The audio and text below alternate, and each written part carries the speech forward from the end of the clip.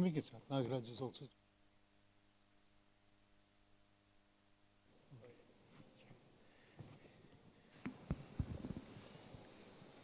So a very good morning, ladies and gentlemen, and a very warm welcome to all of you who have joined us for the 10th annual two-day Gatekeepers of Governance Summit. There have been and continue to be exciting developments in the corporate governance space, and it's our expectation that many of them will figure in the deliberations over today and tomorrow. A word about the organizers. Excellence Enablers, a corporate governance and board advisory consultancy firm, was set up over 13 years ago. The continuing endeavor has been to grow experience-based consultancy. Over the years, Excellence Enablers has assisted and continues to assist several companies and groups with their services such as finding directors for their boards, board evaluation exercises, training of directors, and improving board processes and performance. The collective experience and wisdom of the speakers and the members of the audience at each of the earlier 9 summits has helped to establish Gatekeepers of Governance as the premier annual corporate governance summit. As in the earlier years, we have at this year's summit a number of outstanding speakers who are uniquely positioned to shed light on solutions to complex matters. And over the next 2 days, we will have 9 sessions that address different aspects of corporate governance. So thank you for joining us in our search for best solutions. Our inaugural session is on regulation, shield or sword, orderly conduct benefits. Thank you.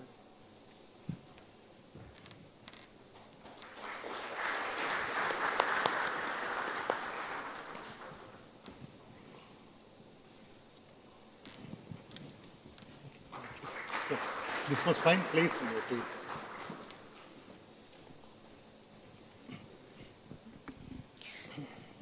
Let me now take a moment to introduce our speakers, starting with Mr. Tuhin Kanta Pandey.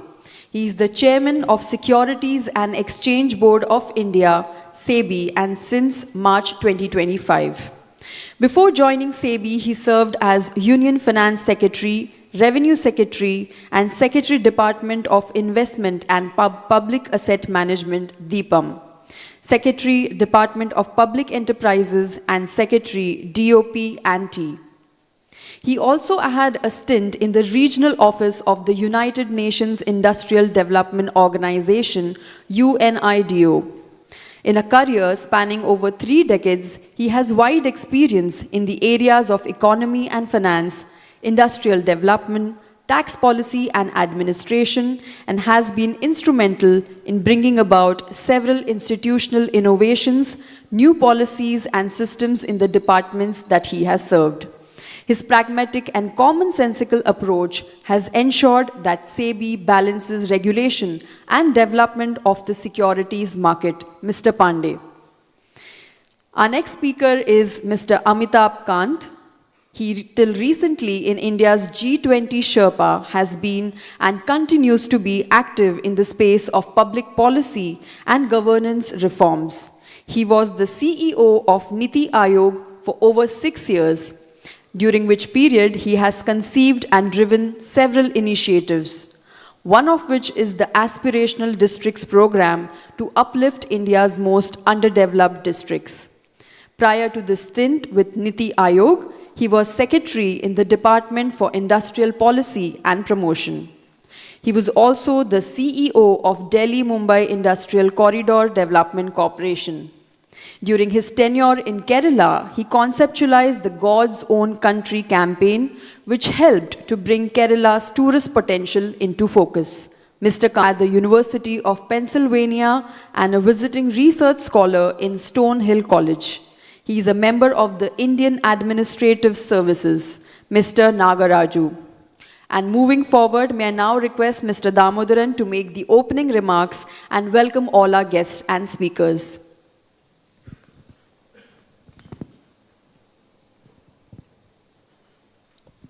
That is not working.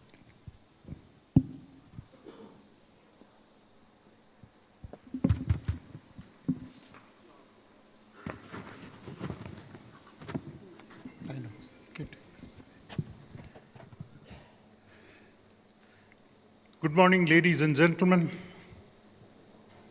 I cannot tell you how happy I am to see all of you here today.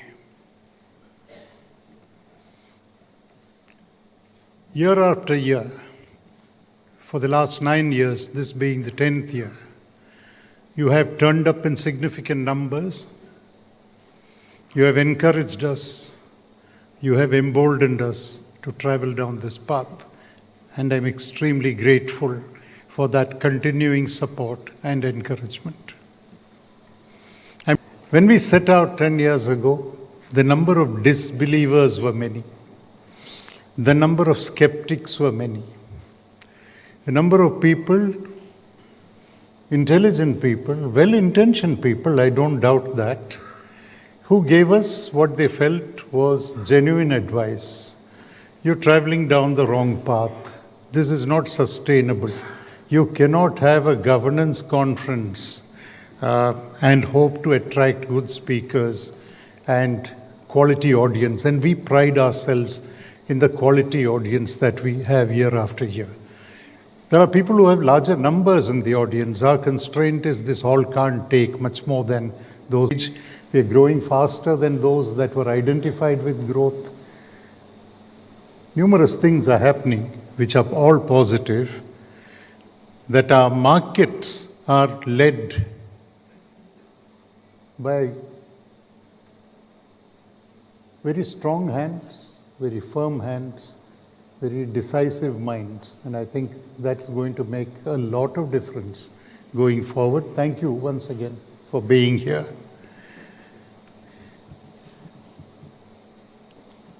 I've known Mr. Amitabh Kant for several years now. It's been a privilege.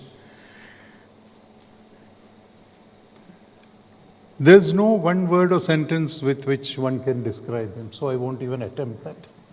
I normally believe in avoiding difficult tasks, and this is a task which I will not attempt to do. Suffice it to say that he started out as a career civil servant and then traveled consistently on the road less traveled.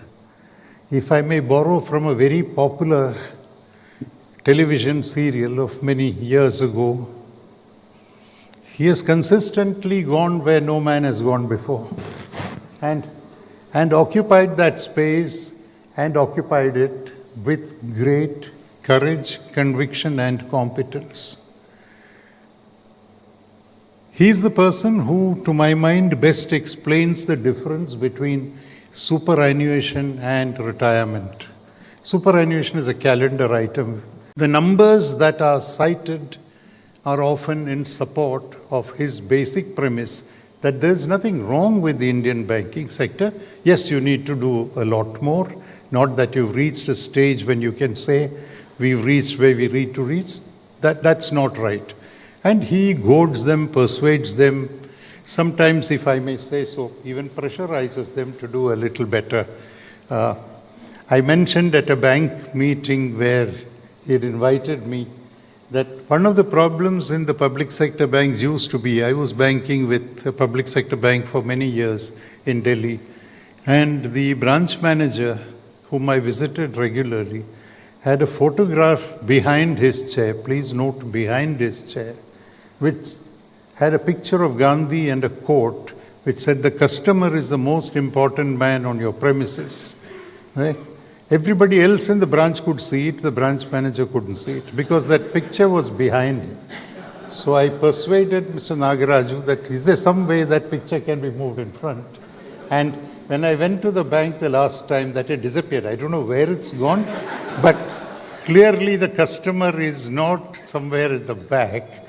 He is, I think, being brought to the front. And thank you, Nagaraju, for doing that. So he will tell us today on what is happening in the banking sector, especially in the area of governance, what needs to be done better, what needs to be done more of. He'll do that. I want to mention a couple of things about the company that I set up, Excellence Enablers. We are in the corporate governance space. We don't do too many other things, luckily. Even this keeps us happy, it keeps us busy, keeps us occupied. This was the product of a conversation that I had with a very young lady, she's still very young, who came to my office to work with me, and in the course of an afternoon conversation said, why don't we set up a company to do what you're doing? So we set up Excellence Enablers. She and I are the co-founders. I don't know whether she's in the hall. She likes to remain out of the limelight. But many of you have interacted with her, Divyani Garg, who is the president of the company. This was jointly founded by her and me. When I tell people this, they look at both of us and see clearly 2 generations between us. We don't even belong to successive generations. There's a whole missing generation in between. But we run it from then. This whole summit was conceptualized, not this edition, but even earlier editions, conceptualized, curated, and choreographed by her. I sometimes come up here and take credit on behalf of the company, but that, I suppose, ex officio goes with my position. It's not deriving from what I do or don't do. Right? So we set out at that time looking at what governance practices were being followed by companies in the private sector and the public sector. We looked at what were the missing pieces in their policies. We looked at whether the right people were tasked with governance, that somewhat not so felicitous expression that auditors use these days, those charged with governance, and they commit the crime of abbreviating it to TCWG, which doesn't make any sense. Four letters without a vowel that make any sense in that. So we started looking at the TCWGs of those time. Who are these people? Do they have any importance in the organization that they work in? How do you bring them a little more center stage and they're not kept in the margins and just written off and thought about only when there are some compliance failures? So that was our starting point. And then in the course of our engagement with corporates, with all manner of stakeholders, we've had a lot of learnings. Just to give you a flavor of the kind of stakeholders we've interacted with, the kind of interventions we've made, some of that is in the brochure, but I will give you a snapshot of what we've been doing.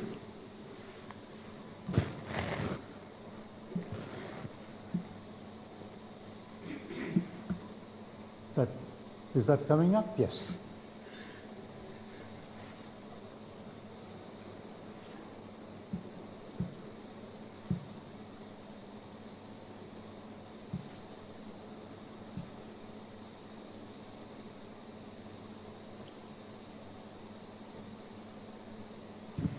Thank you.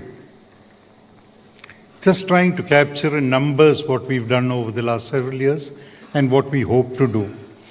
So we finished 10 years of this initiative, the summit. We are getting into the next decade, and clearly we want to do more things. We want to do things faster. We want to do things better. We want to ensure that both in terms of breadth and depth, our scope is more meaningful to the corporate universe. And how better can we do that than to have an outstanding advisory committee, which I'm announcing today. It was constituted just 2-3 days ago, with 5 people who have to say that they've been there, done that, doesn't do them justice. So I'll tell you the names and then you can figure out what kind of an advisory committee we have, because we are receptive to advice, we respond to advice, and the kind of people we have on our advisory committee will ensure that we take them seriously. So we have Pallavi Shroff, the corporate lawyer. We have Mohandas Pai.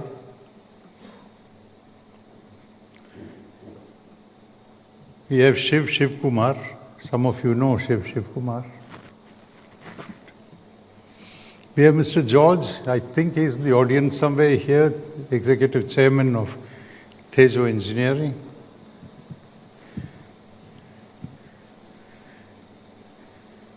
these are some of the names on our advisory committee. P.R. Ramesh, who is one of the most respected chartered accountants and auditors in this country. In a sense, a successor of the legendary S.D. Malegam. So these are the 5 people that will show us the path going forward. But we are not going to stop with just 5 people. I see a lot of advisors, potential advisors here in the audience. Please keep your advice coming. Rest assured that we will take it seriously and we will act on it. When we complete 10 years, we also have to make a few announcements, otherwise how will you remember us? So let me make one more announcement, which is that today, and it must be somewhere either in the papers or in the QR codes in front of you, today we are launching a Pan-India Directors Community. Because I've heard from several people, including regulators, that we hear directors have a problem, but nobody ever tells us that. There is no organization, and we don't intend this to be a formal, structured kind of an organization. It is an enabling platform where we want people to connect. We also hear from directors. We have an issue, we don't know whom to go and ask this. Of course, today you can ask SEBI, SEBI will respond, but there was a time when SEBI wouldn't have responded. So that also didn't work till recently. So we have a directors community that we're starting today, a Pan-India initiative. There are no admission fees, nothing of the kind, it's free. Please enroll if you are directors, if you are on the verge of being appointed directors. Please enroll in that community. We want this voice to be heard. We want this voice to be enriched by the opinions of a large number of people who are part of this community and yet haven't given expression to their thoughts. We want to bridge that particular gap. That is something that I wanted to mention. And before I close and bring in our speakers,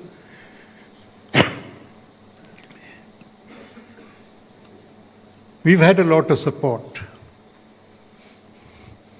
A lot of our speakers, except when I said the odd case when the government gets in the way and you can't do much about it, a lot of our speakers turn up from wherever there is. I know both of them have engagements that they would have to keep as soon as they finish this. But they've encouraged us, and I want to say thank you to all of them, those present here, as well as our past speakers. Our sponsors, that's the other thing which I was told, how will you finance these things? You don't have deep pockets. Maybe you have a deep conviction, but a deep conviction never translated to cash, right? So who will support us? So we took our first tentative steps in the beginning, and today present in the audience, I won't take names, it would be unfair, are people who gave us support even before the ink on our requests had dried. Before that, the support came in. And many of them are continuing supporters, which means that they see value in an initiative of this kind, and I'm deeply grateful for that. So the next 10 years will be like the young child that has learned to walk, now wanting to run, with the energy, the enthusiasm and excitement that teenagers bring to the table. We will have an advisory committee that keeps us active as well as honest, and we would request all of you to come up with whatever suggestions you have in support of this initiative. Once again, thank you for being here. It's a privilege seeing all of you. I can identify people here who've been, as I said, 10 years without a break in this forum year after year. And I want to see that they too complete the next 10 years along with us as we move forward, as we move higher, as we move faster. Thank you very much.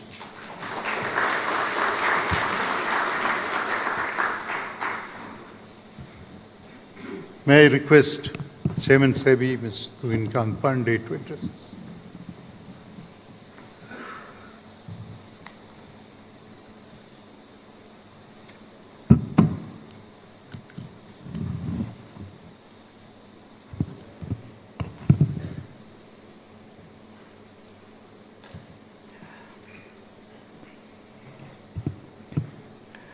Shri M. Damodaran, Chairperson, Excellence Enablers. Shri Amitabh Kant, former CEO Niti Aayog and former Sherpa, G20. Shri M. Nagaraju, Secretary, Department of Financial Services. Distinguished guests, ladies and gentlemen, a very good morning to you all. I am delighted to be here today amidst those who play a vital role in strengthening corporate governance across our financial markets. Markets, after all, are not just driven by capital or technology. They are built on confidence, on credibility, and on the quiet assurance that every participant will play by the rules. In this context, the theme of my address today is both relevant and thought-provoking. Regulation, shield, or sword. Shield is usually a defensive weapon, one that protects, while sword is usually identified as an offensive weapon, one that harms or kills, although both shield and sword can also double up for both defensive and offensive purpose. Regulations, too, are capable of both defense and offense, protection and attack, reward and sanction, depending on the context, situation, purpose, and use. Just as we are basking in glory of Indian women cricket team winning the ICC World Cup, an analogy from cricket may be apt. The rules and regulations of cricket have played a key role in making the game safe, enjoyable, and rewarding, encouraging millions of men and women, boys and girls, to work hard to learn and play the game, as also millions of fans to enjoy it. Same rules also sanction and penalize the wrongdoers who choose not to honor, to violate, or transgress the sanctity of rules. Overall, rules have acted as a shield as well as a sword for healthy nurturing and development of the game. It's the same in the capital market too. When an institution functions with integrity and transparency, regulation acts as a shield, protecting its reputation, reinforcing investor trust, and ensuring a fair and level playing field. But when an entity drifts from those principles, the regulation becomes a sword, sharp and unforgiving, to preserve the market integrity. This duality captures the true nature of regulation. That's why corporate governance, the invisible architecture of ethics, accountability, and purpose, lies at the heart of this conversation. Governance determines on which side of regulation an entity will stand. From compliance to character, what's the real test of governance? Over the years, we have often equated good governance with compliance, with meeting regulatory checklists, appointing independent directors, filing timely disclosures, or convening committees. But governance, in its essence, is deeper. It's the bridge between the rules that exist on the paper and the values that guide decisions in practice. A well-governed institution does not act out of compulsion. It acts out of conviction. It treats compliance not as the ceiling of aspiration, but as foundation on which credibility is built. This distinction between regulatory compliance and governance maturity determines whether a company merely meets the letter of the law or embodies its spirit. Today's market demands more than technical adherence. They demand a moral center. Investor may no longer evaluate companies solely on performance metrics. They may look for signs of integrity and transparency. Employees seek purpose and ethical leadership. Customers seek fair terms. And regulators look for ethos that makes misconduct the rare exception, not an accepted risk of business.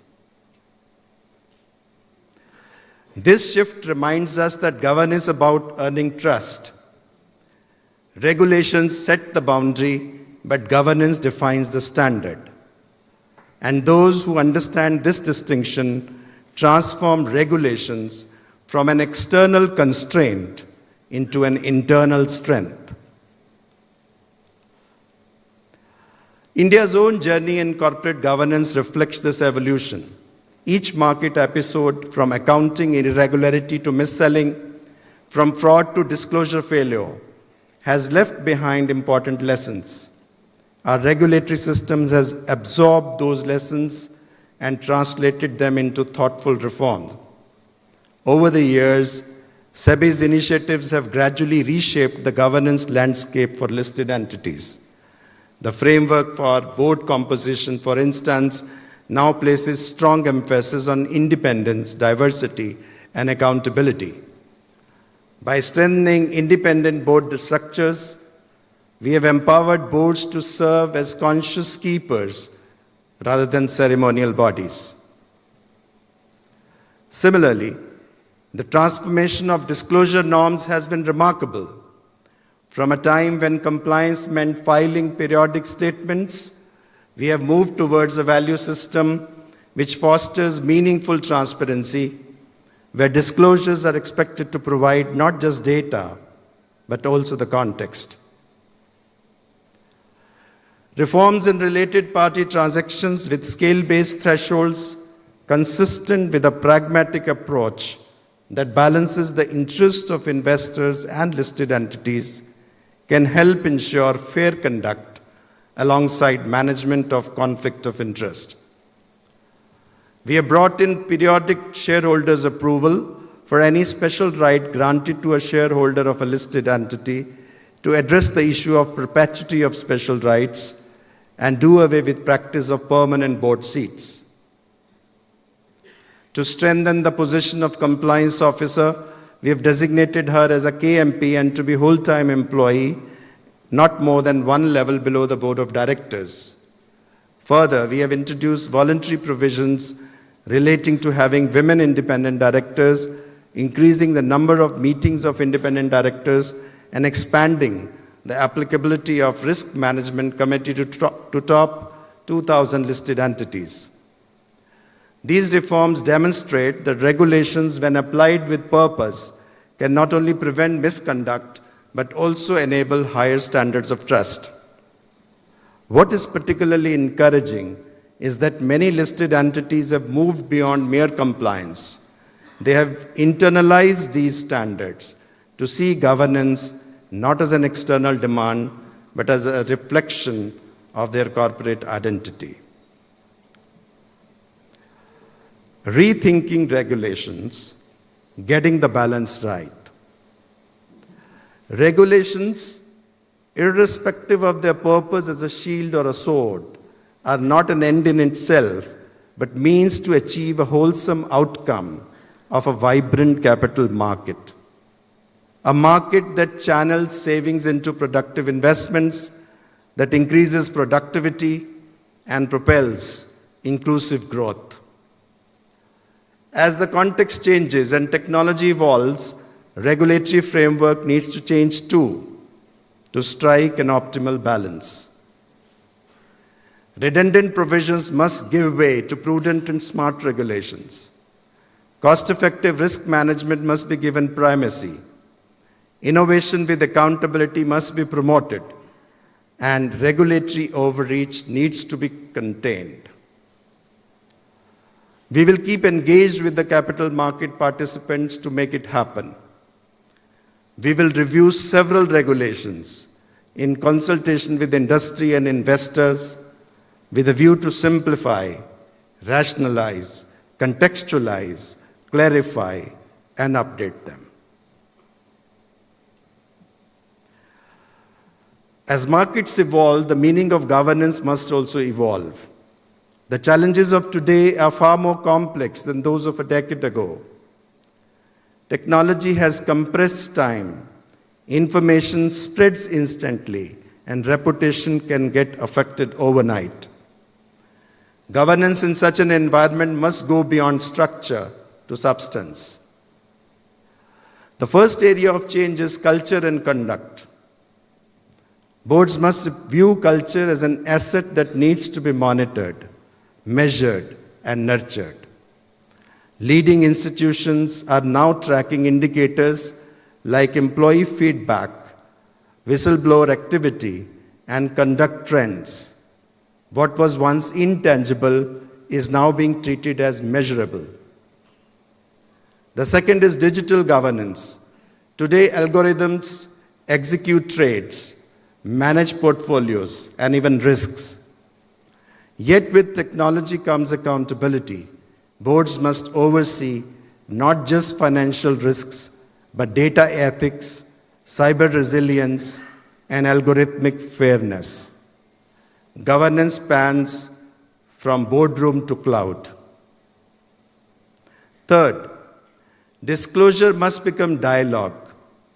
Instead of treating disclosure as a compliance exercise, companies should view it as an opportunity to communicate values and judgment.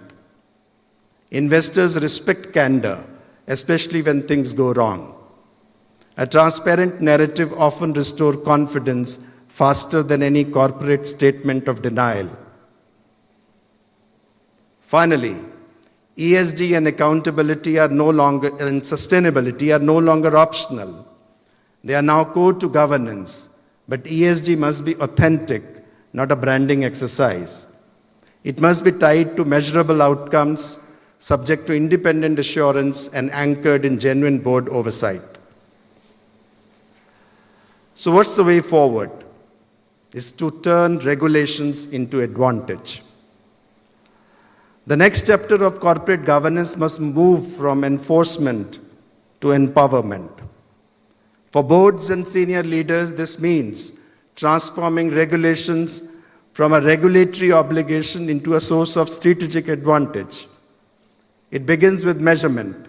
Boards should adopt governance scorecards that track cultural, health, and conduct outcomes with the same seriousness as they track revenue and return ratios. What we choose to measure signals what we truly value. It also calls for institutionalizing ethics.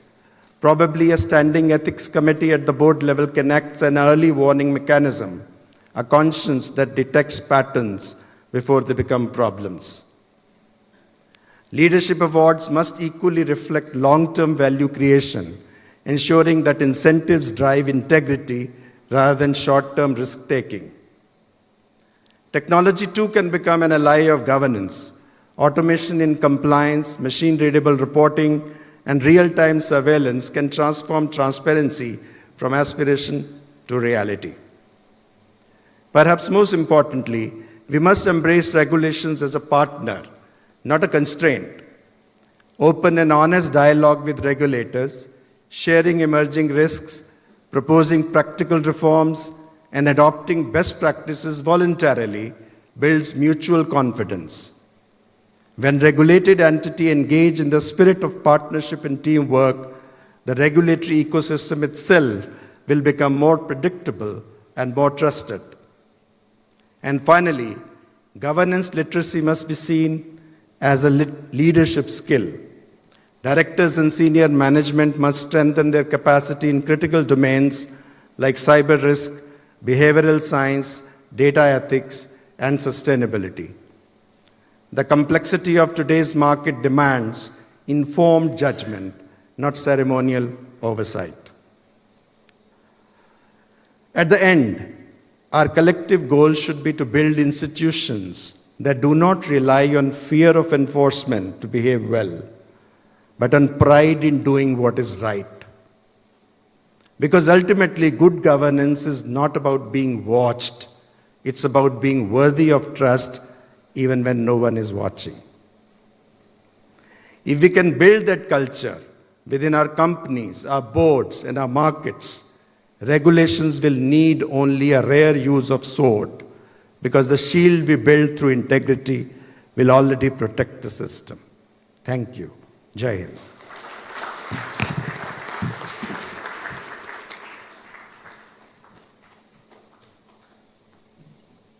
Amitabh.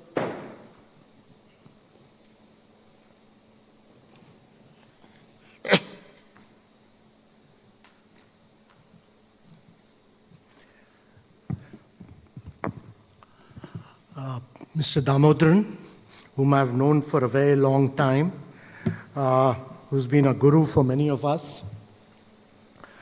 Tuhin, who's been a very distinguished colleague of mine as in the finance ministry when I was CEO Niti Aayog, and who's a very progressive and a forward-thinking civil servant.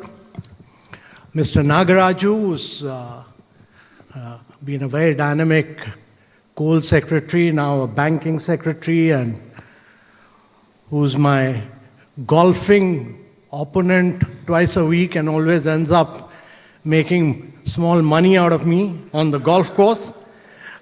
Distinguished guests, ladies and gentlemen.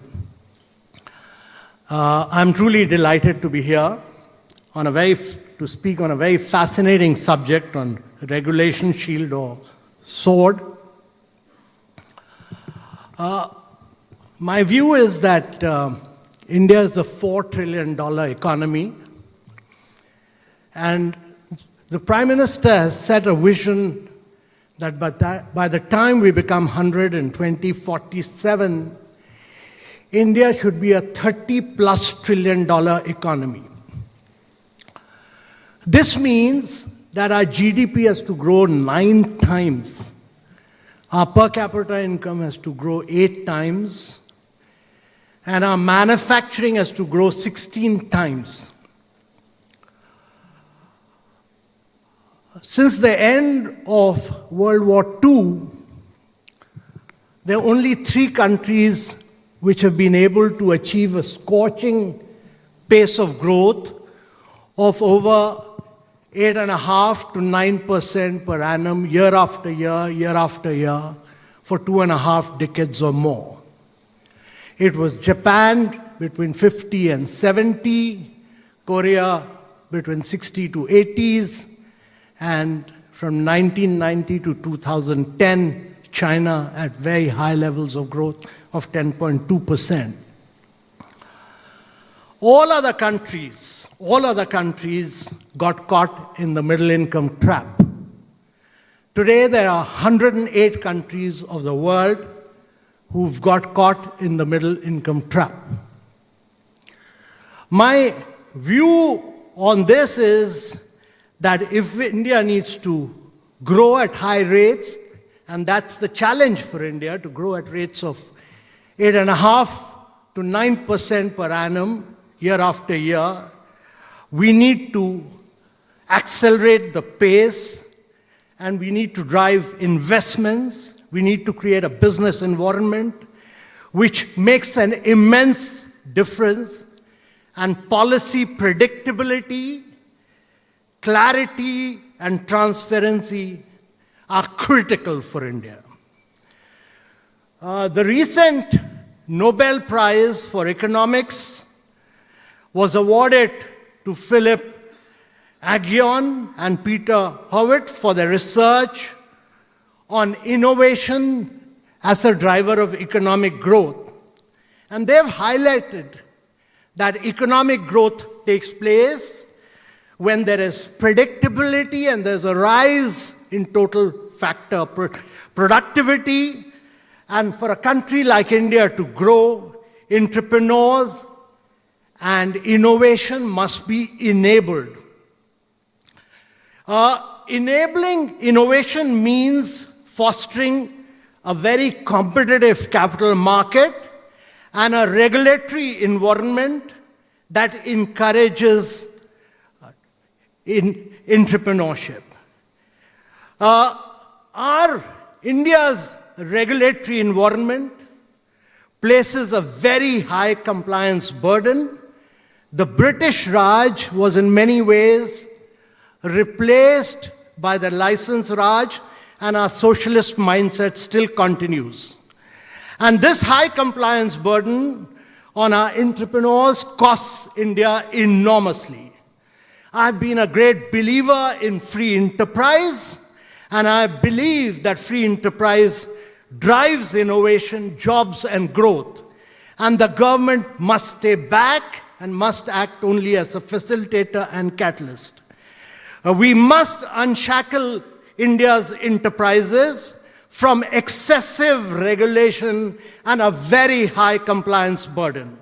And I'm glad that SEBI chairman spoke that language in a very progressive manner today. Independent regulators are crucial for a well-functioning market economy. However, regulation should not stifle innovation and job creation. Over-regulation, quite often by our regulators, increases costs and adds to the uncertainty of running a business. Excessive licensing, sector-specific controls, and the proliferation of vast number of circulars. And I must say that SEBI has also contributed to this vigorously in the past. Excessive degree of circulars, one after another, which are often poorly worded, often leave room for ambiguity, and they must be dealt with and clarity must be brought in.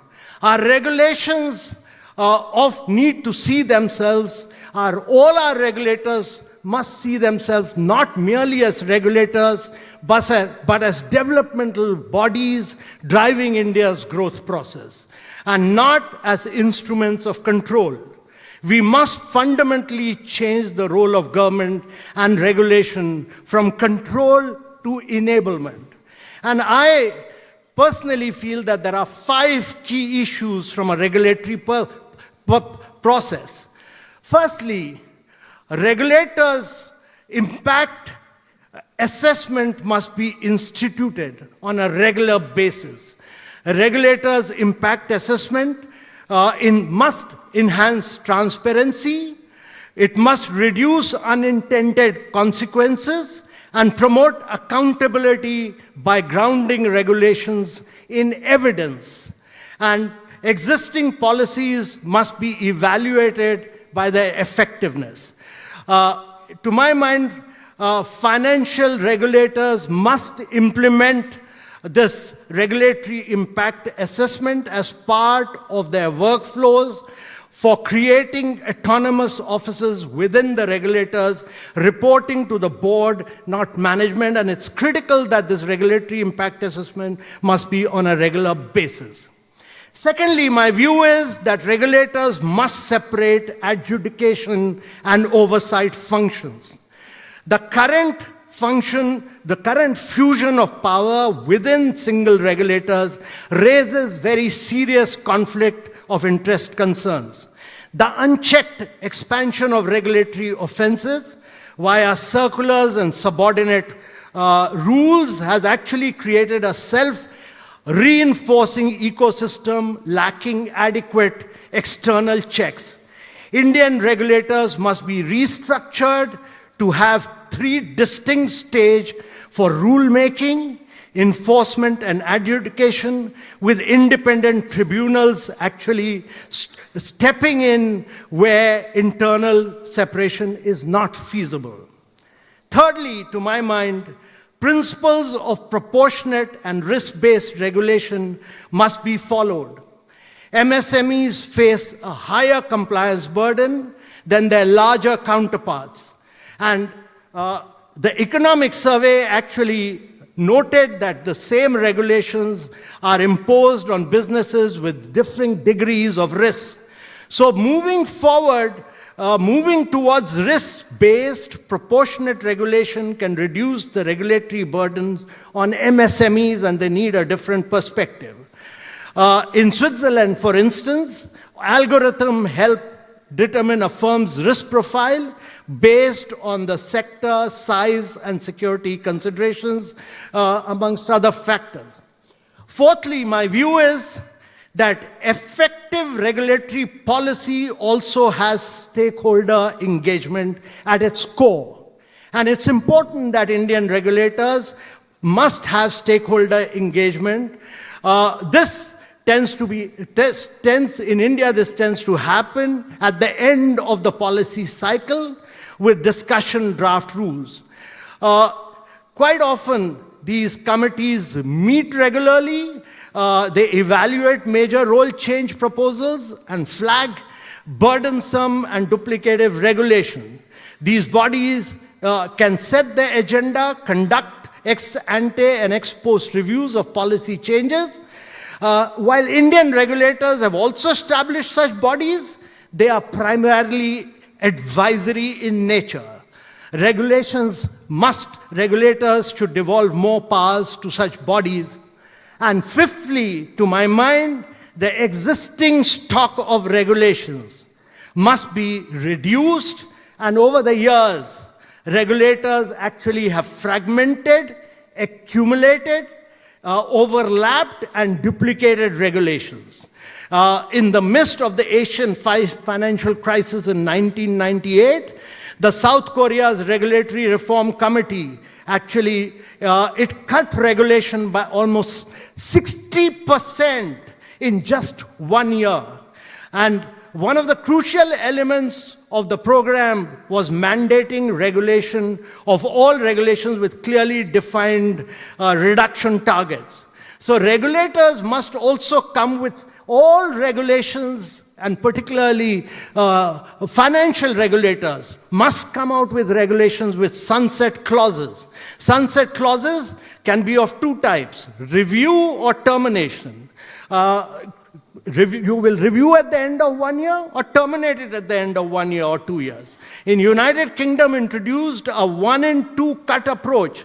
That means that for every new regulation proposed, they said we'll eliminate 2 existing regulations, must be removed before you come up with a regulation. And every single regulator must do it. Because if you want India to grow and become a $30 trillion economy, it can't be done on the back of constant new regulations. And therefore, implementing a 2-in-1 approach would also minimize regulatory spillover. Ladies and gentlemen, my belief is that India's growth story needs innovation. It needs free enterprise, and innovation needs freedom to grow. We need regulation that enables, not controls. We need rules that are simple, fair, and proportionate, and regulators must be accountable for the burden they impose. Quite often in India, we've not held the regulators to any kind of responsibility. We must reshape regulation into a shield for trust and transparency, not a sword for arbitrary control. Reform is not merely about less regulation. It is also about better regulation. Better regulation that is rooted in evidence, separated in function, and is responsible to those it governs. And I'm particularly delighted that in SEBI we have Tuhin, who has a very progressive and forward-looking mindset, and he will both eliminate regulations and who will bring in progressive regulations for the benefit of India's corporates, which will enable India to grow rapidly into a $30+ trillion economy by the time we become 100. Thank you very much, ladies and gentlemen.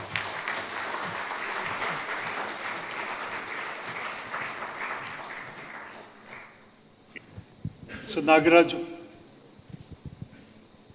Sir, good morning, ladies and gentlemen. Respected Mr. Damodaran, the chairperson of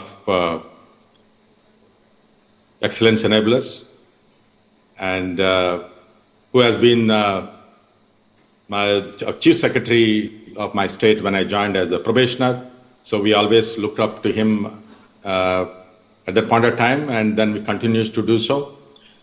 And Mr. Amitabh Kant, who has been, I think, one of the most distinguished civil servants the country has produced and continues to serve the public at large and do a lot of things.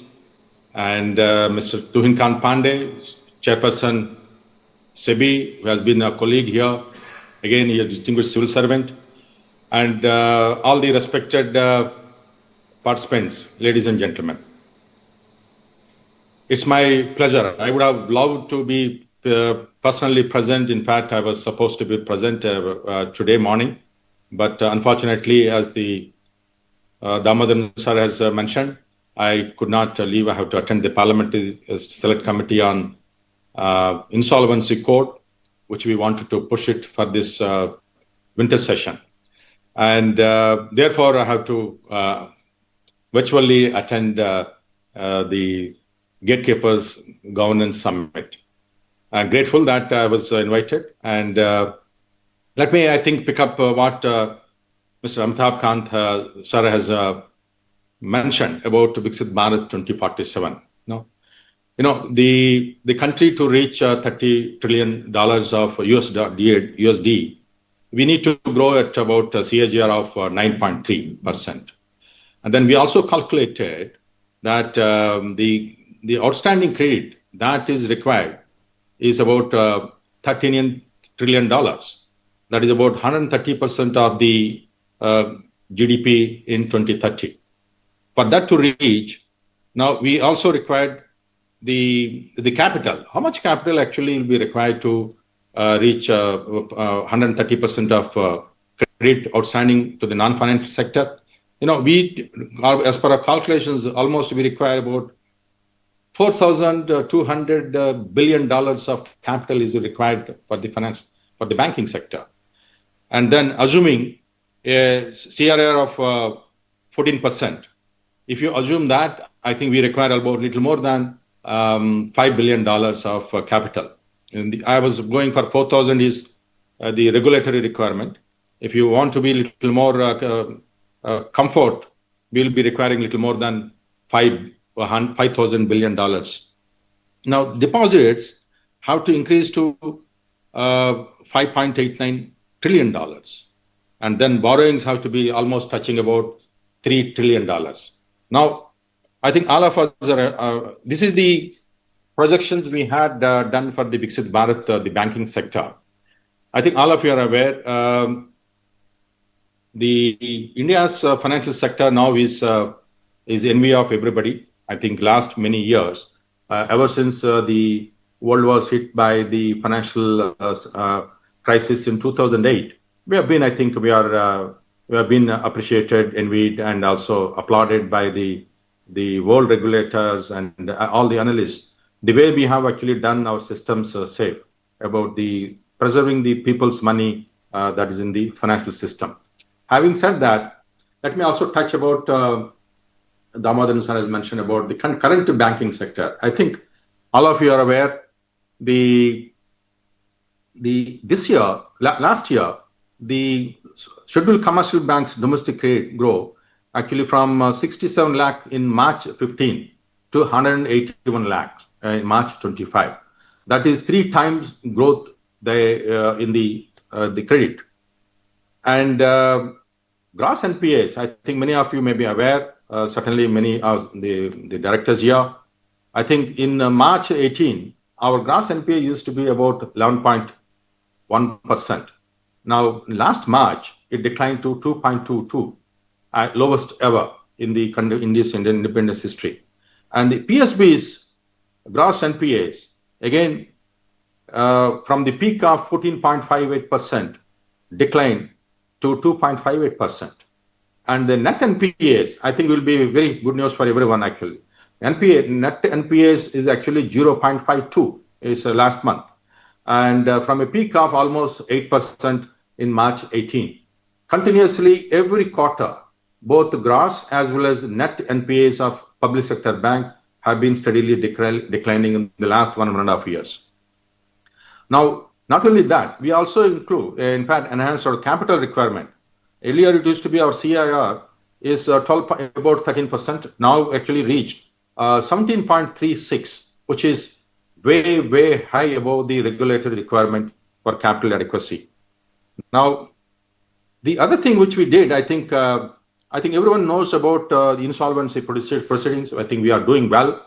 But even the last few years, before filing the insolvency, we actually have resolved about 30,000 applications, even before going to the IBC process, involving 13.78 lakh crore as on December 24, because of our proactive resolution mechanism we have kept in our banks. This would have actually not happened. Of course, we have IBC process. People are worried that they lose the farms if they go to the IBC. Therefore, they are very eager to settle the dues, outstanding dues, with the banks itself. And then we have settled 13.78 lakh crore. I think the other thing, important thing, all scheduled commercial banks again declared net aggregate profit of little more than 4 lakh crore. Again, this highest net profit. And then public sector banks declared net aggregate profit of 1.78 lakh crore. And we paid the dividend almost about 35,000 crores last year.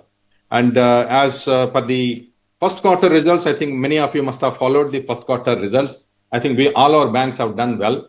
Most banks, including the SBI, declared a little more than 10% growth rate. And we have declared very handsome growth, both in the profit as well as in the business. Now, coming to the topic on the regulations, I'm actually, I was one person who is torn between the two pillars. Three regulators are under DFS. The managing the financial sector. And then I also have regulated entities. And then as a third pillar, as a government, we also have a interest to ensure that there is a balance in how we deal with both regulators as well as regulated entities, and also to look at the burden that imposes and also the need to preserve the stability of the system. The financial sector, basically they ensure that because the institutions, they are actually tasked with managing the money of others. All the financial institutions, ultimately they manage the money of others, the deposits, everything. Therefore, the regulators ensure that there are no issues like market failures. What is one? That is what they're actually going to save. Frauds and exploitation, inequality, and lack of transparency. These are all the principles that they keep while making the regulations. The other thing which I think all of us know, the financial sector is actually lifeblood of any economy, including Indian economy. So there is the financial sector, I think since beginning, always functioned on the principle of both trust and integrity. No amount of regulations will be sufficient to protect any financial sector anywhere in the world unless the people, the guardians of the financial sector, compromise either risk, they either compromise the risk or in integrity or their practices. Now, there are no, actually, I keep telling the banks and financial institutions, there are no shortcuts in the financial sector, unlike others where we can always do. Actually, we feel proud that we have a lot of jugaad. We do a lot of jugaad. But the financial sector is the one, I think we can't afford any jugaad. We should follow the sound principles of governance as well as regulatory norms to ensure that the people's money or the government money we manage better and ensure they are protected. Now, some of the issues I think all of us know, whether sometimes some regulators also act as a barriers to progress. And sometimes it is also prone to misuse and also prone to economic inefficiencies. If the regulations issued in the past are not reviewed and not taken away, as Khan Saab has said, I think whenever you issue one regulation in the UK, two, you take it out, or other countries. But if you continue to sleep over these regulations and not knowing what is happening, I think that actually we are going to stifle the progress, stifle the initiative, stifle the creativity of Indian economy. And therefore, I think all of you are aware, last budget, there was an announcement by the Honorable Finance Minister that we will take a review of the regulatory burden of the interregulatory forum was formed to do that. The committee has been reviewing the regulations and the cost of burden, both time as well as cost. I hope with this, once the committee comes out with the recommendations, all the regulations will actually, regulators will consider those recommendations and again further improve the ease of doing business for the regulated entities. Now, how do we ensure that there is a balance between the shield and sword? I think my sense, I want to echo the sentiments expressed by my both previous speakers.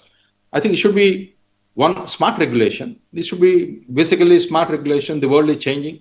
The principles are changing. And of course, it has to be principle-based, but smart regulation and risk-based regulation.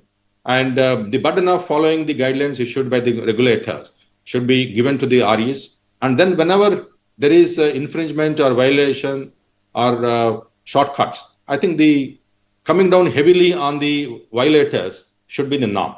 That, I think, sends the better signal and message than a plethora of regulations for the regulated entities. And then improving the technology. In the last couple of years, public sector banks and other entities, we have been investing tremendously on improving our technology. I think some of you who have been the customers of the public sector bank must have experienced in the recent past, we have completely gone digital in most of our transactions. Not only transactions, also risk-based assurance functions. Now, assurance functions, we actually place most highest priority in our governance structure. The last point I would like to again emphasize is ethical dimension. I think the staff, the boards need to always look at the ethical dimensions of their decision making. And as long as they do that, I think our financial institutions will be very robust and serving the needs of the country. Now, let me also touch upon what are some few things we have done. The government has done on the public sector banks or the public sector insurance companies. Our boards are more or less professional boards. The selection is done professionally. We have an independent body which recommends selections, and the boards are empowered to take all accreditations. There are no interference at all. And we have attracted a very good talent from the outside the government to sit in the boards. If you look at any of our boards, we have well-known names in our boards who gives independent advice, and then the board actually takes decisions. Now, to improve further talent, we also increased recently the fees paid to the independent directors. Recently, last week, we have issued the orders so that they will get at least not fully the market compensation, but close to the market compensation, so that their services are recognized and compensated for both their time and energy. And also to ensure the professional, the executive directors of the boards have a stake in the progress and development of the banks. We also introduced the profit-linked incentive scheme for the PLI scheme for the banks. I think unlike earlier time fixed days, we are giving the profit. Now we are actually giving on a scale based, and those who are doing very high, they will get 100% of the pay, and those who are doing 80%, 60% like that, we have done that, and it actually empowered the large number of senior management has feel that it is empowering them to take decisions. Now, the other thing which we are actually laying a lot of emphasis is two things. Of course, one is public grievances. We have taken as a serious function of our banking community. The public grievances is the center of our function. As Damodaran sir mentioned, the customer is the central to our existence, and for that we are actually training large number of our staff on how to deal with the customers and customer grievances redressal. We review from the MD and myself to the MD. We review 20 cases every day. The public grievances we receive large number. Randomly selected cases we review, and then root cause is analyzed, and then directions are accordingly issued. And Now, see, India's financial sector, I actually feel that India's financial sector is in a very, is now at this point of time is very dynamic and also aspirational.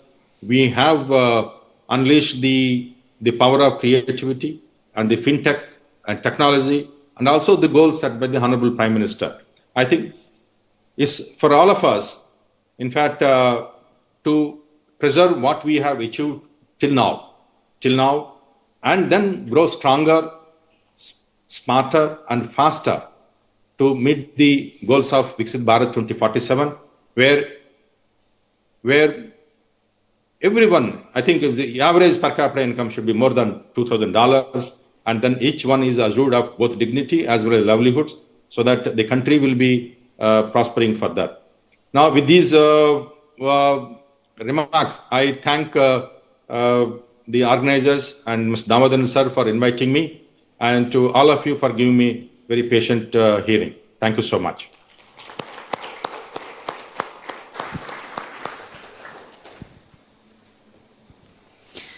So thank you, Mr. Pandey, Mr. Kant, and Mr. M. Nagaraju and Mr. Damodaran for setting the tone for our discussions over the next 2 days. May now request Mr. Damodaran to please present a memento to our panelists.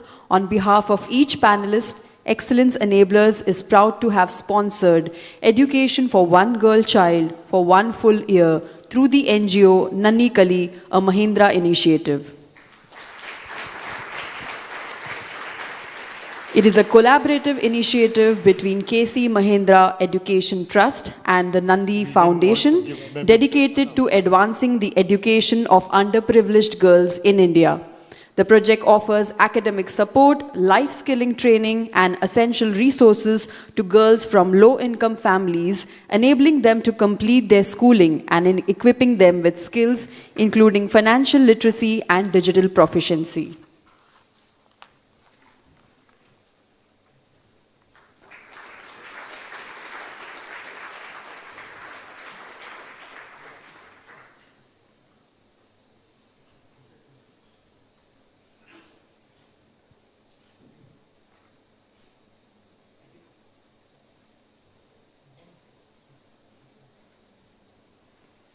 So ladies and gentlemen, after those insightful sessions, it's time for a short tea and coffee break. We have tea and coffee arrangements right outside the hall. You may proceed, but may we also request you to keep the break short so that we can start the next session on time. Thank you.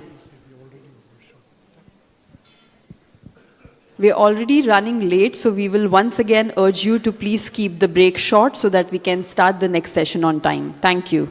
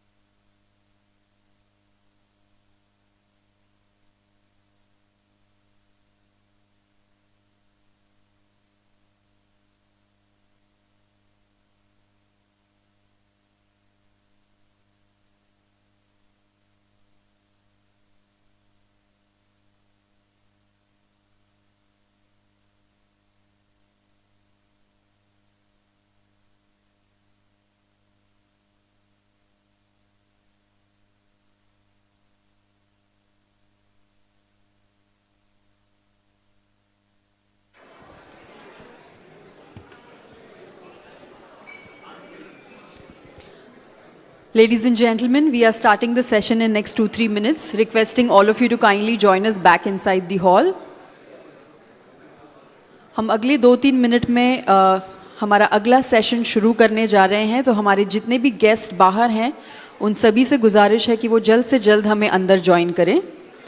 Once again, I repeat, requesting all our guests outside to kindly join us back inside so we can start the session on time. We are starting the session in next 2 minutes.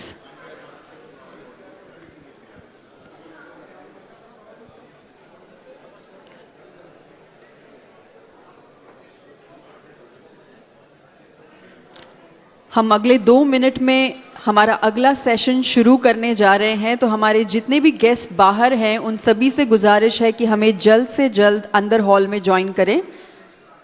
Requesting all our esteemed guests to kindly join us back inside. We are starting the session in next 2 minutes.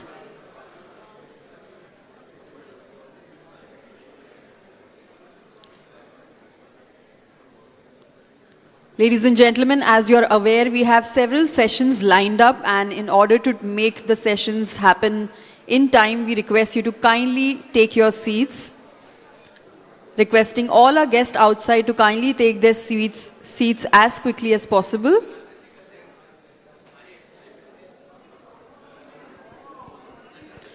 दोस्तों, जैसे आप सब जानते हैं, आज काफ़ी सारे session lined up है और उन्हें समय से पूरा करने के लिए आप सभी से गुजारिश है कि आप सब अपनी अपनी सीट्स ले लें जल्दी से.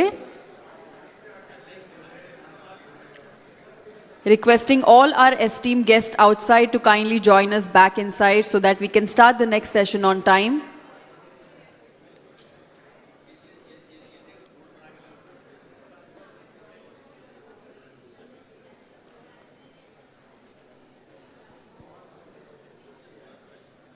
Ladies and gentlemen, it's time for the next session, so I will request all our guests outside to kindly join us in. हमारे अगले सेशन का समय हो चुका है, तो हमारे जितने भी गेस्ट बाहर हैं उन सभी से गुजारिश करूंगी कि हमें जल्द से जल्द अंदर हॉल में ज्वाइन करें ताकि हम हमारा अगला सेशन समय पे शुरू कर सकें. जैसे कि आप सब जानते हैं, आज काफ़ी सारे सेशंस लाइंड अप है, तो हमारे जितने भी गेस्ट बाहर हैं उन सभी से गुजारिश करूंगी कि जल्द से जल्द हमें अंदर ज्वाइन करें. I repeat and request all our esteemed guests to kindly join us back in the hall so we can start the next session on time.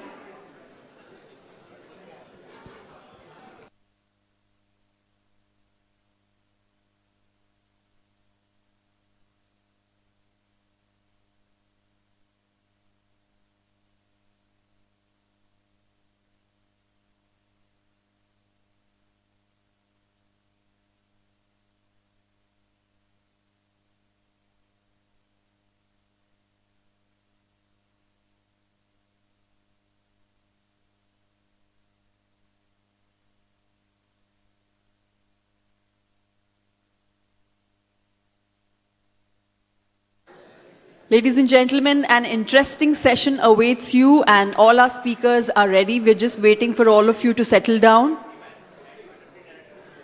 I will kindly request all our guests to take their seats, please.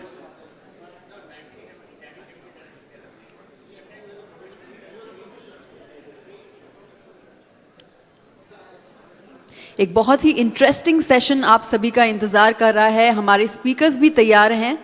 हम बस आप सभी का इंतज़ार कर रहे हैं कि आप सेटल डाउन हो जाएं. तो आप सभी से गुजारिश करूंगी कि कृपया अपनी सीट्स पर बैठ जाएं.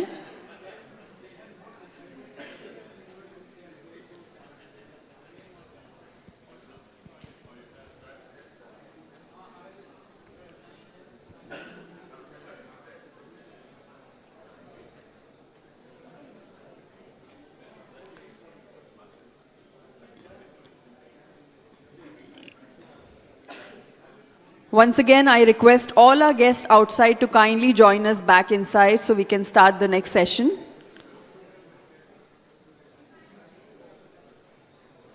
हमारे जितने भी गेस्ट बाहर हैं उन सभी से एक बार फिर गुजारिश करूंगी कि जल्द से जल्द हमें अंदर हॉल में ज्वाइन करें. अगले सेशन का टाइम हो गया है. हमारे स्पीकर्स भी तैयार हैं. बस आप सभी का इंतज़ार हो रहा है, तो please settle down.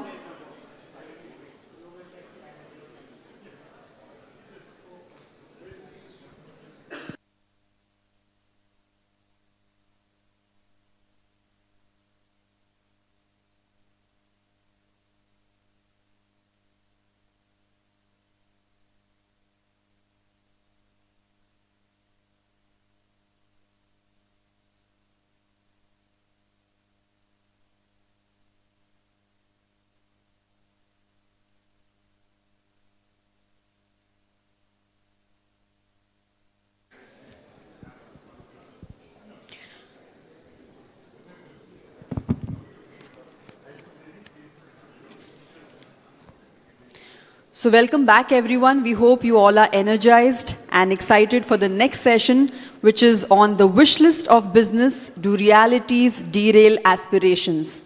With obstacles in the way of smooth conduct of business, corporate chieftains often play the what-if game. Do they have a wish list, and is it practicable of implementation?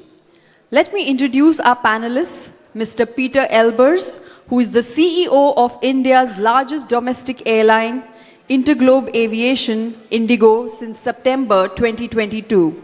He is an airline business leader with over 30 years of aviation experience. Prior to joining Indigo, he was the president and CEO of KLM Royal Dutch Airlines for 8 years. In his 30-year career at KLM, he has held a number of important positions in different geographies. He was KLM's Chief Operating Officer from 2011 to 2014. When he was appointed as CEO during this time, he was also an executive, the Air France KLM Group. He currently serves on the ITA Board of Governors and has been elected as its chairperson since June 2024. Mr. Elbers, ladies and gentlemen. Our next panelist is Mr. Subramanian Sarma. He is the Deputy Managing Director and President of L&T Group. He is responsible for the energy portfolio comprising hydrocarbon onshore and offshore, carbon light solutions, green and clean energy, asset management, and offshore wind business.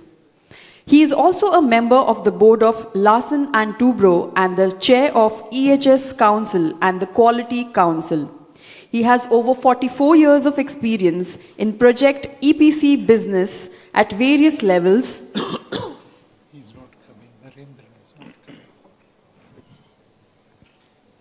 He has over 44 years of experience in project EPC business at various levels, with 30 years being in the Middle East. Mr. Sarma, ladies and gentlemen. And our moderator for the session is Mr. Damodaran. Over to you, sir. Oh no, I have this, not to worry. Yeah. So welcome back. I hope all of you have had tea and coffee, because it's useful. You're going to get to a session where a lot of tea and coffee and other such stimulants are required for business to do well in the days ahead, right? We intended to have 3 panelists. 3 is my lucky number. One of them was Mr. Narendran, CEO of Tata Steel.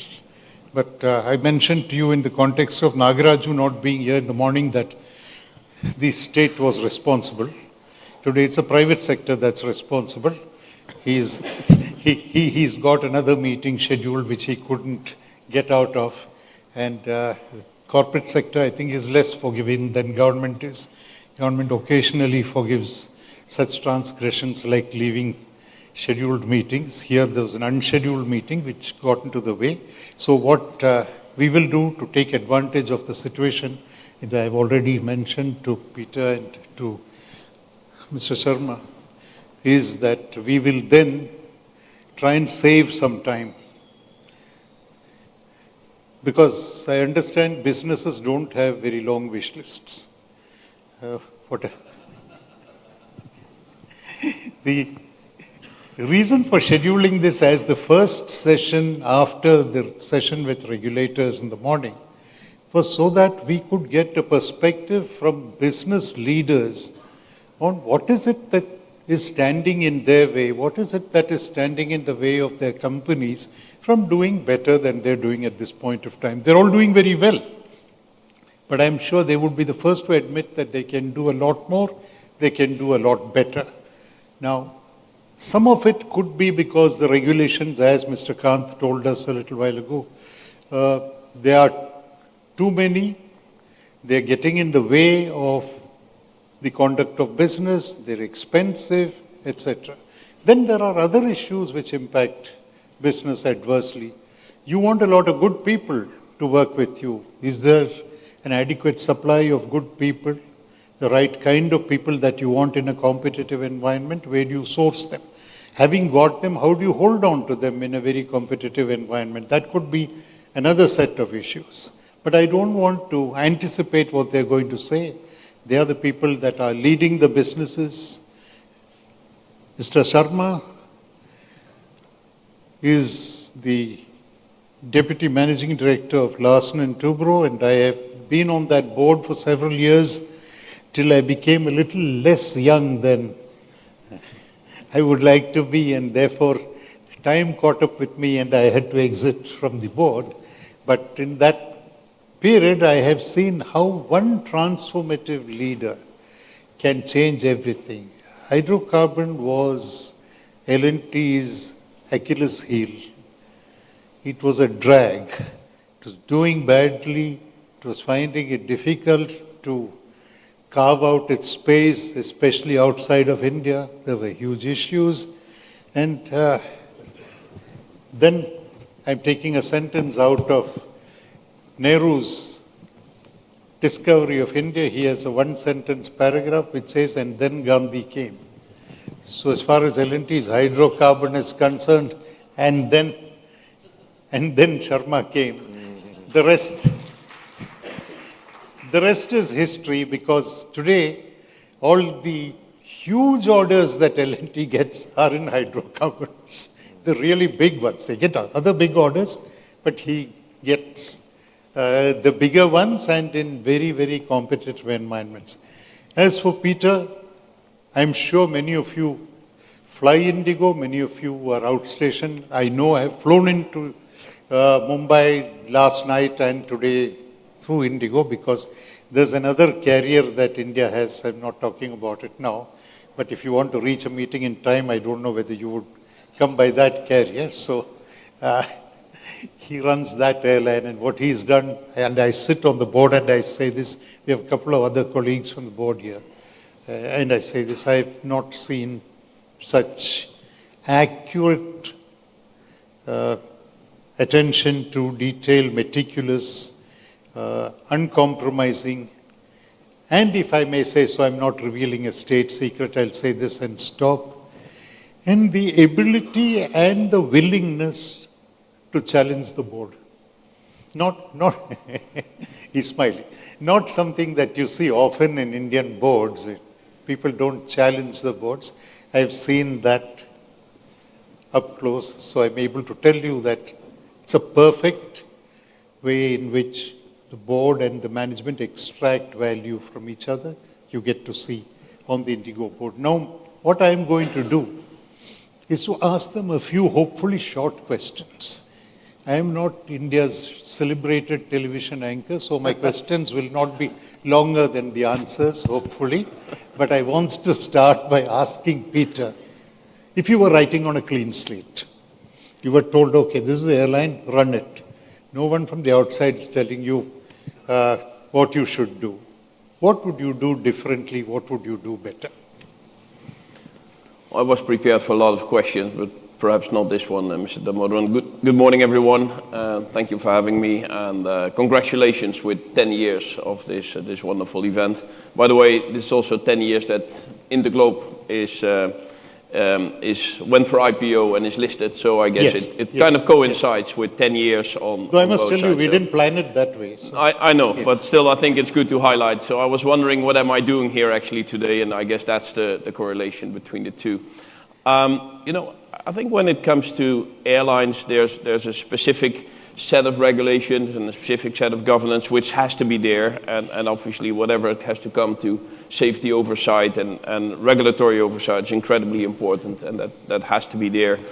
So I don't think there would be much different, but perhaps where to build on, and listening to the start of the day and the excellent presentations both by Mr. Pandey and Mr. Kant. Let me build on what Mr. Kant was saying. If you were to move India from a 4 trillion economy to a 30 trillion economy, I guess the big challenge will be how to keep regulation up to that. And next to the size issue, which was so well elaborated today morning by Mr. Kant, I would say there's two other dimensions which I would kind of put as input for any governance or regulation discussion. One is the further internationalization, and that applies to Indigo, but I guess that applies to a lot of Indian companies who used to be extremely sizable domestic and now are increasingly entering the international space. And entering the international space would also require us to find a proper balance between what to do in terms of domestic Indian regulatory framework and what to do outside. That is one. In addition to the scale is the internationalization. Second topic, I guess, is a lot of things which are totally new today, which were not there 5 to 10 years ago, and cyber was mentioned today morning. I think all the regulatory frameworks around cyber, digital space, that is basically inventing the wheel as we go forward. And I think a certain set of prudence, and I think Mr. Kant was referring, whenever a new rule is being introduced, old ones should be either abolished or changed. I think especially on that field, there's more work to be done going forward. So in addition to the scaling, I would say the international part, and secondly, the new elements such as cyber, but ESG also being one, are to be addressed in a very pragmatic way. So, Mr. Sharma, one of the problems that people face, infrastructure certainly faces it, is lack of continuity, clarity, and certainty in policies. You cannot bet that one policy which is in place today will continue till foreseeable future. Somebody will tinker with it, somebody will change it. If you look at roads, for example, that is something which has been happening regularly. I'm not getting into the shipping space, which again gets into problems because of policy discontinuity, if I may call it that. Is that one of the problems that Indian businesses face? Lack of clarity, continuity, knee-jerk reactions to single episodes, rewriting regulations and laws to address one transgression, whereas it would have been easier to fix the offender. Instead, we write a regulation. Is that a problem? Okay, good morning, and thank you, Mr. Damodaran, for that nice introduction, and also for inviting me. I'm very privileged to be here in this distinguished gathering. I'll go back to the very basics theme you have chosen before I answer that question, because when I read it for the first time, maybe it's very controversial, my views about this. But when I read that question in the first instance, I thought that why is that even a question? Because in my view, I think the aspirations and realities do not compete with each other. They kind of coexist, but they coexist in a bit different time scale. When we talk about aspiration, it's a very long-term view. You're kind of combination of your ambitions, dreams, manifesting into a business vision, where the realities are something which you experience every day, and it's a short-term, truth which businesses face, and it is supposed to test and shape and help you regulate and correct your course on the journey towards your aspiration. That's the way I see it. In a growing economy, you will still face a lot of issues on day-to-day from a regulatory requirement, from the market environment and market aspects and so many other aspects. Even when you go international, we face those issues. Now, do we see them as an obstacle, or do we see them as a challenge and help and build the organization to become more resilient and more stronger, keeping the long-term view? So I think that's the way I take. There will be challenges because we are definitely a growing economy. Everything is not going to be right every day. But I think as long as there is a dialogue and forums like this where we can freely exchange our views and have discussion with the policymakers and regulators, and there is a continuous improvement, I think we should accept that as part of the business. Peter, you want to come in on that? Yeah, when you mention infrastructure, clearly and perhaps not everyone is fully aware of that, but the two large Indian airlines, us and the other one, together hold the world's largest order book in terms of planes. So if we look to the number of aircraft being ordered by India, that requires billions and billions of investments, and those billions and billions of investments were to be operated from airports and from infrastructure. So a long-term perspective on what to expect, not only on the physical infrastructure, the concrete on the ground and towers and runways and terminals, but very much so on the policy side as well, I think is an incredibly important aspect. And it was mentioned by Mr. Kant today morning, the predictability of policies and predictability of business climate. You know, if you, and Indigo, let me speak on Indigo and not on the other ones, we hold today an order book for over 800 narrow-body aircraft and 60 wide-body. So 800 narrow-body aircraft are going to operate out of India by Indigo. So if you have that order book translated of 800 plus aircraft into billions of investments, clearly the number of airports and the infrastructure of the airports has to grow. But equally important and often forgotten is what are the policies related to that and how to make sure that you have a predictable environment to justify to your shareholders really how you're going to spend all these billions of dollars in investing in planes in order to have the part of the economic growth. If you go from 4 trillion to 30 trillion, clearly mobility is an incredibly important part of that. The predictability of policies there is a crucial element.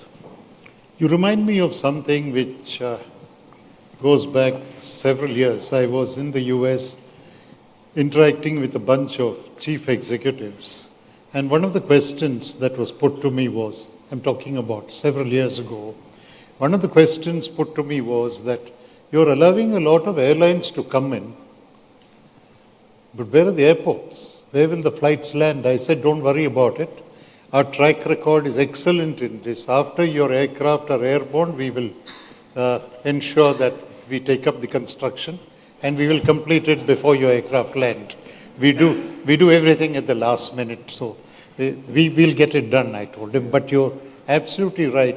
With 860 and counting, because there are hopefully more orders in the pipeline, where will these aircraft land? Of course, there are people who are going to travel anyway. But I want to ask Mr. Sharma another question. Is there a level playing field in business, private sector and government? Or does ownership translate to an unfair advantage? Well, I think the answer is no. I mean, there are many places where we have level playing field, but there are certain areas or segments where we find that we are facing some unequal or non-peer competition. But again, I mean, like you can take a very negative view of it, or you can say that, yes, I mean, the government and the investors or developers are also looking for more competitive solutions. And sometimes in certain spaces when you have a dominant player like L&T, I mean, they also want to create competition. And sometimes they provide opportunities for those who are not yet ready to face that competition. So in that case, you get this unequal competition. Again, I mean, like I said, I mean, you have to have more players if you have to build this to a 30 trillion economy. I mean, one L&T is not enough, right? I mean, I'm very proud that if we can do it all by ourselves, but the reality is that we will not be able to do it. So we'll need more players, we need more L&T. So we'll have to give some more opportunities for others also to, but I think there are maybe better ways of handling that. I mean, I think I agree that it can be like we had proposed to the policymakers that we should have tier-based systems, like you have tier 1, tier 2, tier 3 contractors, or whichever way. I mean, like tier 1 if it's the highest, then tier 2 and tier 3. Allow people to more opportunities in tier 3 once they learn and they become proficient, then they move to tier 2 and then to tier 1. So over a period of time, you can create more capacity and more competitors, but to somebody to jump into tier 1 straight away looks very unfair. But I think there is a room for improvement there. Let me put it that way. No, just a follow-up question to you, which is L&T's legitimate claim, proud claim over the years has been, we make the things which make India proud, right? How will you make India prouder? What will you do? Will you do newer things? Will you do bigger things, larger orders, new geographies? What will you do? I mean, see, firstly, I think it has to be very aligned to the country's goal. I mean, we have to do what is required for the country, I mean, to make that as a developed economy. In my view, there are several sectors and segments we need to work upon. One is how do we bring the technology and innovation into what we do. I mean, neighboring countries, particularly one, have, I think in my view, have gone ahead of us. I mean, I think there is an opportunity with the talent, great talent pool we have, for us to go more into applied sciences and research and development and create more innovation. The skill availability for the growth we need to have, I heard about 9% CAGR. I mean, that's quite massive. I mean, 9% growth. I mean, the kind of skill we need, for that we need to have a massive improvement in the productivity that can come through skill training, that can come through automation, that can again coming through latest AI-based technology like humanoids, etc. We need to have more collaboration with some of the best institutes we have, the IITs and the other universities, to see how we can have public and academic institute collaborating more to develop some new technologies and things like that. And also bring, I mean, we are one of the companies where we have a huge learning from the international practices. How do we bring that and apply those in our country? And where we get that, what you call a fair premium, because when you bring those learnings, you cannot be just comparing on lowest cost. So you'll have to have some kind of way to recognize that value we bring, and how do we change that policy and bring that. So these are the 4 or 5 things we need to do. Which leads me to a question to Peter. You have run an airline outside of India, in Europe. You have been now running an airline for some years in India. What, if any, are the differences? Are there, following up on what Sharma said, are there learnings for us from what you have experienced outside? And thank you for bringing that question. I think one of the elements is the connectivity, if you wish, between building an entire ecosystem of connected relations, and education was mentioned here as one. But I would say maintenance, engineering, developing capabilities in the country has so far been done in perhaps more separate initiatives rather than a cohesive and integrated effort. I think one of the learnings at some other parts of the world is whenever it comes to building up an ecosystem, you need the educational side, and I guess there's no country better positioned in the world than India when it comes to that pool of talent and the abundance of people excited to work, willing to learn, wanting to move forward. So that is an incredible asset. And that should help us to have more production capabilities in India. And when you look, for example, at aircraft maintenance, a very significant part of that aircraft maintenance is taking place outside India. And that perhaps was a logic trend when the country was having 300 to 400 aircraft. Today there's around 800 aircraft in the country, and in 5 years from now that number is going to double. So if you just look to some of those dimensions, education is one of them, training is another one of them, production capabilities is another one. So if you make like a cohesive effort, and I'm not sure if Europe is the best example, but if we look to what's happening in other parts of the world, Middle East or even Southeast Asia, I think there's a lot of learnings to be done, how you can integrate the system and how you can connect the dots in terms of what I always call hardware. The physical infrastructure, airports, runways, terminals, etc. Software, the people, and thirdly, the regulatory framework. And I think that's where the 3 dots are coming together of hardware, software, and regulatory framework. And the opportunity I think we have in India today is a lot of the initiatives have started. The ambition towards 2047 is very clear. And I would say if we're able to connect the dots and building up those facilities, the opportunity is massive. And I see a lot of these initiatives, I think if we can have policies and regulation in place actually helping and supporting these initiatives, then the opportunity will not only be an opportunity in paper, but also an opportunity in reality. And I think whatever we have done over the past few years when it comes to aviation has been extremely helpful and extremely productive. But just to double in size, I mean, Indigo today, and again, I'm not sure if everyone is aware of that, it's the 7th largest airline in the world in terms of daily flights. But when you look at that, a very significant part, around 80% of those flights, is all domestic and only 20% international. And the further you go away from India, the lower the market share of Indian operators is.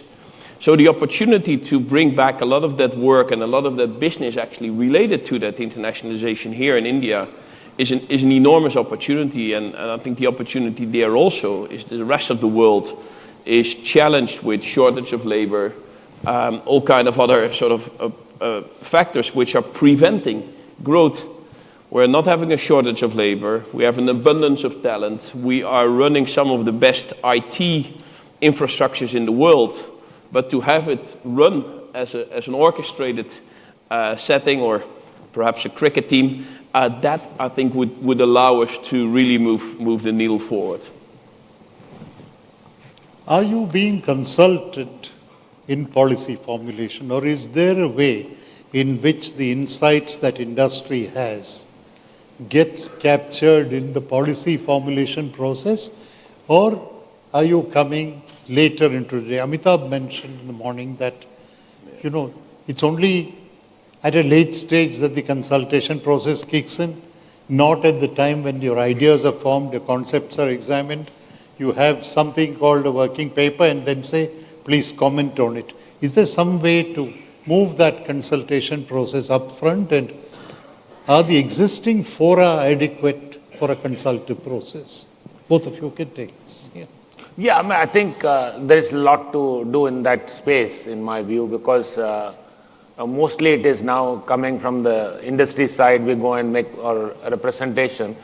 But I would say that there should be a more structured process of having that interaction.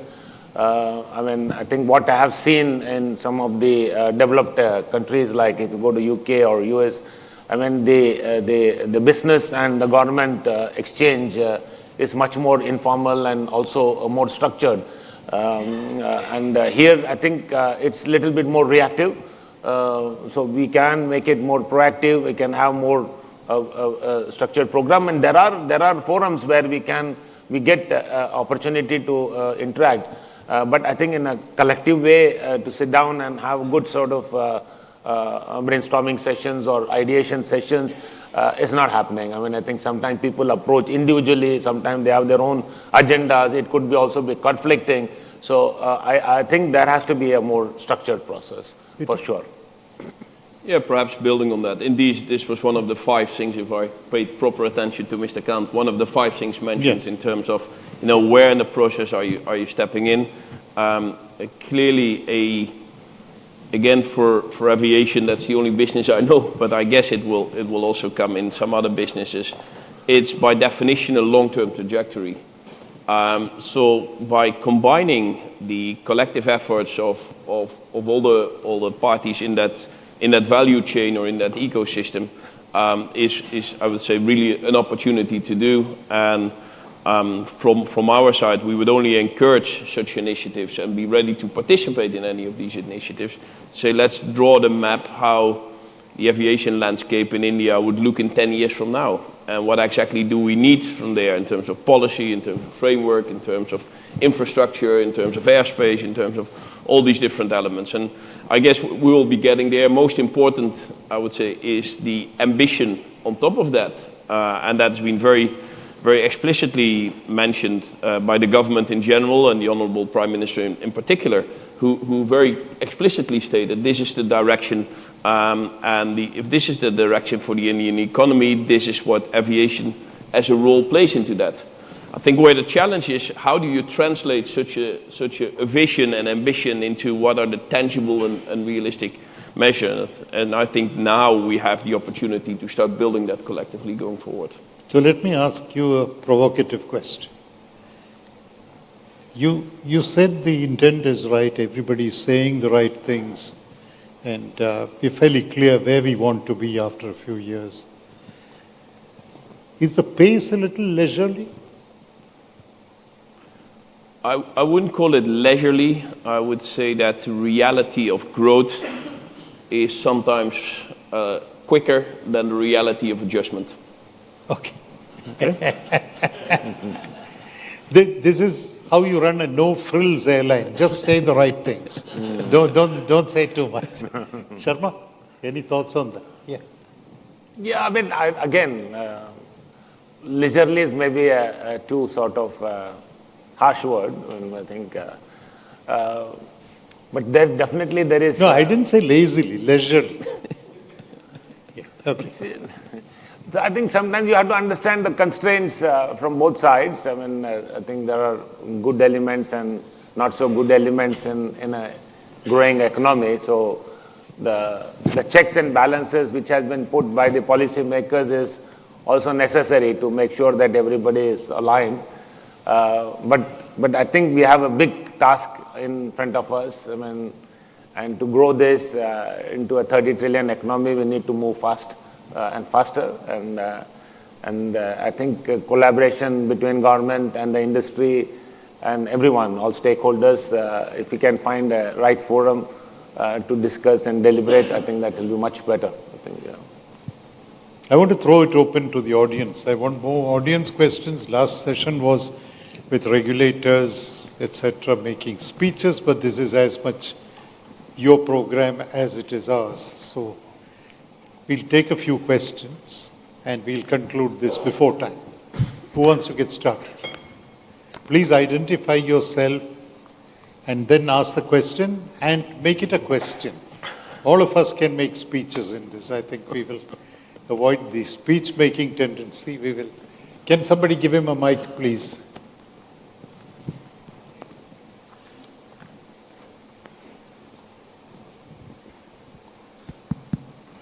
This one is not a regulatory question, but more a business question. First, identify yourself for the record. I know who you are, but... Yeah. Okay. Hi, I'm Viswanathan, Independent Director at HDB Financial Services. This question is not about regulation, but about business. Especially you talked about education and talent, unlimited talent. But I don't see an educational policy that's producing talent at the speed at which the businesses want, that's not getting addressed very effectively. I know there's government doing something, private sector doing something, but I don't think this country can get to the 30 trillion unless there's something significantly different happening in the education. Any thoughts, please? Any thoughts? But I fully agree with that. I mean, because I think we are, to be honest, what the policies we are running, the system we are running in our schools and colleges are a little bit outdated with respect to what we need today. Particularly now with new technologies such as AI, I mean, I think the skilling and reskilling and need to learn fast and need to learn multiple things is becoming very increasing. So we'll have to move away from kind of a rota system to maybe more practical application-oriented learning and starting from school. So there is definitely a need for a reform there in that space, and that's my view. Peter? Well, perhaps to build on this and what I shared earlier, I think there's a great opportunity for a lot of public-private partnerships. And, you know, we hire thousands of new mechanics and engineers every year. And the way how I see it, they're sort of government schools and programs trained, and then we further groom them and have apprentices programs and stuff like that to get them in. So when it comes to the digital age, yes, I guess that's a struggle for a lot of countries in the world, by the way, not unique to India. I know from fact, a lot of European countries are challenging with that reality of technology changing much faster than policies.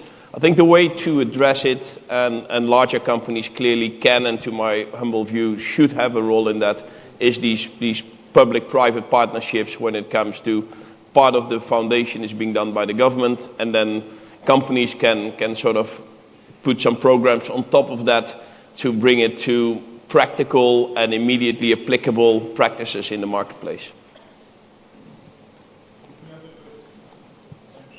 Any? I brought two industry leaders here. No, please ask them questions. Yeah, go ahead.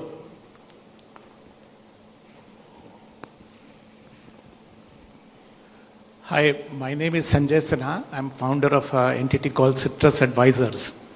Can I just turn the subject the other way around? In the sense, can aspirations create realities for India? In the sense, if we already have an aspiration to be a $30 trillion economy, Can that aspiration be converted into some realities in today's context? And why do I say that? If you look at the telecom sector in India, we could have never imagined that the telecom revolution in India could reach to a level where we would be the cheapest country in the world as far as the price of data is concerned. We would be one country where every Indian today owns a smartphone. So my question is the other way around. If this aspiration is already in place, that we need to be a 30 trillion economy, what realities should we now put into place? And I think with specific reference to aviation, can we do something where the aspiration sets into place the reality? Yeah, thank you. I think it is happening to some extent. And again, taking the example of Indigo, Indigo is only this year will turn 20, or actually in 26 will turn 20. So it's a young company in the aviation space, and the startup phase were very old, in the aviation space were very young. And you know, on the market only for 10 years, and yet that has propelled us to be the 7th largest airline in the world in terms of daily flights.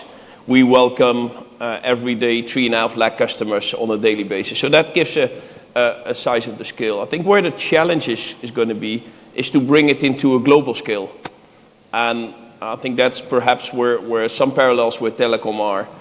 To be successful in India, you need to have be extremely cost effective and extremely agile. And I think these two elements in the little over 3 years that I'm living here, I've figured out cost leadership and agility are two crucial factors. I think the moment you can apply that on a global scale, you have a great opportunity to further build on that. So when you talk about can we turn that aspiration into reality, I think it is happening.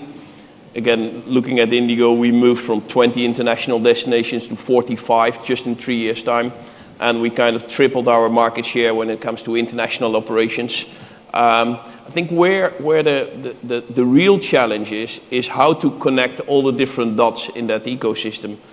And especially in this field, it is as strong as the weakest link in that ecosystem. And some other parts of the world that's orchestrated by sort of one conductor bringing all the parties together. Given the size and the scale of India, obviously it's much more complicated than some other parts of the world. But the opportunity clearly is there. So I think the aspiration is being turned into reality, but it will not materialize itself just by itself. There's going to be more needed to get that done. And I think we do have all the ingredients in-house. We do have all the building blocks in-house. But the building blocks will just remain building blocks if they're not connected in the right way. So actually, just from my side, I 100% agree that aspirations can be converted into realities. I mean, the other example is the solar energy. I mean, I think Honorable Prime Minister and the policymakers set a target that we want to become one of the largest solar generators. And I think what we have achieved in the last 5 years or so, or 6-7 years, I mean, it's amazing. I mean, I think we are one of the fastest growing generators of solar energy. And also, I think we are coming up with the battery storage, I mean, the energy storage systems, not necessarily battery, but energy storage system.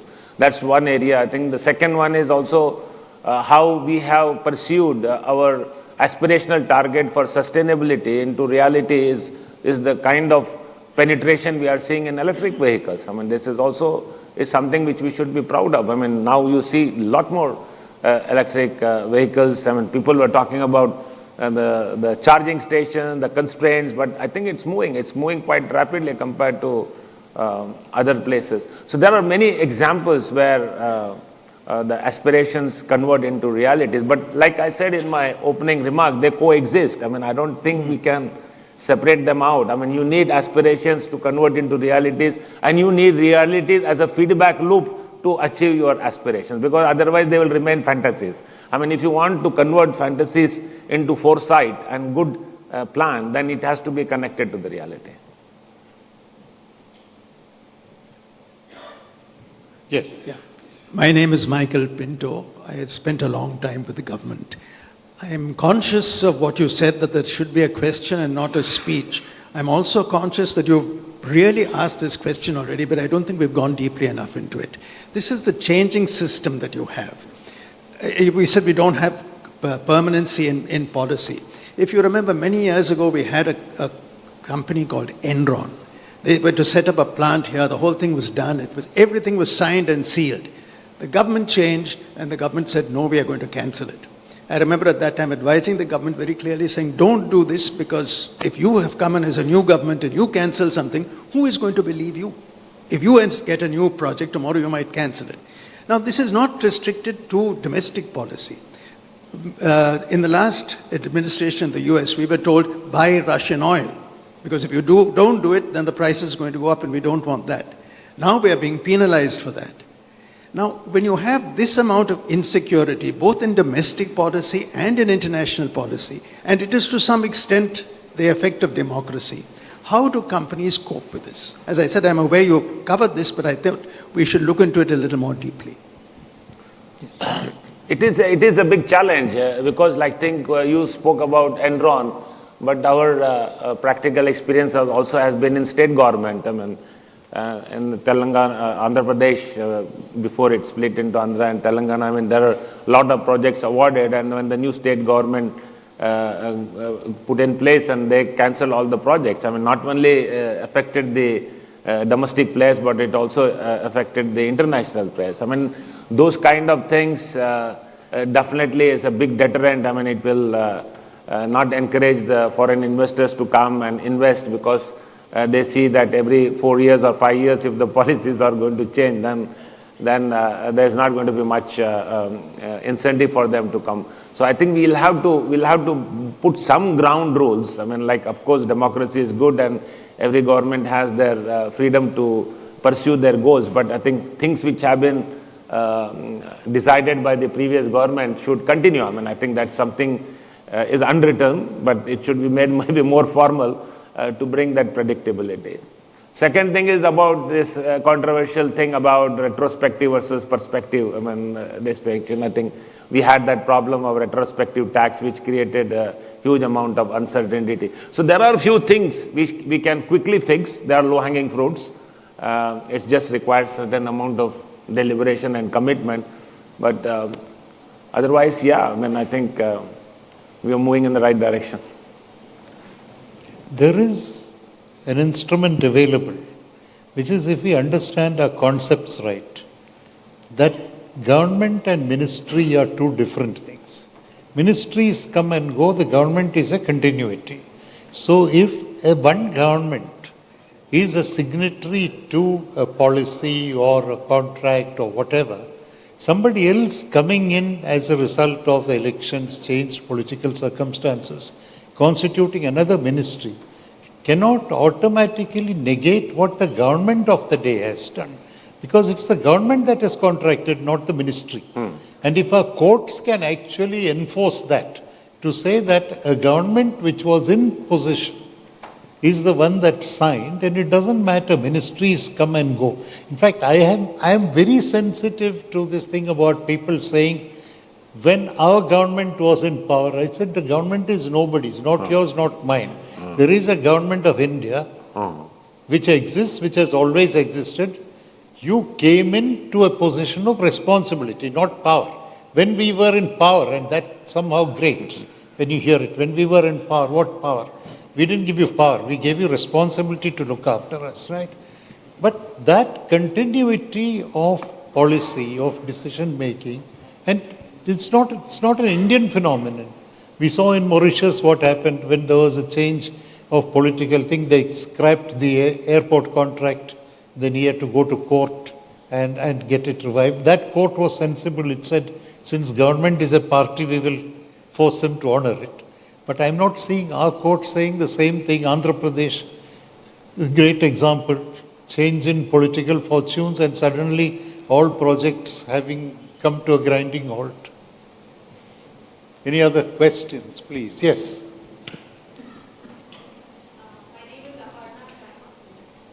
Mic is getting to you, Aparna. Yeah. My name is Aparna Sharma. We are in the age of AI, right? Nobody this morning has talked about it. So the question is around, is AI an uninterrupted ally on your wish list for your industry? Or in certain aspects, do you see it as a derailer? No, In as your far as my industry? our industry is concerned, we see it as a strong ally.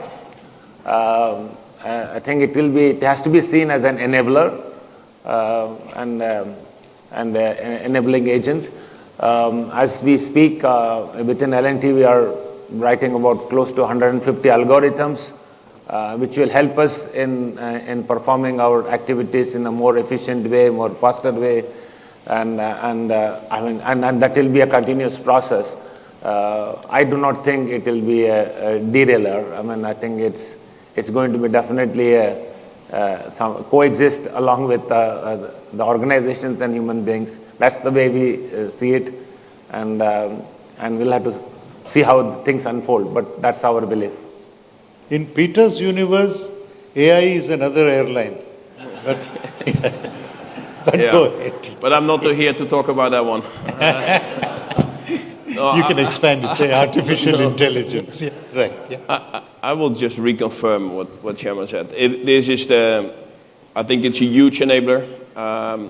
It will enable us to accelerate, to have quick analysis, to have better comparison between the framework. I think some of the elements mentioned in governance it takes some time to fully grasp it, if ever. And I had the privilege of, when I joined India a couple of years back, to get a brief education from Mr. Damodaran on how Indian governance looked like. I'm not sure if I came out more enlightened or more confused.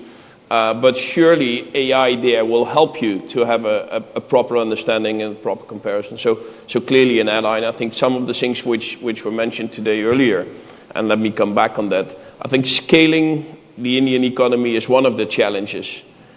Diversifying it and making it more international is another challenge, which would simply force us to compare domestic regulations and governance to international ones. And the third one, which I mentioned, but perhaps not clear enough, was all kind of new elements which were coming. I mentioned cyber and I mentioned ESG, and clearly AI should be part of that one as well. So I think those elements would clearly bring it back as an opportunity, but something which will also force us to accelerate some of the revisions and some of the changes being made.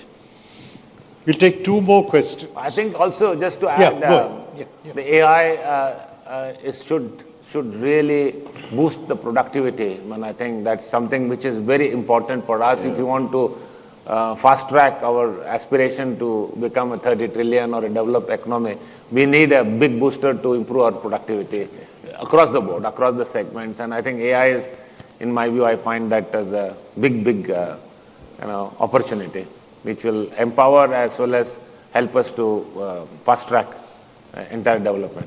Perhaps to build on that, I think Mr. Kant mentioned 3 countries, Japan, Korea, and China, who achieved that. To my observation, they have achieved it by an enormous jump in productivity. Yeah, productivity. Other countries who did not have the same growth had a different trajectory of productivity. They achieved wonderful and phenomenal growth, but not per se the same productivity as what happened there. So the productivity jump is going to be the crucial factor to my view in that. Okay, 2 more questions. Good. I don't see any hands going up. Are we saying that we have no more questions to ask of Indian businesses?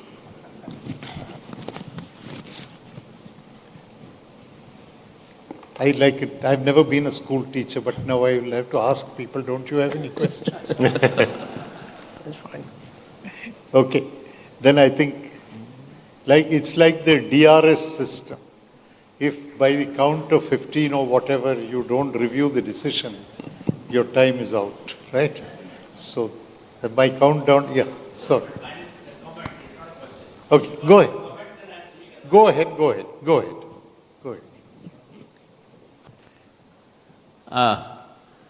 First of all, Mr. Damodaran, thank you I'm Air Chief Marshal Dhanoa.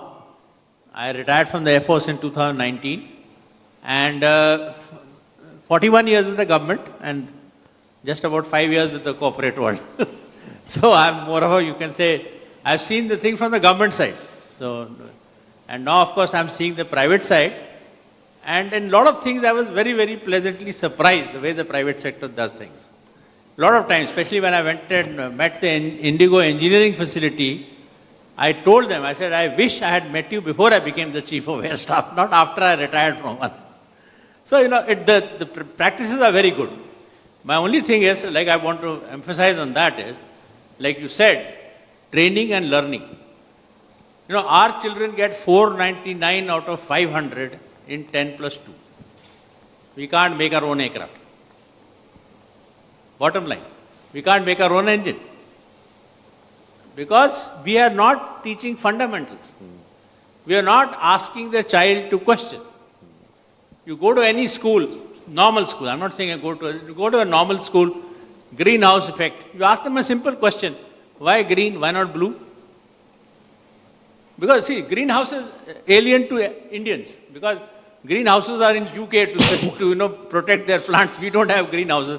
हमारे बाहर उगते रहते हैं आराम से. So you are not telling them to ask the right questions.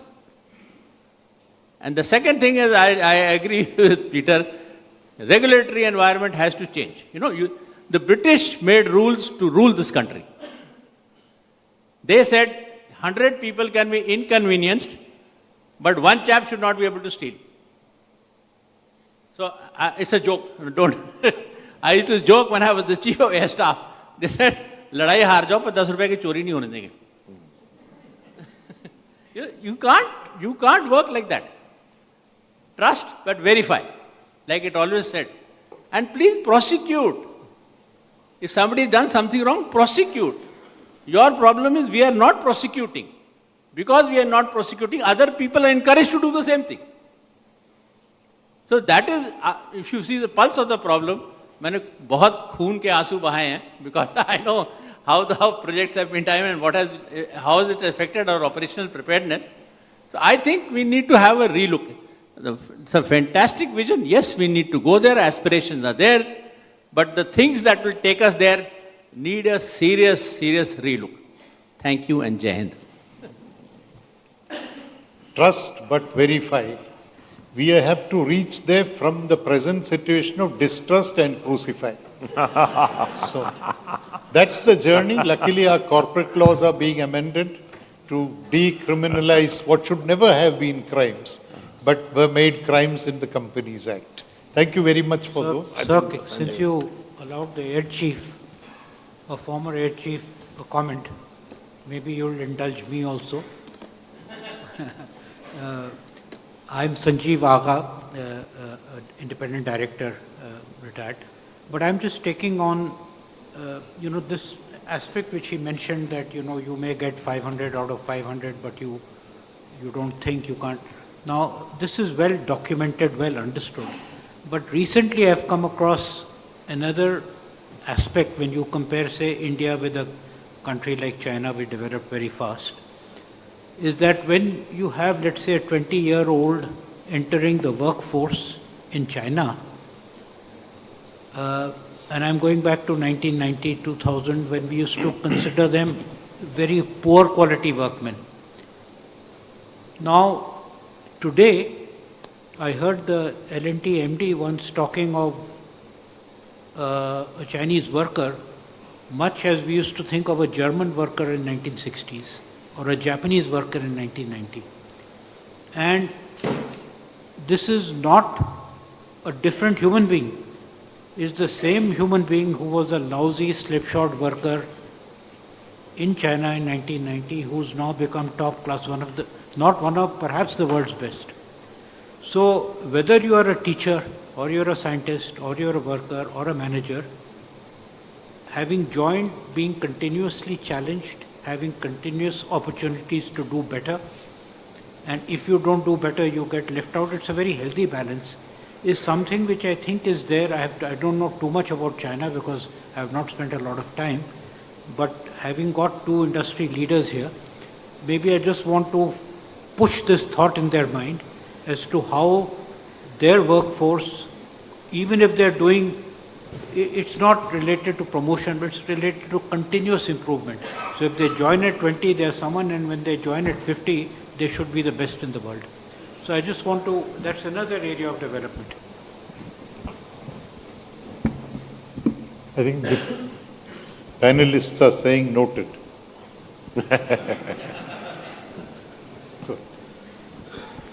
So thank you, Mr. Elbers, Mr. Sarma, for a very absorbing session, and thank you, Mr. Damodaran, for being the moderator. May I now request Mr. B.S. Dhanoa, ex-Air Chief Marshal, to please present a memento to each panelist. On behalf of each panelist, Excellence Enablers is proud to have sponsored Education for One Girl Child for 1 full year through the NGO Nanni Kali, a Mahindra initiative.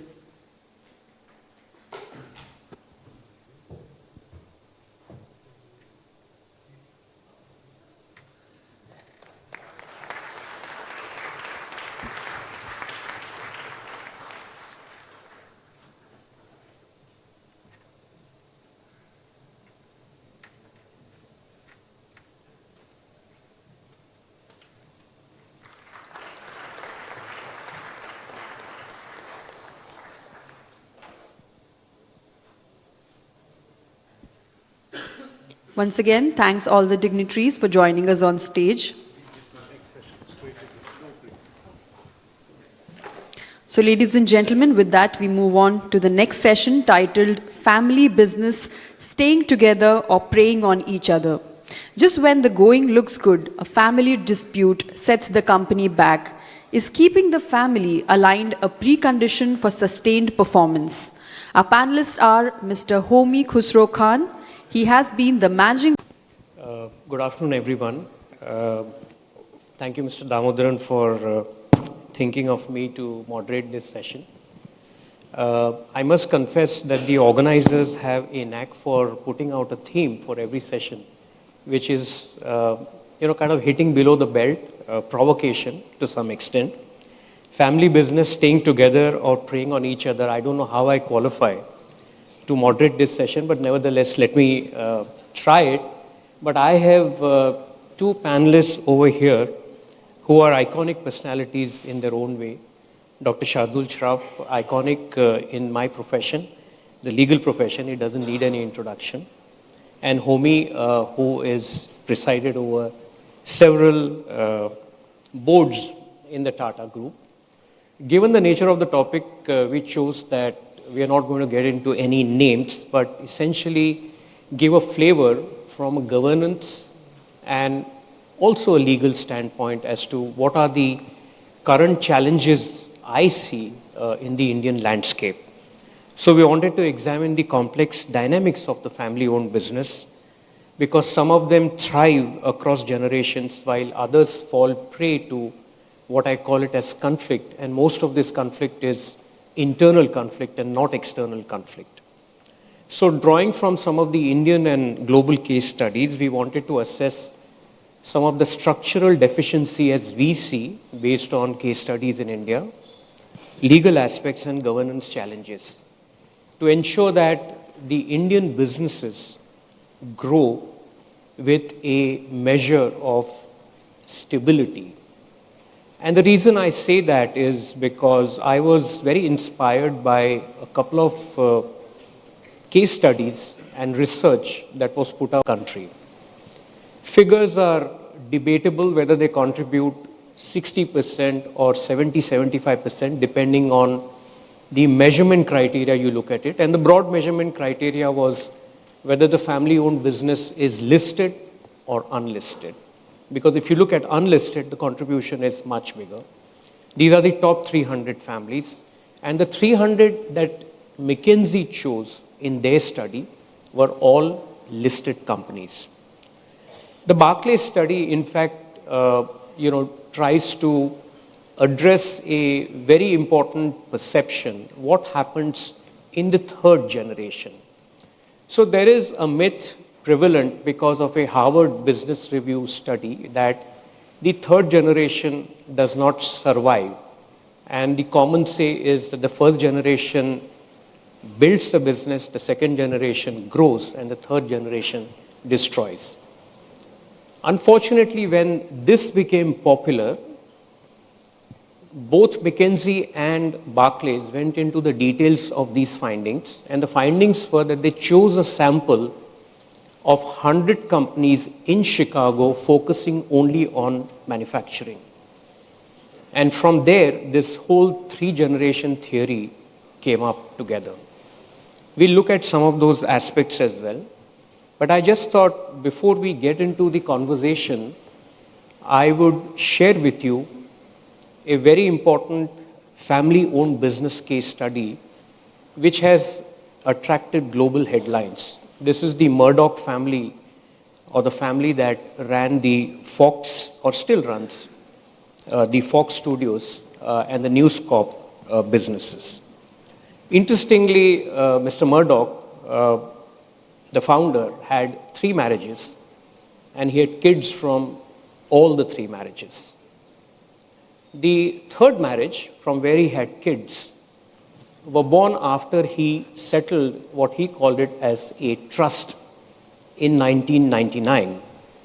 And the trust in 1999 gave equal voting rights to all his 4 children, 2 each from the 1st and the 2nd marriage, and gave non-voting rights subsequently to his kids from the 3rd marriage. And in 2023, Mr. Murdoch decided that he is going to change the voting pattern in the trust such that one of his sons from the 2nd marriage gets more rights than the other 3 children. The other 3 children disputed that, and a family dispute arose as a result of that. This family dispute was, battled in the court of state of Nevada, and the state of Nevada said that Mr. Murdoch actually acted in bad faith, and this was just a charade that was made out. Interestingly, the dispute arose because Mr. Murdoch, who wanted to give the right to one of his sons, they were on one side on the editorial content of Fox News. The other 3 children were on the other side, and the editorial content was in relation to right-wing politics. And we know that when the US government came up, in new government administration came up in 2024, media had a very important role to play in the elections in the US. Anyways, after he lost the battle in the Nevada court, he thought that in the interest of shareholders, he should not litigate any further, and he settled it. The settlement actually went again in favor of the son. He wanted to give the control, but the other 3 children got a little over $1 billion as settlement. There are some learnings from those situations. I just thought I'll introduce that as a case study and give Dr. Shroff the first, right to be able to comment on what his experiences have been with regard to family settlement, family disputes, and then we will come to Homi from a corporate governance standpoint as to what his experiences are. Over to you. So I think the first premise in relation to family settlements flows from a very important judgment where the courts have pronounced that the shareholder's property is distinct from the corporate property. What is meant is that a shareholder has his own separate property, his own separate assessment, and is a person distinct from the company. That's the fundamental rule which is evident in all family settlements. What has happened is that promoters have converted their privately made properties into corporate corpus and built on that. So in the process of shifting their individual property into companies, they have converted private property into public property. They have changed the character of their corpus, and when it gets embedded or part of the corporate enterprise, they raise capital and they effectively become part owners along with others so that there is no right to that property. They have effectively built public trust and public enterprise around that initial capital of the individual. Now, when you look at a family settlement, you are essentially dividing undertakings. You are not dividing assets, because an asset has no balance sheet. The very concept of a merger or a demerger or a spin-off all proceed on the basis that it is undertakings which have balance sheets, and as part of the SEBI disclosure rules, you have to publish undertaking balance sheets so that you reflect year on year, quarter on quarter profits.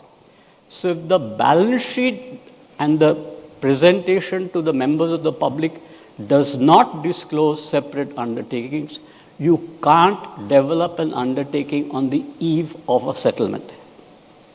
Because then you are creating an artificial being around the principle of either the business undertaking which runs a particular business or around an asset which is unique. So for example, people have built their houses around, put them in the company. People have brought in several types of undertakings which are typically not corporate property, but for purposes of taxation, purposes of a wide variety of reasons, they've gone into the company. Now, when they separate, they want those assets back. Sorry, go ahead. So this is the background within which you are looking at it. The fundamental principle of our courts is that if a family settlement comes before it, even if it is slightly at variance with the law, it will be enforced.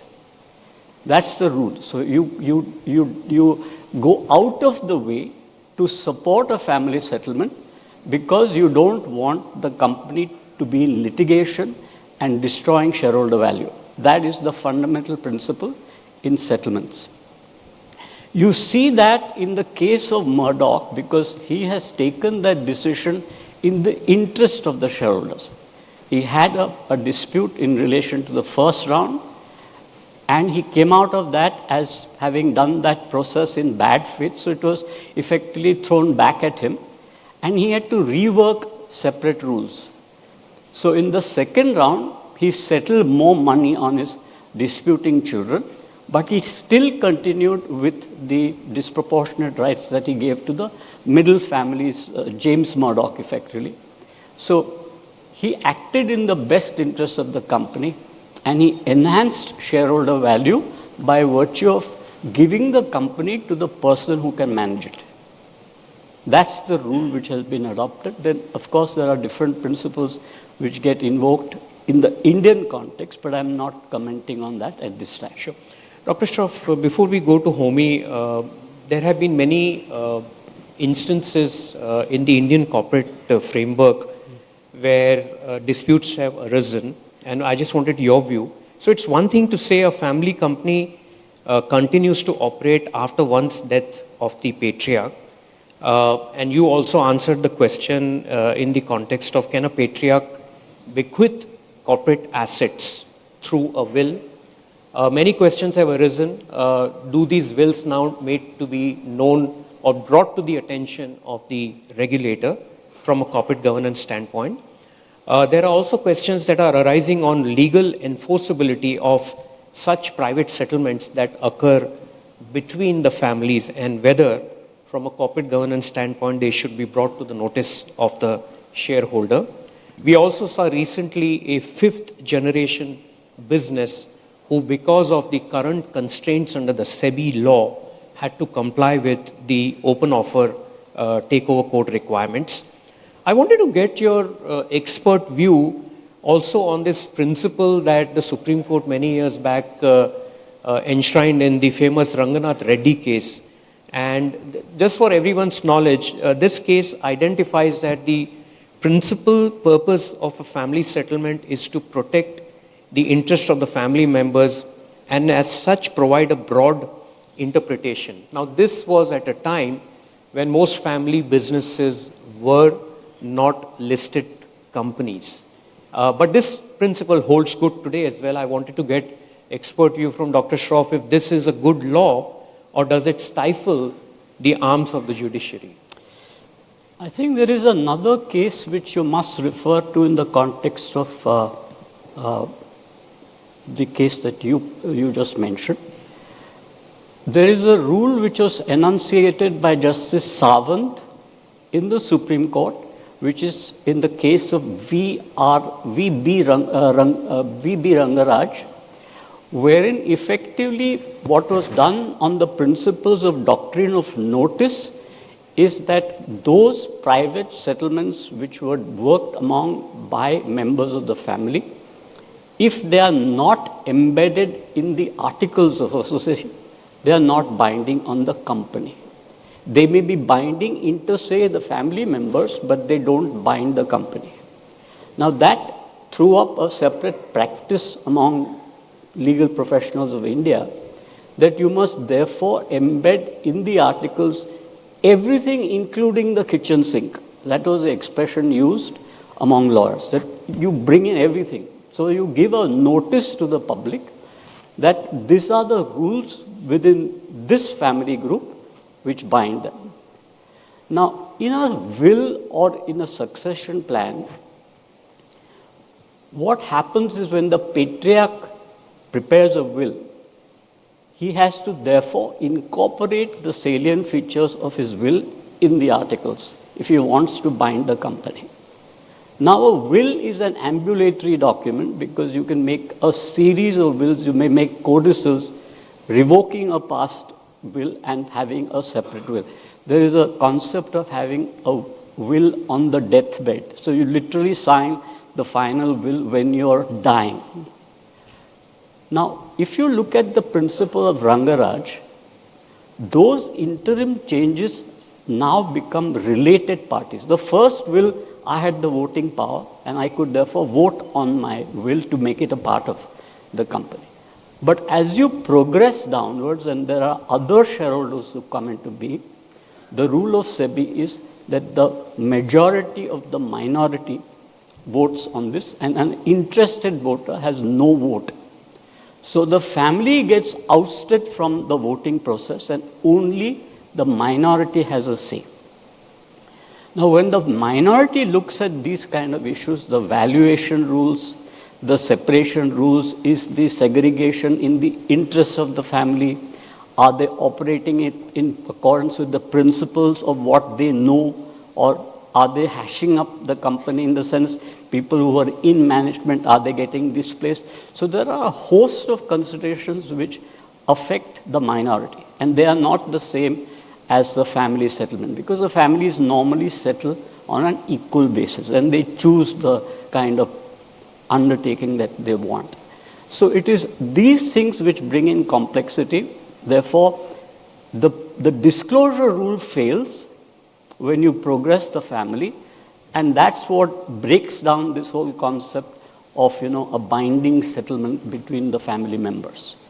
So that's my view as such. Thank you, Dr. Shroff. Homi, let's come to you. You may want to react to some of the propositions that Dr. Shroff focused on from a legal standpoint, and maybe you want to give your views from a corporate governance standpoint. But I just wanted to add one more element to it. Incorporating family constitutions now into the company charters, that has become a necessity. And I have come across many family constitutions which are very meticulously drafted. It records many aspects: devolution of wealth, vision, ethos, successive generations, how they are going to look at it, how do you resolve conflict. Though the most well-drafted legal agreements still land up in litigation. We've also come across situations where the meticulous drafting is carried forward as to, who's going to contribute what amount in case the family or the business needs more. Has this constitution ensured that the disputes are less, not just what we see so far, but likely to occur in the future? And the question is, do family constitutions need to be included in the company charter? And what has been your experiences from a governance standpoint? I haven't come across this concept of incorporating in the articles, but I think it's a very good idea because it certainly can sort of prevent nasty disagreements later. So I think it's an excellent idea. It's one of my takeaways from what Shardul was saying. And the other one is the separation of personal and company assets. I think that is also extremely important. But I'm not a legal person, so I was going to sort of talk about some of the difficulties faced by families generally, and what are the sort of good practices you can employ in non-legal situations to avoid conflicts later in settlements. So I was going to speak on those lines. So first of all, I think CEO succession is a very important item. Board refreshment, board succession is also a very important item, and very few companies really pay serious attention to it normally, till there's a sort of crisis, impending crisis, somebody's getting old, somebody's on the verge of retiring, somebody wants to get out of the business, and that's when it comes up. So I was going to ask whether I could do a quick poll around the audience. So put up your hands, you're on various boards. How many of your boards really take succession seriously? Could I have, how many people would say that, hand on heart, I can say, my board takes this very seriously? Just a handful, That's less few, than 15%, Homi. Very few. And I think I've come across the same situation, most of the companies I've worked with. It's never been a sort of major item on the agenda, on the board agenda. And finally, the responsibility falls on the guy who's going to be the chairman of the NRC. I think that's the key role. The chairman of the NRC's duty is it to bring it to the board's attention. And if they're not doing it, at least put it before the board whenever he can, so that it becomes part of the board agenda. It doesn't have to be at every meeting, it doesn't have to be every year, but at least every 2-3 years, at least think about, if there's a CEO who has to be replaced at some stage, there's a succession plan for him. If the board has to be refreshed, have a plan for that. So refreshing the board and having a succession plan for CEOs, I think, is a very important item, and the role clearly falls on the guy who's heading the NRC. And I've been in that situation a couple of times, and I know how important it is to try and bring it to the board's attention, because something which people feel uncomfortable talking about, particularly in certain organizations that are family-owned, where the patriarch is a powerful person, and everybody around him are yes men and say yes to everything he says. But it's the duty of the NRC guy, if he's on that board, to try and bring it onto the agenda and have an open and frank discussion on it. I think that's one of the key roles which I've had to play in various situations. I've been on the board of 2 family concerns. One had no intention of going public or being listed, so it was a different set of rules. And the other one was clearly a company which was trying to professionalize, already had gone public, and wanted to be projected as a professionally run company. So 2 different situations and different set of rules for each of them. But I think overall, keeping that balance between, the non-executives, their views, they have the right share of voice at the board level, then you have a working situation. If you have sort of a disproportionate board and everyone is family members or friends of the proprietor's family, then you will never get that share of voice. So important to have an equal share of voice of both types of directors on the board. Some of the problems I've come across in boards which I've been on is, the chairman is very reluctant to ever give up his power.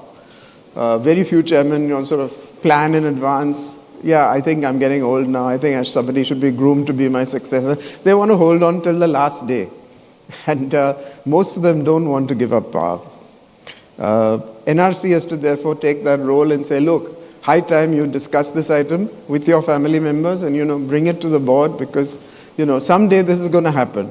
It could be a drop-dead situation, it could be a planned succession, but whatever it is, we should have some sort of a succession plan in place and agreement of the board before it happens. Because otherwise you're really walking into a trap where you'll have to finally go to legal experts and you'll try to solve it legally. But if you can avoid that and try and do a settlement before that situation arises, I think that's the best way of going about it. Sometimes it's best to even suggest roping in a professional consultant who can come in and talk to the board and say, look, this has to be done professionally. And that way, you're sort of also getting professional advice, not only relying on the advice of the NRC chairman. So that's another suggestion I would have. Meetings could be held outside the boardroom. I think that's very important because having a family sort of council outside the boardroom is also a good practice.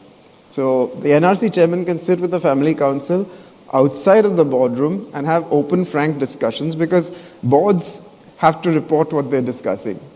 And in a family council, you can have a sort of informal discussion on a tricky subject and not bring it to a board before you're ready to take it to the full board.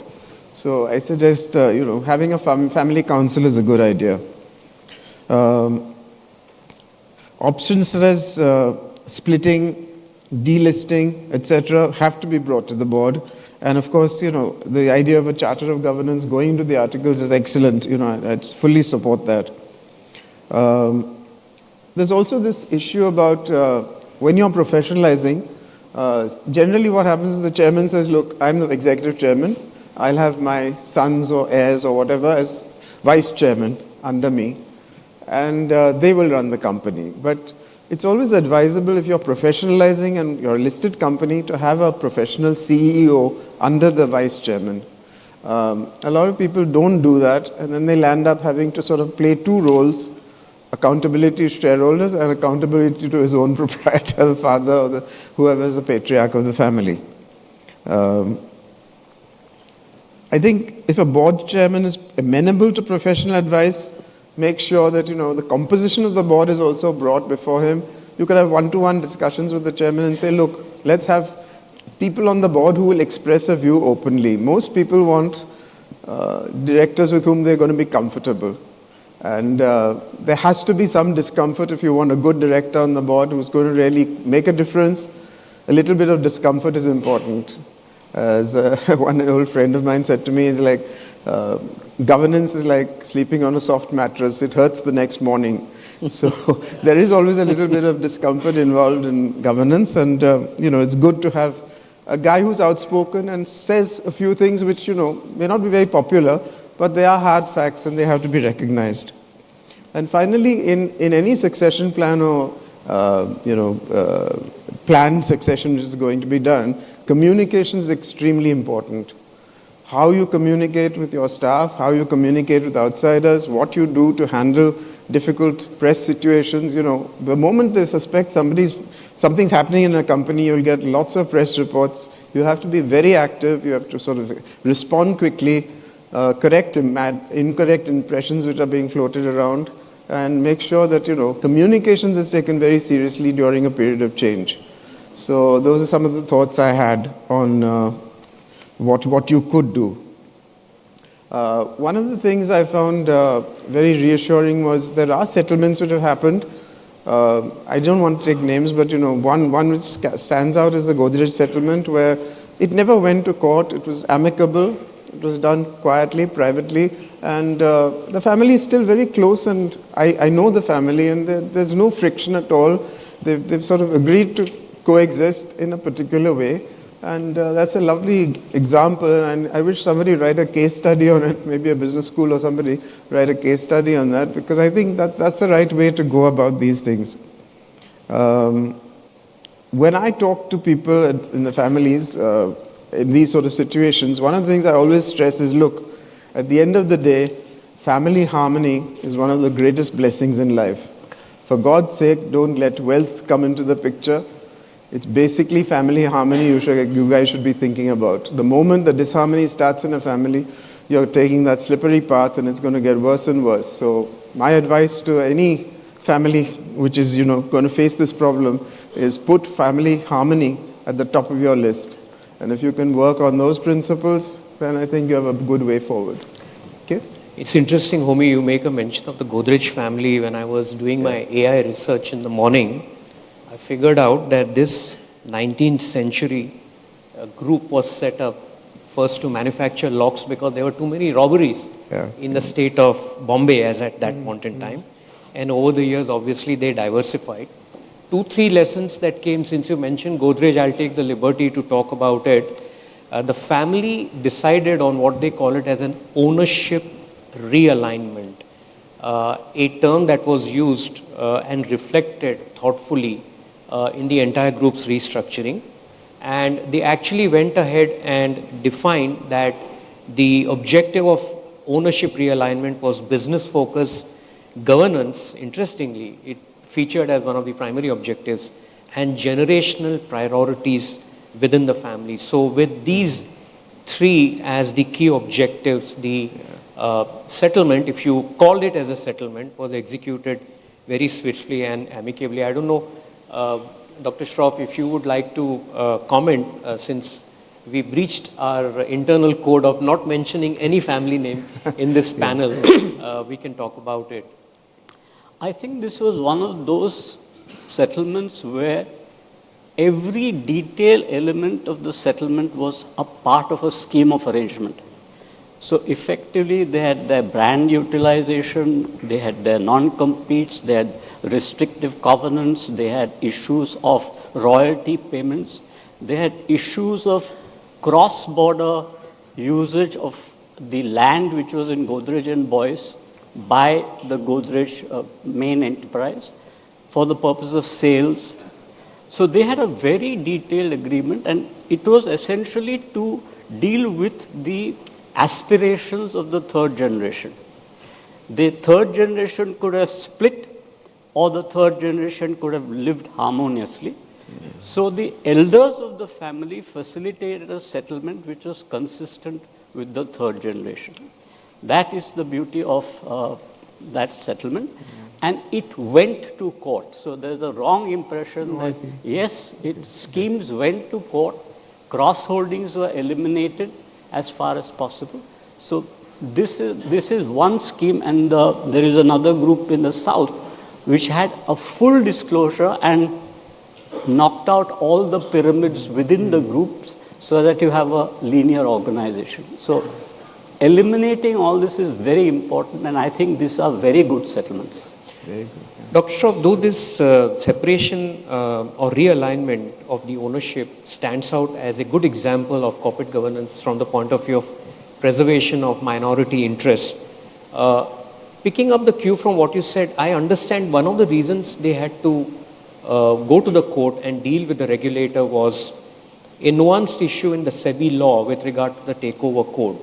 I know for a long time you have been advocating a separate law or flexibility on delisting in these forms of family settlement situations. Would you like to talk about that? Yeah. So the reason why this is an important issue is that when the father started it, he had just one class of shares, his own. When the next generation came into being, the split happened in, if there are 2 members, 2, if there are 3 members, 3, and there was a separation in all companies. Now, when you say it's a realignment, basically you're saying that one enterprise has all the shares. So if it's person A, he gets the shares of B and C. If it's person B, he gets A and C. And if it's person C, you get A and B. That is the way you realign the shares. And that is the reason of the use of realignment in a family settlement. You have, just repeat your question. My question was that you have been advocating a separate law to manage these family settlements. I believe that this whole principle of doing demergers, amalgamations, all schemes of transfer are ultimately motivated by the principle that you have capital gains when you make an asset or undertaking transfers. So there are very strict rules governing the principles on which an exempt transfer takes place. So if you transfer all the assets and all the liabilities of an enterprise or an undertaking internally within the company and make a sub-company, then there is no capital gains tax. But if you make a mistake in that formulation, you would land up with full tax. So people are building their division effectively around this rule, and at times they are therefore crossing the Rubicon that you are transferring assets and not transferring undertakings. You have converted your personal asset into a corporate asset. You have allowed the people of the minority who are not family to have effectively a proportionate say in that company. You have brought in a concept where you're saying you have an interested voter.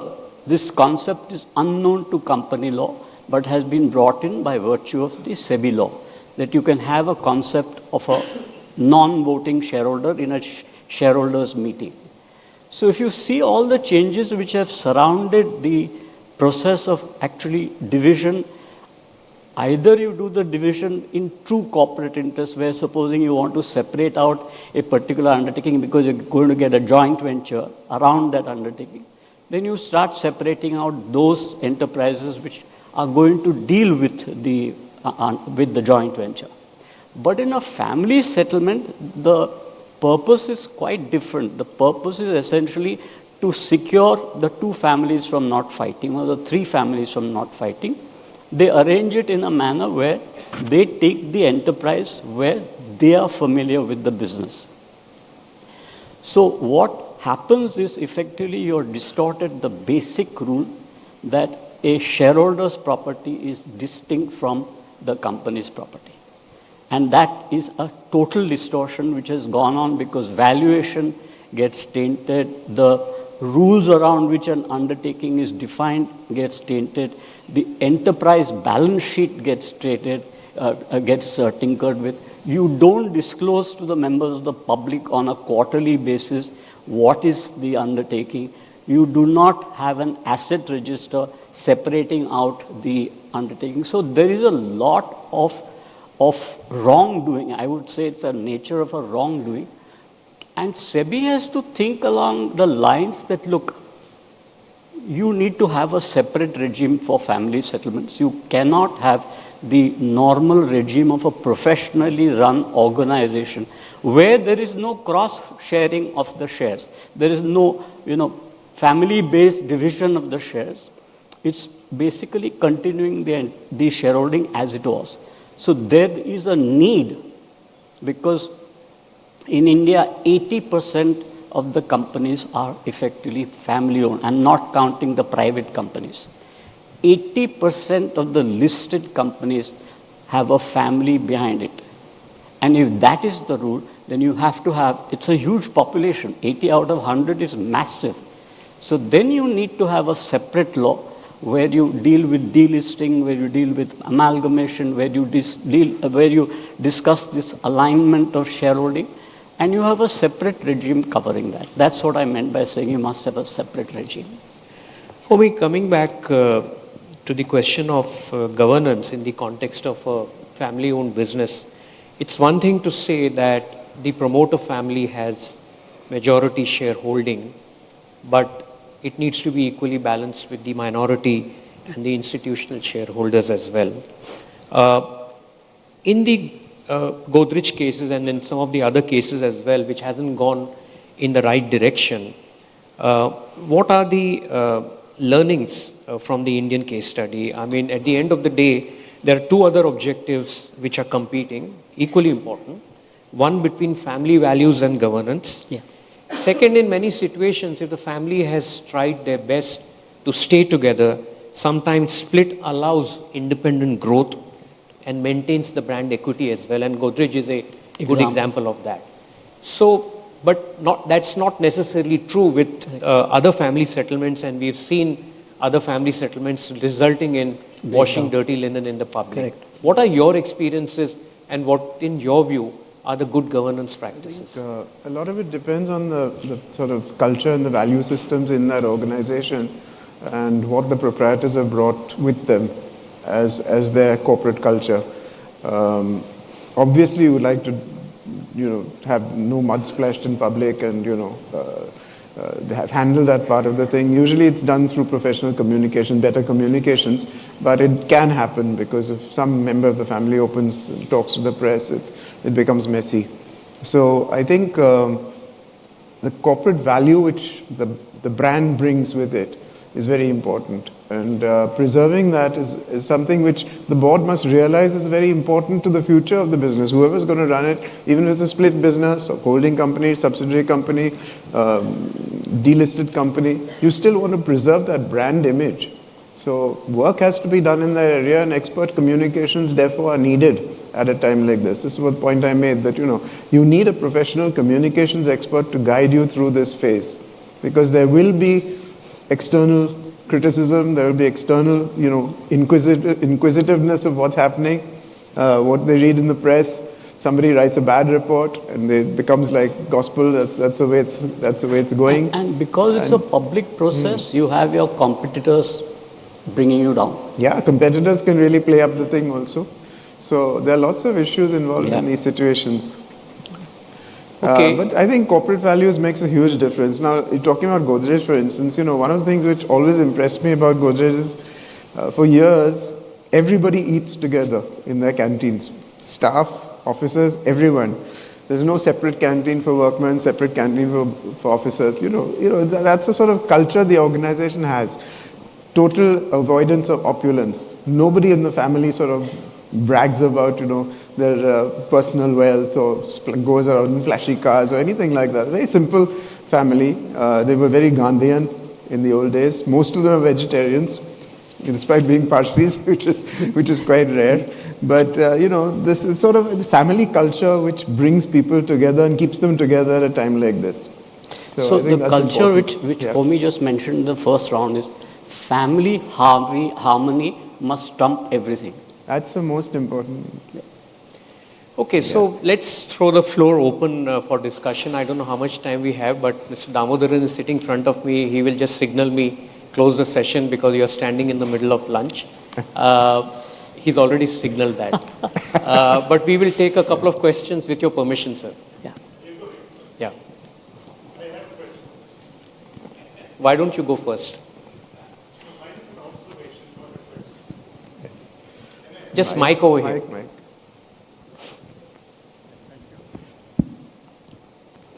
So in some companies, hopefully not too many, you have the old promoter who doesn't want to step out. He wants to continue, the point that you mentioned. And it's very difficult to persuade old promoters, right? I'm old, I'm not a promoter, but I can sense where the resistance is coming from. So one of the things that we did as external advisors, because the rest of the board, they threw up their hands, they said, can you help us? So what we did was, I had a long chat with the gentleman over 2-3 sessions of excellent tea and biscuits. And I told him that you've done so much. You have to be a chairman emeritus. And the only way you can be a chairman emeritus is it has to be given to you in your lifetime. Therefore, why don't you step down from the board and allow the board and the stakeholders to recognize you for your contribution? Make you a chairman emeritus. Somehow that seemed to have clicked. And he negotiated with his family members. You make me chairman emeritus at the next meeting, I will step down, and he did. So there are ways and ways.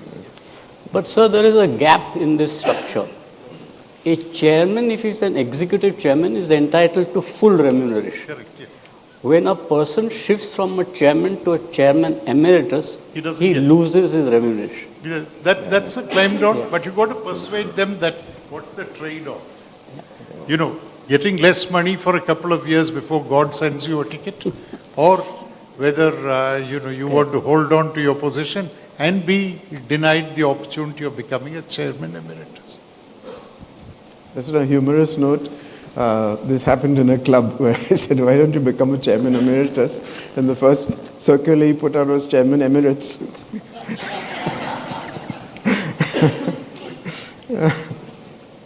Any other questions or observations? Okay, before we end the session, I think Dr. Shroff, you are absolutely correct. The latest study does say that the family-owned businesses contribute 80 to 85% to India's GDP. I just thought I'll take the liberty to ask one more legal question. Again, a very important Supreme Court judgment, Ranganath Reddy's case, which gave a very wide ambit to, in the context of family litigation, and it says that you need to construe the term family very, very broadly. Unfortunately, neither the SEBI law nor the income tax law is as broad, but the Supreme Court in this case gave a view. You think that the future of the regulations, the change that you spoke about, can be navigated to afford more such settlements and not become a prisoner of the various regulations that we have? See, the basic rule of formulating all these family settlement structures is that there must be an undertaking. You are not transferring assets, you are not transferring individual liabilities, you are transferring the whole bunch of assets and you are transferring the whole bunch of liabilities. If the SEBI lives with this structure and you are able to convince them that it is the entire enterprise, there is nothing left out, then in the period between 76 and early 90s, the rule of Kale's judgment, which is the Reddy judgment that you mentioned, was enforced to include non-family members, people who had a beneficiary stake in it, people who were completely unconcerned with the true concept of what is a family. Family was extended to companies. So it was implemented for 20 years. Then SEBI got wiser. They said, you are not a member of this family. Show me how you are a member of the family. Show me how you're cross-connected as promoters. So the split process happened in the post-90 era. Thank you. So before sorry, there's one question. Can you make it quick, please? Lots of families, in order to regulate their affairs better, have been going into the process of family offices. Recently, very recently, it's come in some section of media, I've been reporting that regulators now want to regulate family offices. Yes. Do you think that's a case to do that, or is there over-regulation? No, I think what has happened is that family offices today have migrated from India. They're sitting in Dubai, they're sitting in Singapore, they're sitting in Greece, Cyprus, England. So they are not, the base, 80% of the family offices are outside. So the 20% offices which have resided in India do need a regulation because they have different species of assets. They've got art, they've got shares, they've got immovable property, they've got jewelry. So basically the family office deals with these kind of estate, which is basically transfer. Now in a trust, there is no concept of a transfer. You have described the beneficiary in a very wide way. So you enable succession to happen without really charging every event of a successor coming to a tax.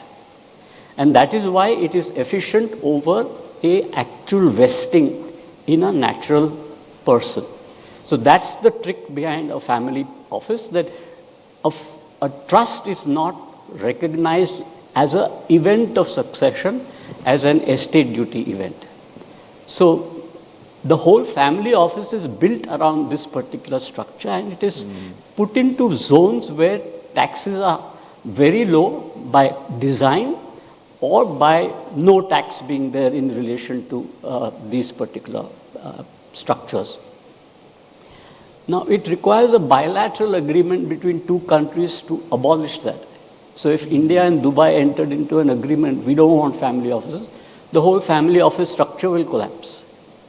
So also with Singapore, so also with Cyprus. Any of the countries which tolerate this as a means to avoid estate duty. There is no estate duty, but there is anticipation that ultimately estate duty will come. It is there in all, developed countries. And if India is on the route to being a developed country, the question will arise in the future.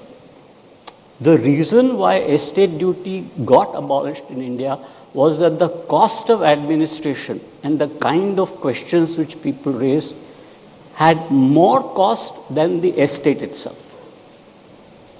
So it was counterproductive, because in the process of controlling those the trusts or controlling the estate duty estate as such, if I'm spending more than what I'm getting in, I would have to stop. And this is VP Singh's judgment in the parliament that I don't want this because my analysis shows that the cost is more than the estate that comes in. But it's a great equalization tool.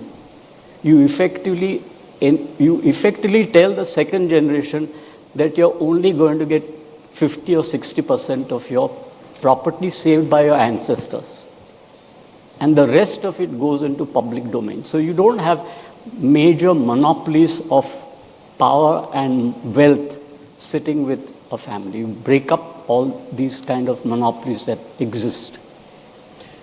In my final CA exams in November 95, I had to go through the estate duty paper, which was most complex, despite the fact that in March earlier that year, estate duty was abolished by VP Singh, because India collected 225 crores in estate duty and the cost of administration was 257 crores. Let me end the panel on a note. This is a very famous quote by Professor William O'Hara. It says, before the multinational corporations, there were family businesses. Before the Industrial Revolution, there were family businesses. Before the enlightenment of the Greece and the empire of Rome, there was family business. So on that note, let me thank my esteemed panel. Dr. Shroff, Homi, thank you very much. Thank you. Thank you. Please join me.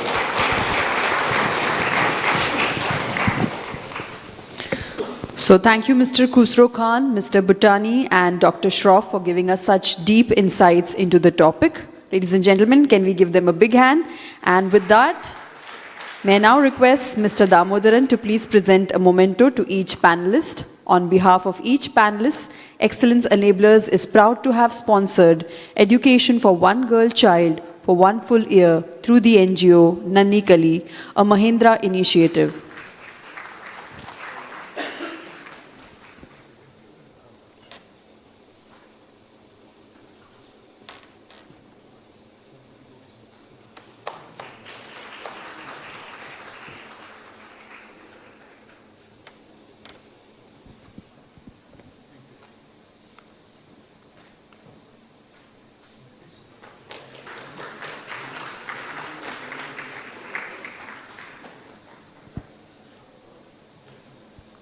So thank you, Mr. Damodaran, for doing the honors.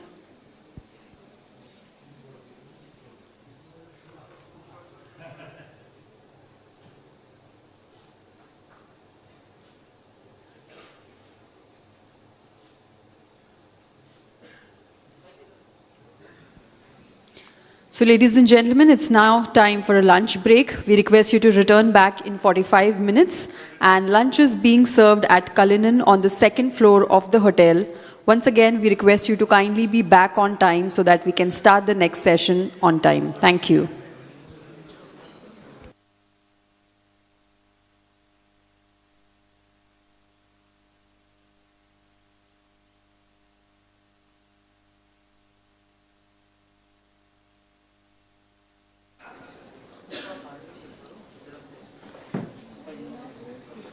Ladies and gentlemen, once again, I'd like to remind you that the lunch is being served at the Cullinan on the 2nd floor of the hotel.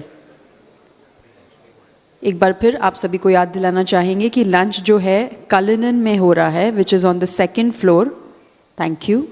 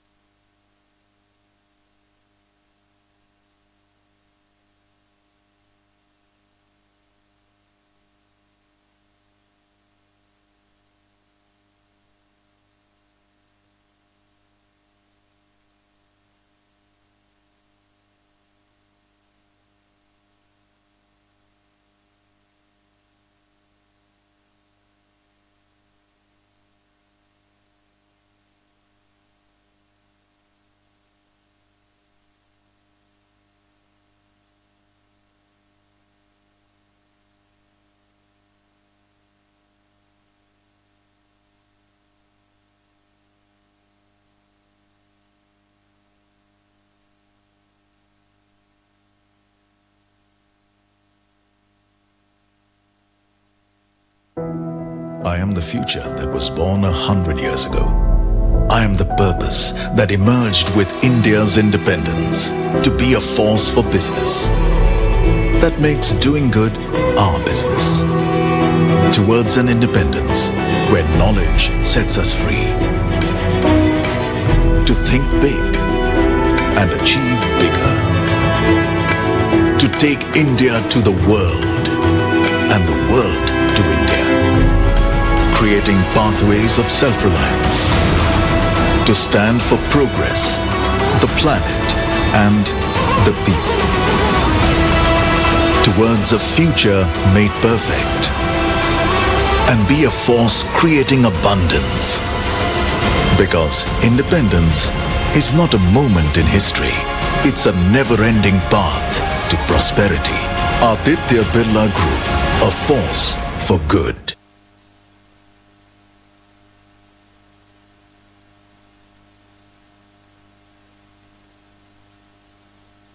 Be the change you wish to see in the world, said Gandhiji. The Mahatma's beloved, our founding father Shri Jamnalal Bajaj, practiced Bapu's philosophy in the spirit of Kasani, Karani, Eksi. As we speak, so we do. Trained in each of us, guiding us, driving us, leading us to do. To make every ride a joy, not just in India, but in 90 nations around the world. To help Indians achieve their dreams through financial confidence. To empower communities to thrive. To live and celebrate those who live the Gandhian principles. To enable India's industrialization. Today, India is on the cusp of becoming a superpower. Held back from its chosen destiny only by a skill crisis. We believe it is only this that stops our nation from achieving its due destiny. We at Bajaj have made this our Kasni, Karni, Eksi. Beyond this skill gap. Beyond expectations, beyond limitations, beyond imagination, beyond horizons, beyond dreams. Bajaj beyond. Kasni, Karni, Eksi.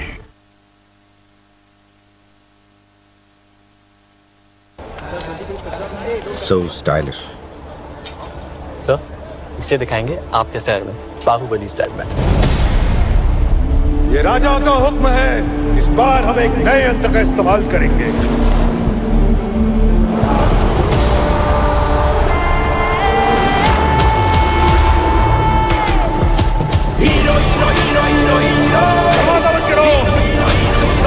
Big space, we'll shoot it in big scale.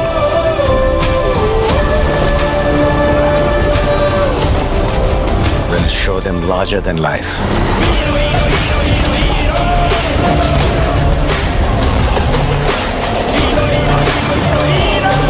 Fantastic, sir. This will be a mileage shot. One more. इसमें hero किसको लेंगे? यही तो है, hero का scooter, scooter का hero. New hero destiny 125। Hero का scooter, scooter का हीरो।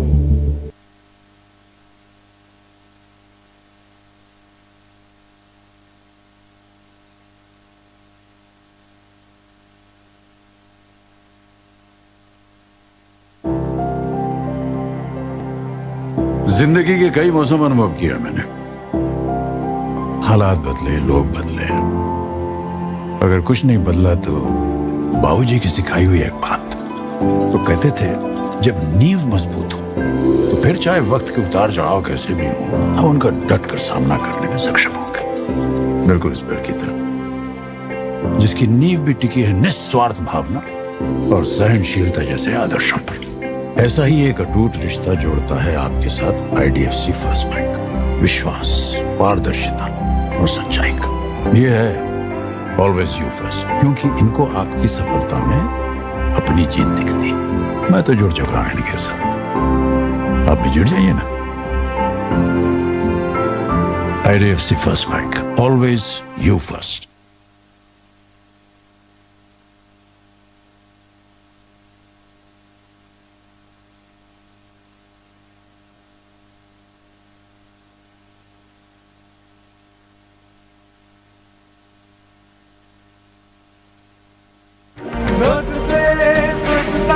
बड़े हम सोच से सच तक, मान सम्मान और आयुष्मान आगे बढ़े आसान MSME लोन्स के साथ हर ख्वाहिश सोच से सच तक। आज लिखेंगे हम अपना कल, सच तक ले जाएंगे अरमानों को, सोच से सच तक चले हम, सोच से सच तक। यूनियन बैंक ऑफ इंडिया के आसान MSME लोन्स के साथ हर ख्वाहिश सोच से सच तक। सोच से सच तक चले हम, सोच से सच तक। हर नारी का सपना, हर नारी की शक्ति, हौसला हो अपने दम पर। यूनियन बैंक ऑफ इंडिया के आसान MSME लोन्स के साथ हर ख्वाहिश सोच से सच तक।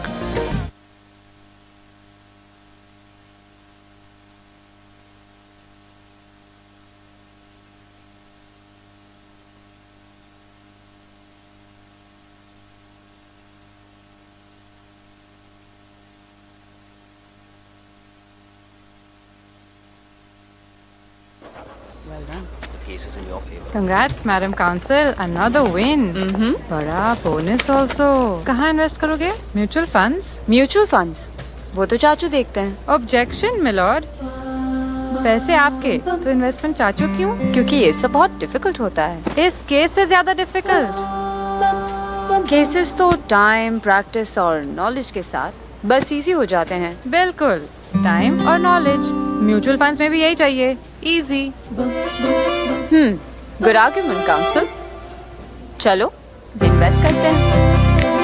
चलो, take charge of your investments, start an SIP today. Mutual fund निवेश बाजार के जोखिमों के अधीन है। योजना से जुड़े सभी दस्तावेजों को ध्यान से पढ़ें।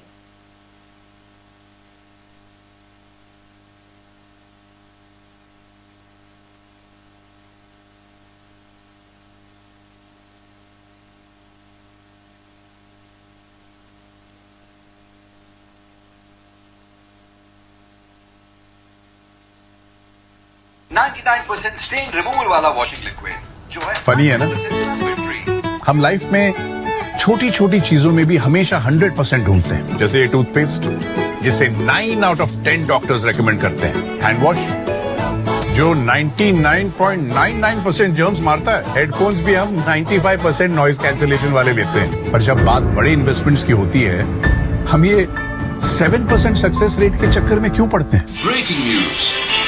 93% of investors lose money in F&O.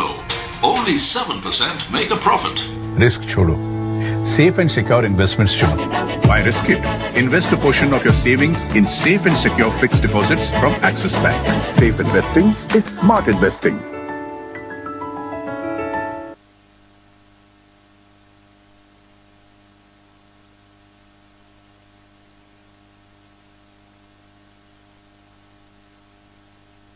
Welcome to the world that is future ready. Swipe your world, go shopping, grab offers, you are so ready. Welcome to the world that is future ready. Wow, world. Click your world, utility bills, quick payments, you are so ready. Welcome to the world that is future ready. Wow, world. Tap your world, secure money transfers anytime, you are so ready. This isn't just banking, it's next generation digital banking designed for tomorrow. Personalized, secure, savings and much more.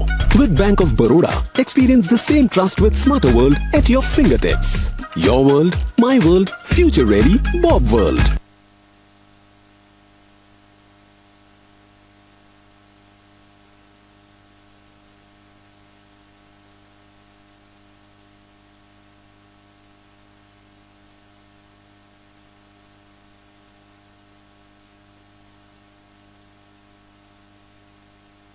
Great achievements are not just milestones, they are markers of who you are. With each step forward, you earn not only success, but the privilege to experience life with distinction. Introducing Celestia by Bank of India. More than a card, it is a celebration of your journey, offering a world of exclusivity, eminence, and honor. Celestia, because every achievement deserves to be honored in your name.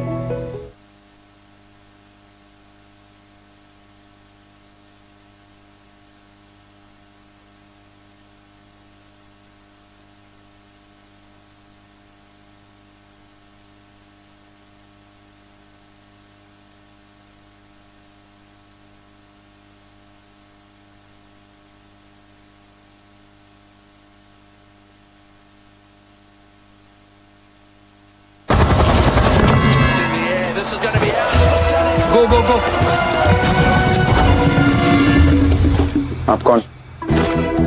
गर्मी squad, हम गर्मी का आतंक मचाने आए हैं। ओए, freeze. Blue Star, AC on. Fast cooling inverter AC with voice command technology. Blue star गर्मी की छुट्टी। अरे, फ्रीज तो आप हो गए।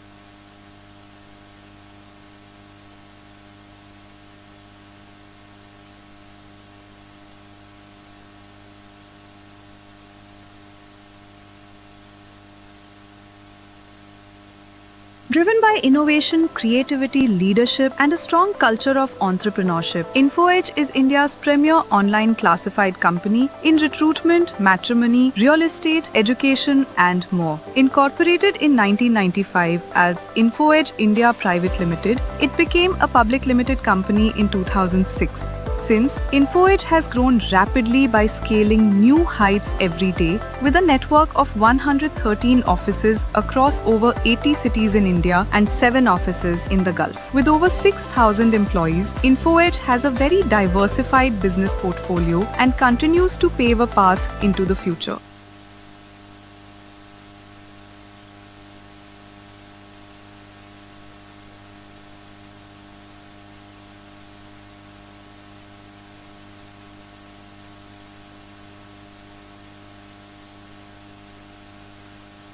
Kotak Solitaire invite-only credit card. Get 0 forex markup, accelerated reward points, family lounge access and more. Any holiday plans? Aryan को birthday के लिए मोनाको ले जा रहा हूँ फॉर्मूला 1 दिखाने। मोनाको? एक्सपेंसिव है, हो पाएगा? Are you crazy, Tarun? Hotels, flights, tickets. तेरे बर्थडे के लिए हम सिनेमा जाते थे। रो तो कुछ ज्यादा ही उड़ रहा है। जुड़ रहा हूँ अपनी फैमिली के साथ। जुड़ रहा हूँ? Kotak Solitaire invite-only credit card. Get 0 forex markup, accelerated reward points, family lounge access and more. हौसला है तो हो जाएगा।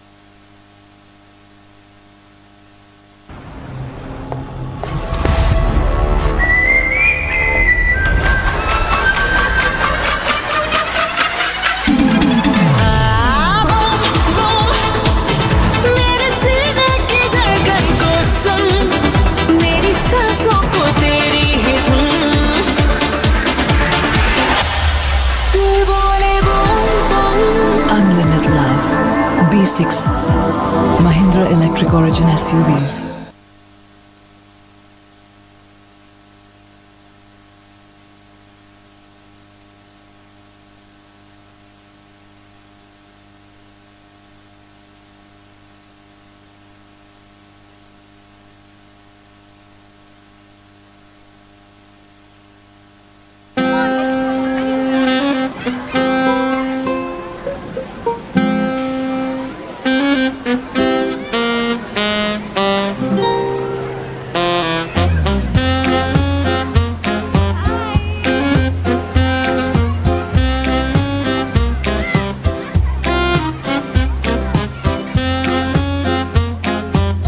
Strong processes and risk management help you achieve your goals steadily and sustainably.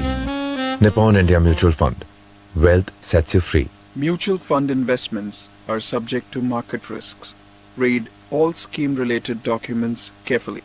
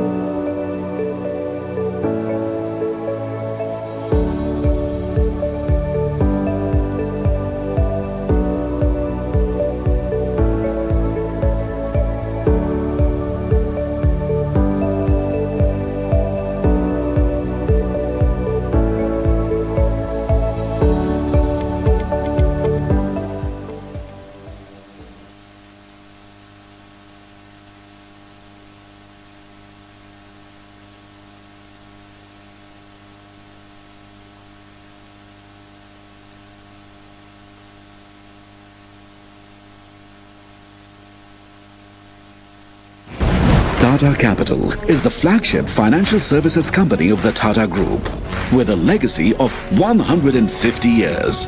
Tata Capital has an extensive pan-India presence and offers a comprehensive suite of lending products with a digital-first approach. We have achieved a strong financial performance through a diversified loan portfolio and prudent risk management practices. At Tata Capital, we uplift lives for a better tomorrow because we know you count on us.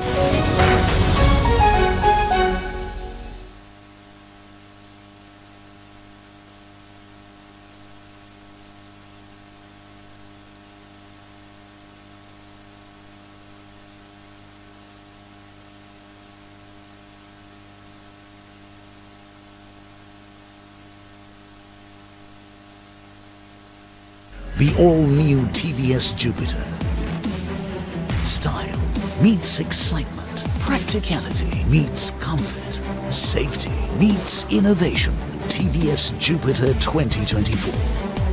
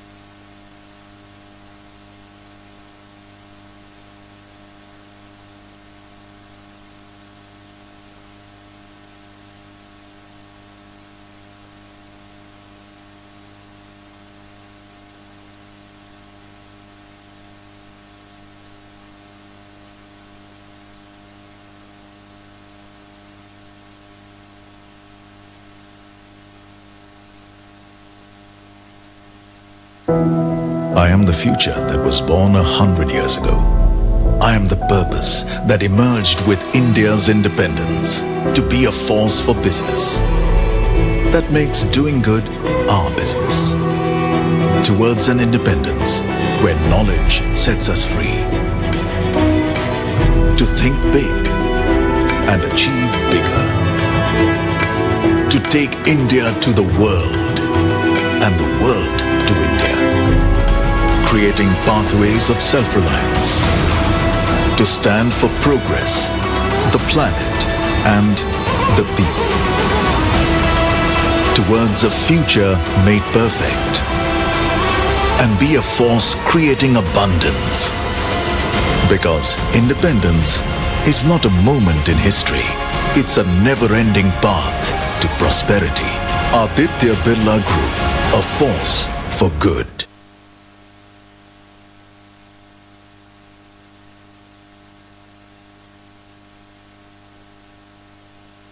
Be the change you wish to see in the world, said Gandhiji.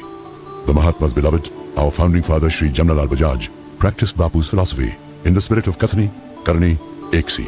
As we speak, so we do. Trained in each of us, guiding us, driving us, leading us to do. To make every ride a joy, not just in India, but in 90 nations around the world. To help Indians achieve their dreams through financial confidence. To empower communities to thrive.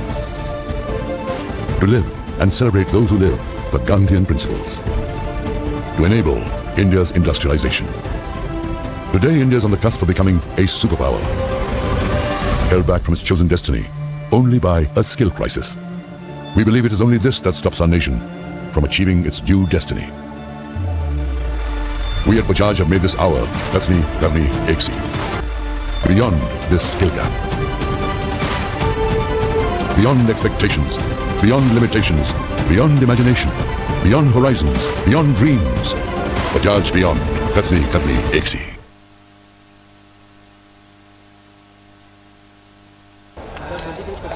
So stylish. Sir, इसे दिखाएंगे आपके style में, Baahubali style में। ये राजा का हुक्म है, इस बार हम एक नए यंत्र का इस्तेमाल करेंगे।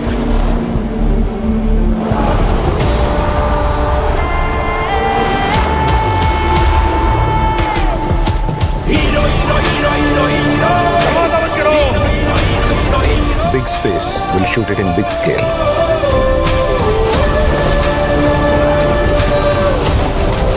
We'll show them larger than life.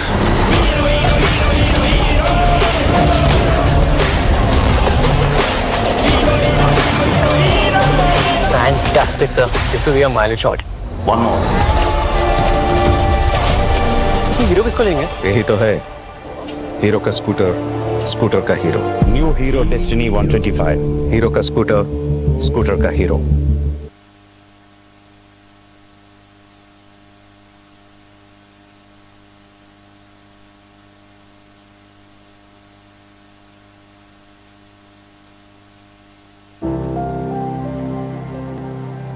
जिंदगी के कई मौसम अनुभव किया मैंने। हालात बदले, लोग बदले, अगर कुछ नहीं बदला तो बाबूजी की सिखाई हुई एक बात तो कहते थे, जब नींव मजबूत हो तो फिर चाहे वक्त के उतार चढ़ाव कैसे भी हो, हम उनका डट कर सामना करने में सक्षम होंगे। बिल्कुल इस पेड़ की तरह जिसकी नींव भी टिकी है निस्वार्थ भावना और सहनशीलता जैसे आदर्शों पर। ऐसा ही एक अटूट रिश्ता जोड़ता है आपके साथ IDFC फर्स्ट बैंक। विश्वास, पारदर्शिता और सच्चाई का। ये है ऑलवेज यू फर्स्ट, क्योंकि इनको आपकी सफलता में अपनी जीत दिखती। मैं तो जुड़ चुका हूं इनके साथ, आप भी जुड़ जाइए ना। IDFC first bank, always you first.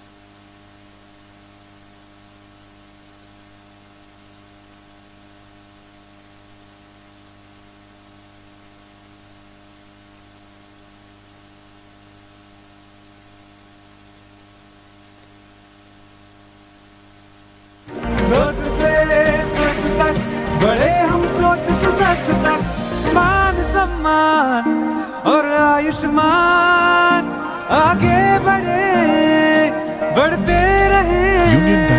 India के आसान MSME लोन्स के साथ हर ख्वाहिश सोच से सच तक।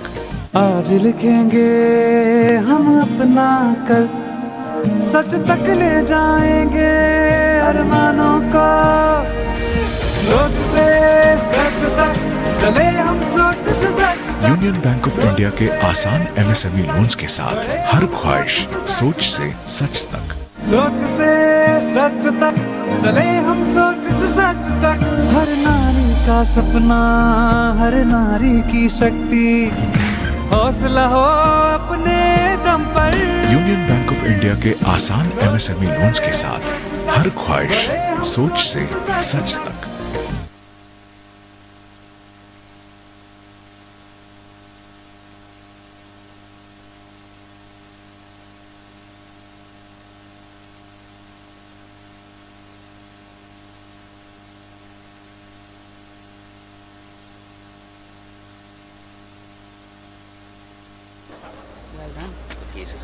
Congrats, Madam Council. Another win. बड़ा bonus also. कहाँ invest करोगे? Mutual funds? Mutual funds? वो तो चाचू देखते हैं। Objection, my lord. पैसे आपके, तो investment चाचू क्यों? क्योंकि ये सब बहुत difficult होता है। इस केस से ज्यादा difficult. Cases तो time, practice और knowledge के साथ बस easy हो जाते हैं। बिल्कुल. Time और knowledge. Mutual funds में भी यही चाहिए. Easy. Good argument, Council. चलो, invest करते हैं। चलो. Take charge of your investments. Start an SIP today. Mutual fund निवेश बाजार के जोखिमों के अधीन है। योजना से जुड़े सभी दस्तावेजों को ध्यान से पढ़ें।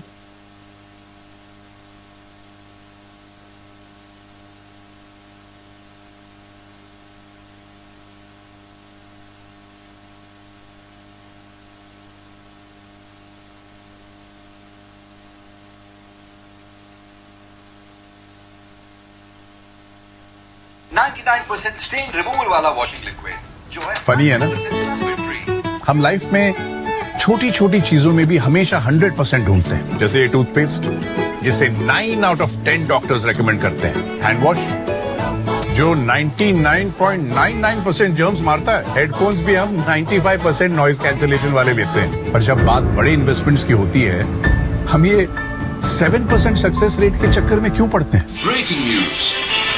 93% of investors lose money in F&O. Only 7% make a profit. Risk छोड़ो, safe and secure investments चुनो। Why risk it? Invest a portion of your savings in safe and secure fixed deposits from Axis Bank. Safe investing is smart investing.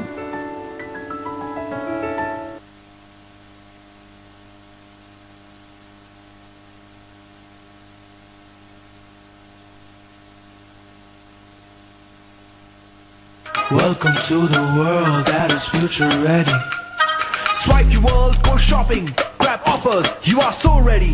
Welcome to the world that is future ready. Wow, whoa. Click your world, utility bills, quick payments, you are so ready. Welcome to the world that is future ready. Wow, whoa. Tap your world, secure money transfers anytime, you are so ready. This isn't just banking. It's next generation digital banking designed for tomorrow. Personalized, secure, savings and much more. With Bank of Baroda, experience the same trust with smarter world at your fingertips. Your world, my world, future ready, Bob world.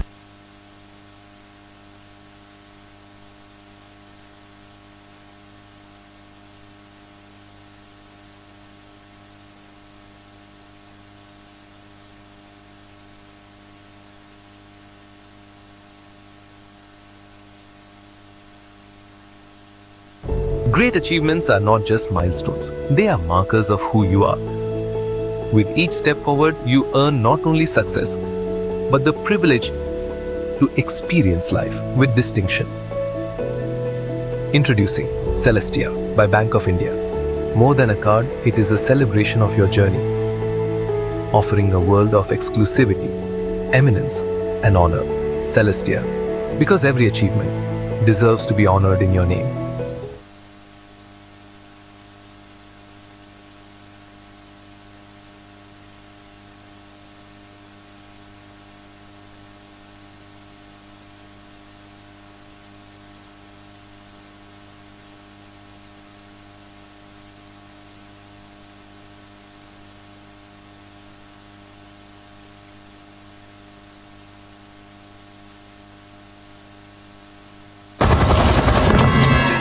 Go, go, go.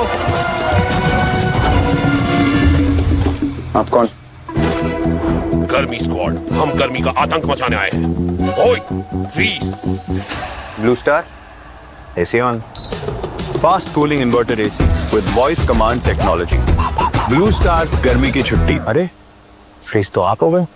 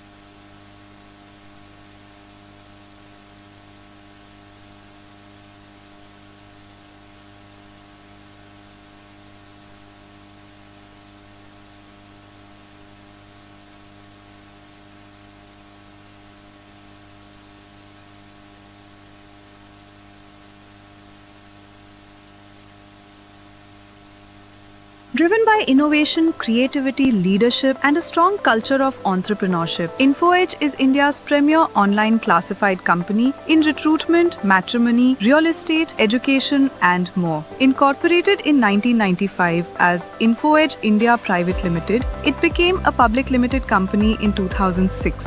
Since InfoEdge has grown rapidly by scaling new heights every day with a network of 113 offices across over 80 cities in India and 7 offices in the Gulf. With over 6,000 employees, InfoEdge has a very diversified business portfolio and continues to pave a path into the future.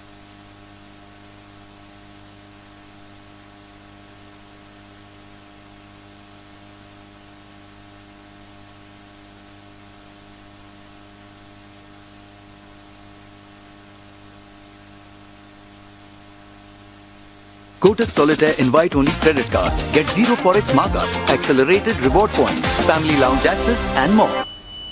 Any holiday plans? Aryan को birthday के लिए Monaco ले जा रहा हूँ formula 1 दिखाने। Monaco? Expensive है, हो पाएगा? Are you crazy, Tarun? Hotels, flights, tickets. तेरे बर्थडे के लिए हम सिनेमा जाते थे। रो तो कुछ ज्यादा ही उड़ रहा है। जुड़ रहा हूँ अपनी फैमिली के साथ। जुड़ रहा हूँ? Kotak Solitaire invite-only credit card. Get 0 forex markup, accelerated reward points, family lounge access and more. हौसला है तो हो जाएगा।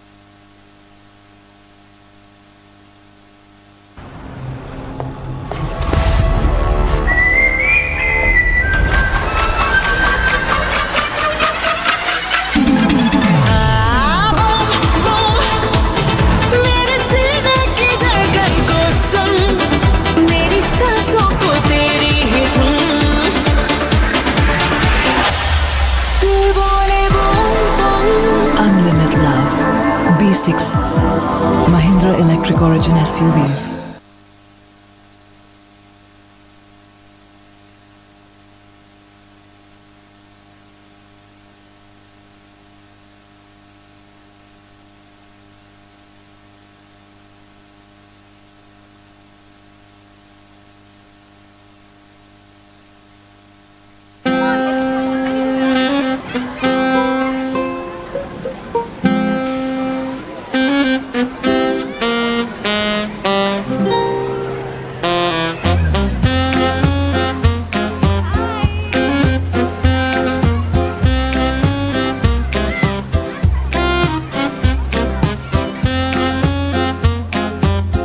Strong processes and risk management help you achieve your goals steadily and sustainably. Nippon India Mutual Fund. Wealth sets you free. Mutual fund investments are subject to market risks. Read all scheme-related documents carefully.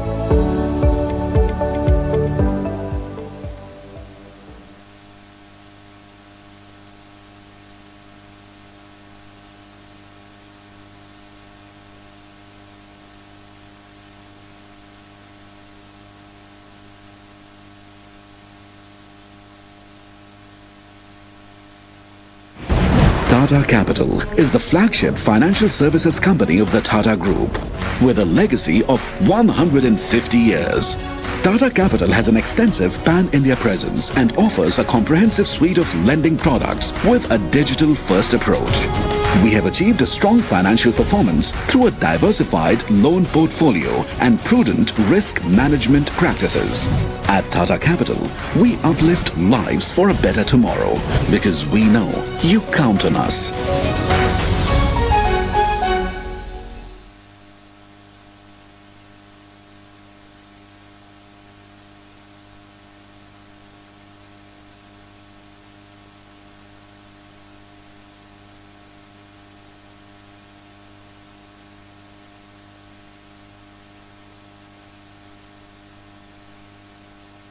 The all-new TVS Jupiter.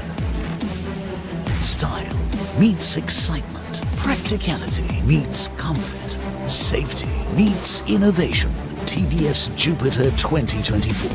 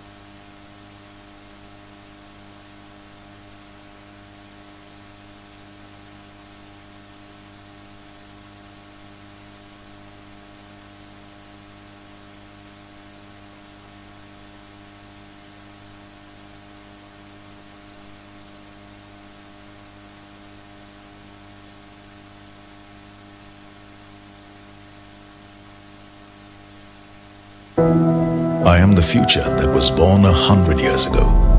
I am the purpose that emerged with India's independence to be a force for business that makes doing good our business. Towards an independence where knowledge sets us free. To think big and achieve bigger. To take India to the world and the world to India. A very good afternoon, ladies and gentlemen. We are starting the next session in next 2 minutes. Requesting all of you to kindly take your seats, please. हम अगले 2 minute में हमारा अगला session शुरू करने जा रहे हैं, तो आप सभी से गुजारिश है कि आप सब अपनी अपनी सीट्स पर बैठ जाएं. Once again, may I request all our guests outside to kindly join us back so that we can start the next session on time.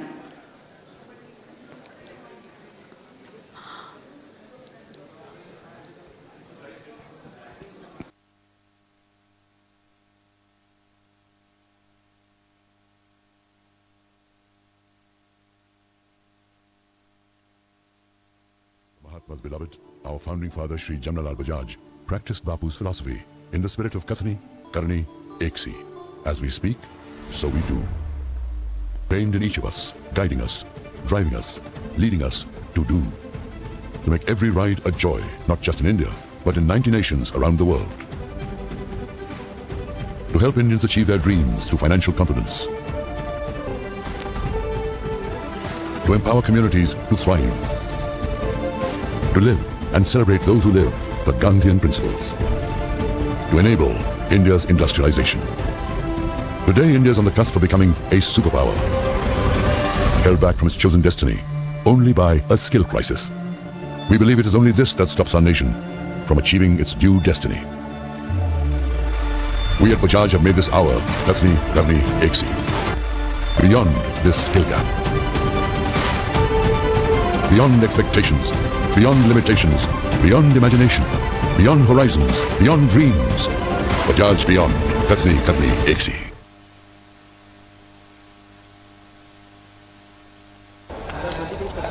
So stylish. Sir, इसे दिखाएंगे आपके स्टाइल में, बाहुबली स्टाइल में। ये राजा का हुक्म है, इस बार हम एक नए यंत्र का इस्तेमाल करेंगे।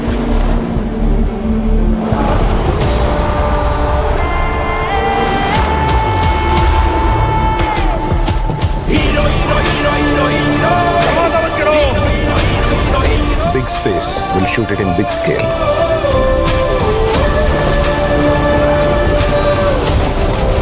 We'll show them larger than life.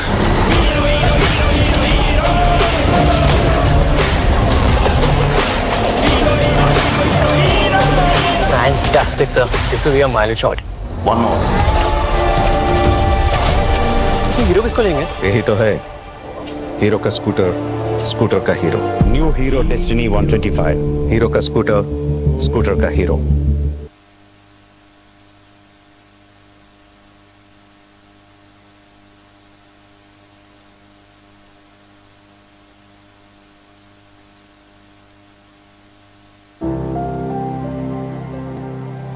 जिंदगी के कई मौसम अनुभव किया मैंने। हालात बदले, लोग बदले। अगर कुछ नहीं बदला तो बाबूजी की सिखाई हुई एक बात तो कहते थे, जब नींव मजबूत हो तो फिर चाहे वक्त के उतार चढ़ाव कैसे भी हो, हम उनका डट कर सामना करने में सक्षम होंगे। बिल्कुल इस पेड़ की तरह जिसकी नींव भी टिकी है निस्वार्थ भावना और सहनशीलता जैसे आदर्शों पर। ऐसा ही एक अटूट रिश्ता जोड़ता है आपके साथ IDFC फर्स्ट बैंक। विश्वास, पारदर्शिता और सच्चाई का। ये है ऑलवेज यू फर्स्ट, क्योंकि इनको आपकी सफलता में अपनी जीत दिखती। मैं तो जुड़ चुका हूं इनके साथ, आप भी जुड़ जाइए ना। May I request all the guests to kindly take their seats, please? It's time to start our next session.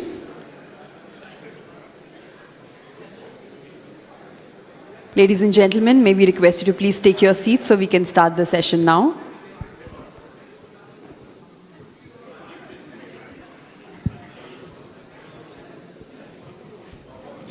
So welcome back to the proceedings. Our next session is the plate overfull audit committees and auditors. The remit of auditors and audit committees is expanding at a frightening pace. Can they cope up with an overflowing plate? The panelists for the session are Mr. Bobby Parikh. He is the founder and managing partner of Bobby Parikh Associates, a boutique firm focused on providing strategic tax and regulatory advisory services. He has extensive experience in advising clients on implications of the deregulation as well as the changes to India's policy framework. He also advises clients in areas such as entry strategy, business model identification, M&A, tax and regulatory advice for transactions. He was till recently a co-founder of BMR Advisors. He has been the CEO of Ernst & Young in India until December 2023. He worked with Arthur Andersen for over 17 years and was its country managing partner until the practice combined with that of Ernst & Young. Mr. Parikh, ladies and gentlemen.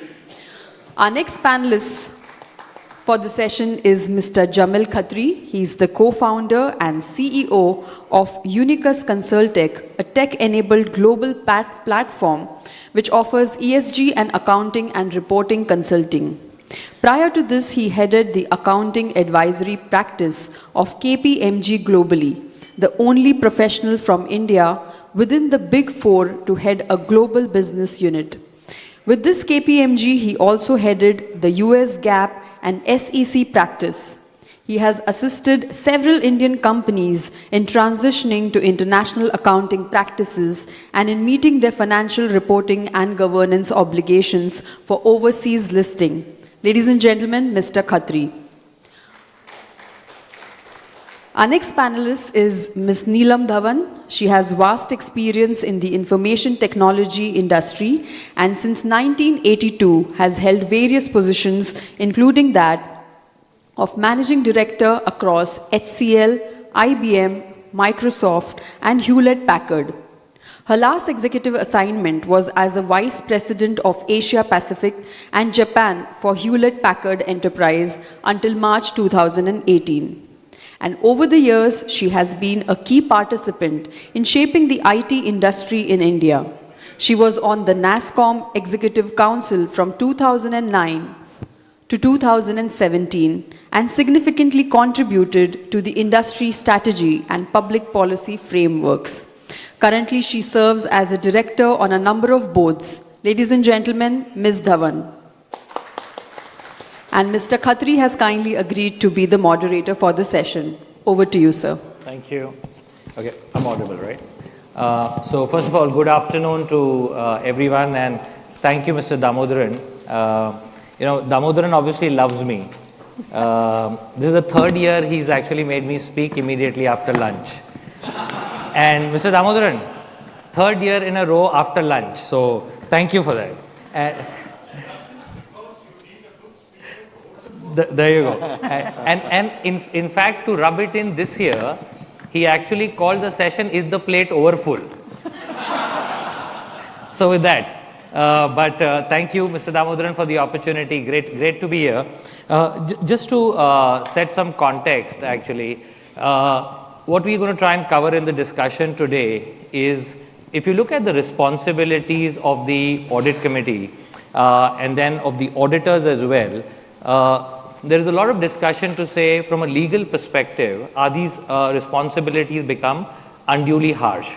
So we're going to focus a little bit on those responsibilities from a legal perspective. The other lens then is outside of the legal responsibilities as well. What are the allocated responsibility? As you know, I was having a discussion with somebody who said that it's like as if the audit committee has become a dumping ground. Wherever you can't find another committee to do it, it comes to the audit committee. So it'll be good to have a conversation on what is this allocated responsibility concept. And the third element is perception, which is to say, irrespective of what is the actual responsibility, what the audit committee does, how does the outside world really see what the audit committee should be doing? So I think that's some of the stuff that we'd like to cover today. And of course, these are all the problems. I come from a world now where we try to find solutions to the problem. So we're also going to try and cover what are some of the common hacks to deal with this. So if this is the world we live in, we're not going to change the world.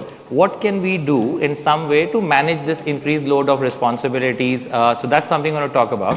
We're also going to spend some time I don't see any poor auditor friends of mine out here, but of course you deal with auditors. So we're going to maybe try and cover this from the auditor's perspective as well to see really what are the responsibilities on them and how that's kind of evolving. So that's really the subject matter of what we're going to try and cover today. In terms of the way we organize the discussion, between Bobby, Neelam and I, we're going to give some opening comments, not spanning more than 15 minutes. We're going to then spend maybe 25 minutes on a Q&A so that we still have 20 minutes at the end of it for an open Q&A after that. So that's really the format. And maybe with that, Bobby, if you want to kind of kick it off. Okay. Thanks, Jamil. And thank you, Mr. Damodaran, for inviting us to this session. When Mr. Damodaran first shared the topic for the panel and said it's a plate overfull, my sort of initial instinct when the law was first framed and the regulations were first framed, the role and responsibilities of the audit committee were sort of relatively articulated at a high level. Ensure integrity of financial reporting, ensure effectiveness of internal controls, and ensure that the auditors are independent. That was where it started. From there, it evolved over time into including ESG, BRSR, related party transactions, cyber resilience,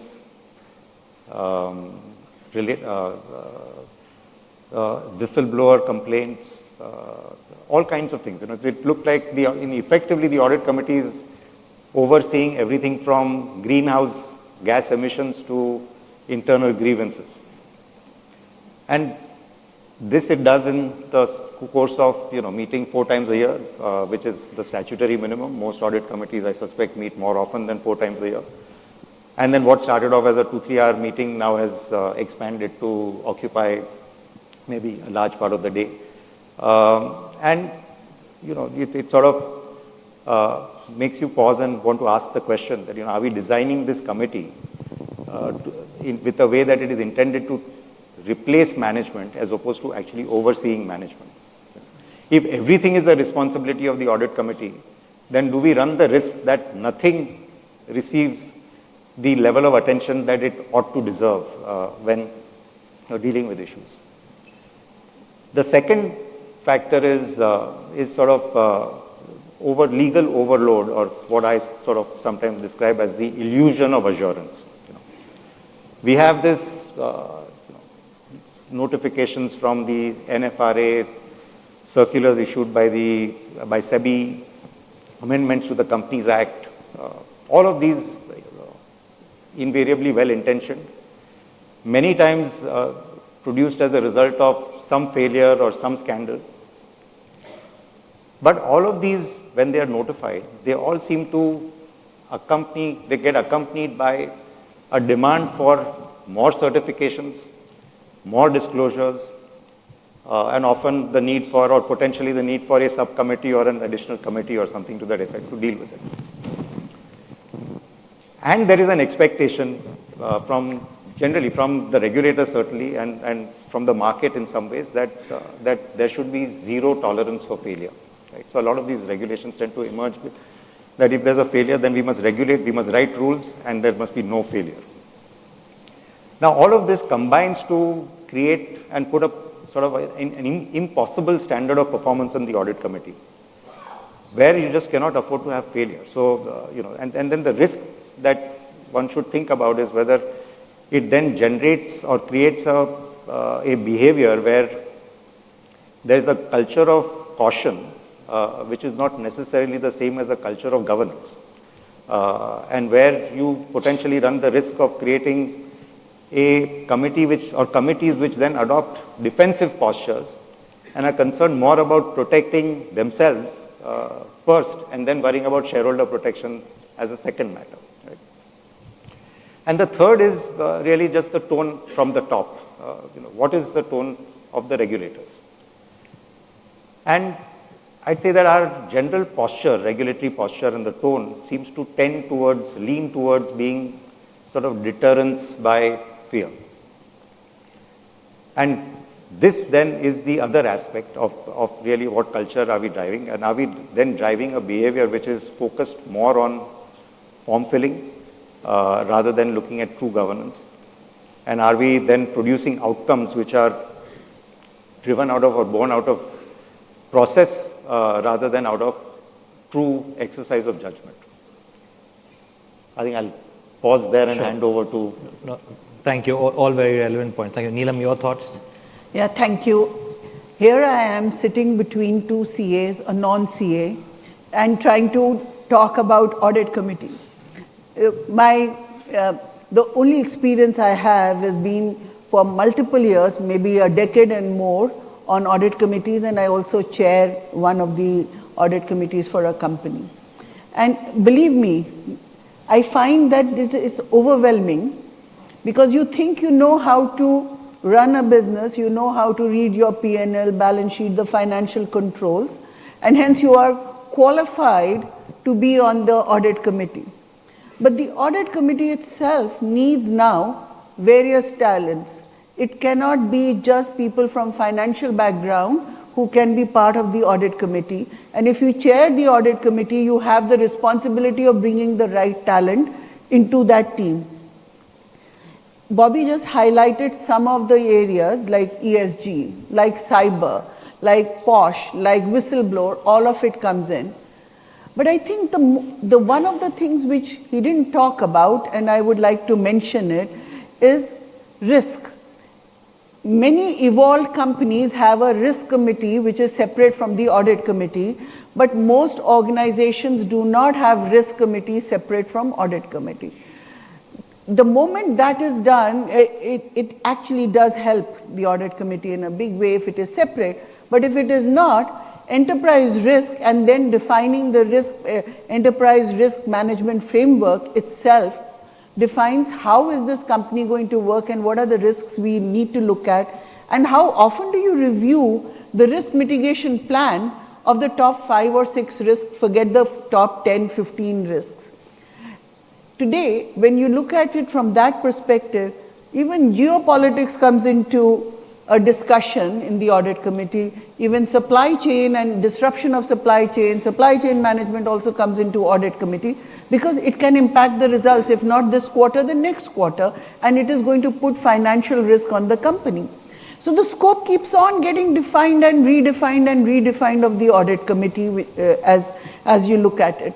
Now, not only is the risk which adds more dimension, you also have internal audit. And how do you work on an internal audit plan? In my wisdom, it's always the risks which are identified have to convert into an internal audit to see do we have the right controls in place for the risks we have identified. Now it becomes all one linked story which you need to keep weaving. And then as you go through this whole process of learning, you have all the regulatory changes which keep happening, and NEFRA's letters keep coming. They're like love letters, right? Long letters which tell us now you have to do related party, before that your relationship with the auditors. And when they talk about relationship with the auditors, it's prescriptive. It says, how often do you talk to the auditors? Do you have one-on-one with the auditors? Are you looking at the declarations they're giving? So the scope keeps increasing. I can assure you 4 meetings is just not enough. And I must mention, if you are on a bank board and you are on the audit committee of that board, even 12 meetings are not enough because of the work, not only what SEBI wants you to do, but the regulator also wants to do. So it's a different dimension of complexity if you are on a bank board. Having said all that, when you sit back, you go back and say, what is the role of the committee? The role has been forgotten. Yeah. It is no longer anything but a dumping ground for anything which does not find home anywhere else. Let's just stay with the example of supply chain. If the supply chain is disrupted and it's going to impact your performance, I'm sure all of us on the audit committee with a financial background have no clue how to solve it. But it will be discussed, it will be presented, we'll look at it. If the risk is talent management and you have a high attrition, again it becomes a discussion which is done at the audit committee, so that you have looked at that risk, you've looked at what are we going to do about it. We have no capability of answering it, and we land up looking at areas which just don't add a dimension to it. And I'll say this last thing, Jameel. Country by country, the scope of audit committees are different. I've spent 10 years on a Dutch board and I've spent now 6 years on a board in UK. The dimensions don't change. In fact, they become more complicated because now you have to do going concern analysis every 6 months. And it's not a short analysis, it's a long paper which has all the work done by the CAs and the lawyers and the bankers with you. Not only it looks at going concern, also cash flow. What is your cash flow analysis for the quarter is done every year in these every quarter in these companies and in these countries. And when you look at all this dimension, and then you look back and say, who's qualified to be on the audit committee? And the answer is not all of us, maybe collectively, yes. Then what happens? We start depending on others to certify and say everything is kosher. So any financials come up, have the auditors signed off. Any comments from the auditors, you have them in the room, you go through with them, any objections, any notifications from them. So you are trying to say, I signed off because here is my auditors who have gone through it in depth and given it. Same is for everything which we are trying to do, whether it's related party, have you gone through it, whether it's the shareholding patterns, what are we doing, gone through it, insider trading, has the auditors or somebody else looked at it. So we are depending on many external people to give us guidance and say, hey guys, you are okay, sign off. And that's what tends to happen when the agenda is not as well defined as it should have been to start with. Fair enough. No, thank you both. I think from my perspective, just to add a couple of points, I think one is there are clearly areas in India where the responsibility of the audit committee have got very detailed as compared to even what we see globally. So for example, Bobby, you mentioned RP related parties, even this utilization of funds business, or the audit committee being involved in terms of appointment of CFO and chief internal auditor. These are management tasks actually. We don't see that elsewhere. And I think the problem gets compounded because in many other countries, even if there's responsibility on the audit committee, management is generally very, very well prepared and organized. And I think given the way India has grown, and I'll come to that maybe in the conversation, I think not every company is prepared with what it has to do so that the audit committee can do what it is required to do. So I think that's one dimension that comes up. The second dimension is, what all of this does is in many cases it's become very difficult and non-remunerative to be on the audit committee. I get a lot of call from my private equity sponsor clients to say, we're looking for a good audit committee person, we're looking for a good board member, chair of the audit committee. And because I've done 30 years in the big four, people think I can call people and convince them. And I'll tell you, 8 out of 10 times, the first question is it audit committee? Not interested, right? So I think there's that bit of that, and maybe the question is how difficult we made it because of the combination of the factors that Bobby and Neelam kind of put out. I think for the auditor who's not been spoken about, because the plate full equally applies to the auditor, I'll make 2-3 kind of opening comments. I think one is there's a big misunderstanding and misconception on what is the role and responsibility of the auditor. And I don't mean in terms of what the legal language is, but every time something goes wrong, the first question is, what was the auditor doing? And I've always highlighted that in all commonsensical terms, the auditor is the fourth line of defense. The first line of defense is the company management itself, and in terms of what responsibility they take. The second line of defense is the internal controls, policies, procedures that the company has put in. The third line of defense is the internal audit that the company has put in. And the final line of defense then is what the audit committee and the auditors are supposed to do to audit all of that. I think in many cases this is forgotten, this is not understood. So I think that's one thing I say from experience. The second thing is actually, again, companies are just not prepared. Timelines are very aggressive. I think it's become a bit of a fad to say who closes their books fastest. How early can you go to the, we used to audit, I know SitPi is here, we used to audit Infosys for many years from KPMG. And we used to, of course, audit this very quickly. And everybody would come and say, listen, if you can do it for Infosys, why can't you do it for us? And it took a lot of explanation to say, Infosys has done many, many things right over many, many years, invested in people, process, technology, for them to produce stuff that we can audit within that particular timeline. Unfortunately, in many cases, expectations from the auditors are what they are, but the company's own preparation, both in terms of timeline, systems, and processes, have not really scaled up. So I think that's something that is a problem. The other problem I'll kind of call out is on regulators. And since you touched upon this briefly, but in the case of auditors, I'll call out 2 or 3 things. One of the things that's happening is whenever regulators look at a failure, and it could be a genuine audit failure as well, remember they have the power to investigate. They have taken 5 years to figure out what exactly is the trail of money, what has happened, etc. Now suddenly they come and confront the auditor, who has done what they could do at a point in time, but they have the power of the whole investigative system along with them, and it's very unfair to expect the auditor to actually deal with the situation with the limited amount of information that they have as compared to what an investigative agency is. So I think I see a clear mismatch between how the investigators and the regulators look at the benefit of all the information they have versus what was available to the auditor at a point in time. And I think the second thing I'll kind of call out is this distinction between what is a business failure and what is an audit failure. Every time there is a business failure, it is assumed that the audit committee and the auditor did not do their job. I don't think that is actually a correct assessment.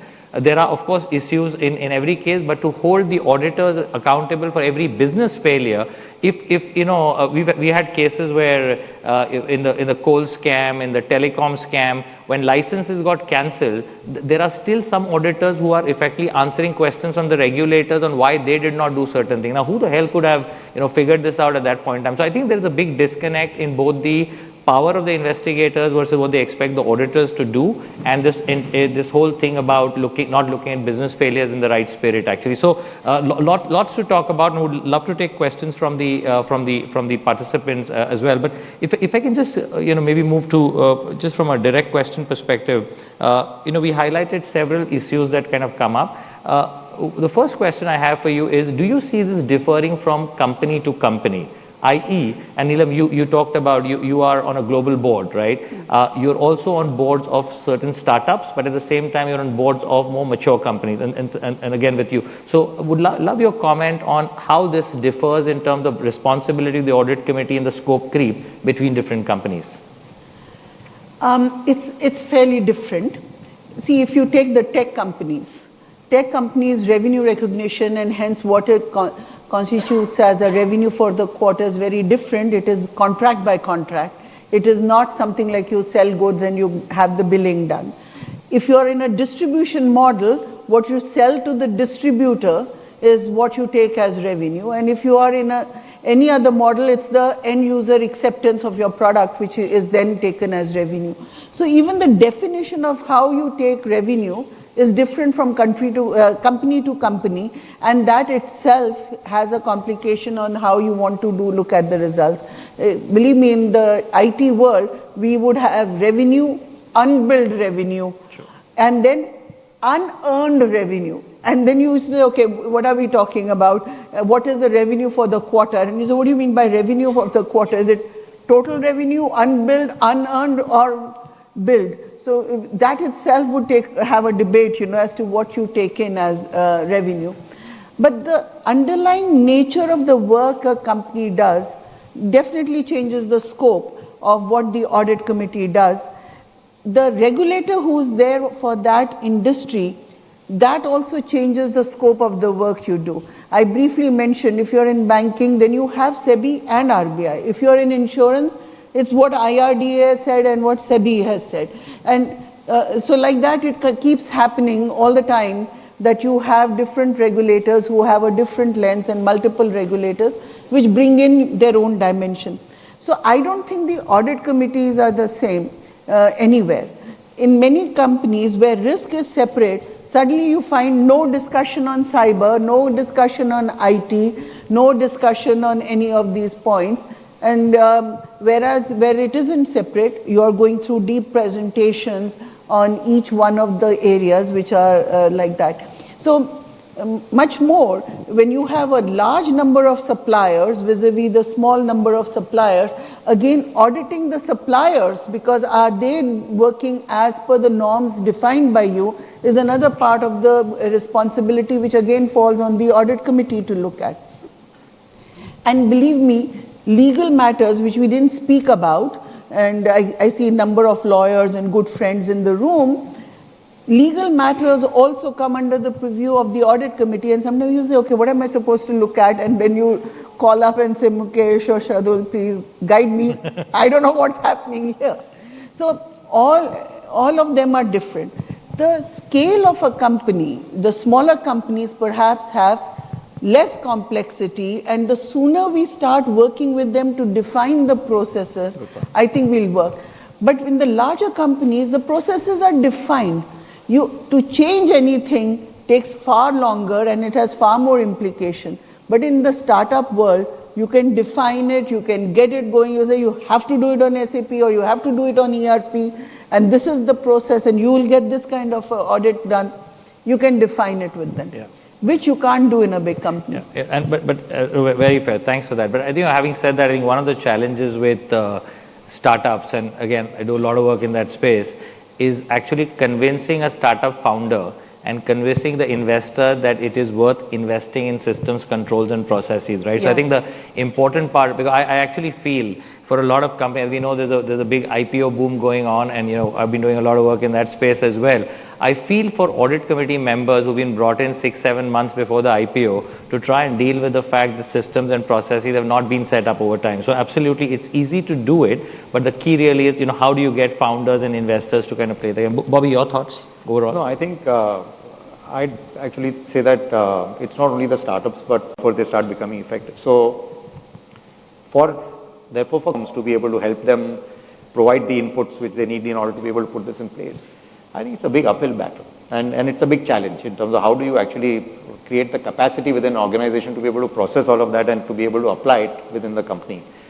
And therefore, depending on what kind of a company, if you're on the audit committee of the big companies or the not so big, large companies or not so well-resourced companies, I think your role and responsibility starts changing also, because you then have to appreciate and recognize what the capacity of the company is, and therefore if there isn't adequate capacity, then how do you, then your risk assessment of what's happening and whether they are on top of everything that's required changes as well, and then you might want to change how you are approaching that. So I think so I'm sort of approaching it more from this regulatory aspect of it and just the sheer burden and what it places on companies and how they are able to respond to that. So sure, that, I think that makes sense. The other thing maybe worth touching upon, we spoke about the overlap between committee responsibilities or a scope creep, right? Would love to hear your thoughts in terms of, how have you dealt with this in companies and boards where you're involved with? What has kind of worked in terms of making sure that there is clarity in scope? Would love to get some thoughts there. So I think at least my experience with a lot of the companies that I've worked on is that, to Neelam's point about whether risk is a part of, that's one big area, right? So maybe the initial lot of companies that I did sit on the board of, at that point, risk was not that distinct, was not regarded as many of the audit committees were audit and risk committees and dealt with both. But it was also a period when I think the level of, those are the early days, I think, of lots of private, board expansions and things like that. And I felt like life was a little easier then than it is now. So if I go back 20 years, then I think the level of what was being discussed and reviewed on the board was quite different from what is being reviewed and discussed on the board today. And over time, I think in many companies now, the risk committees have been independently constituted.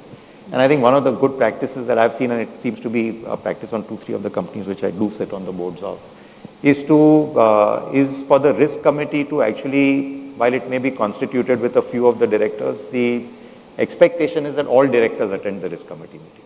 So everybody sits through the risk committee meeting, and therefore whatever may be your other committee responsibilities that you may have, because risk is regarded as so pervasive and so critical, it's important that all directors get exposed to all aspects of that risk discussion.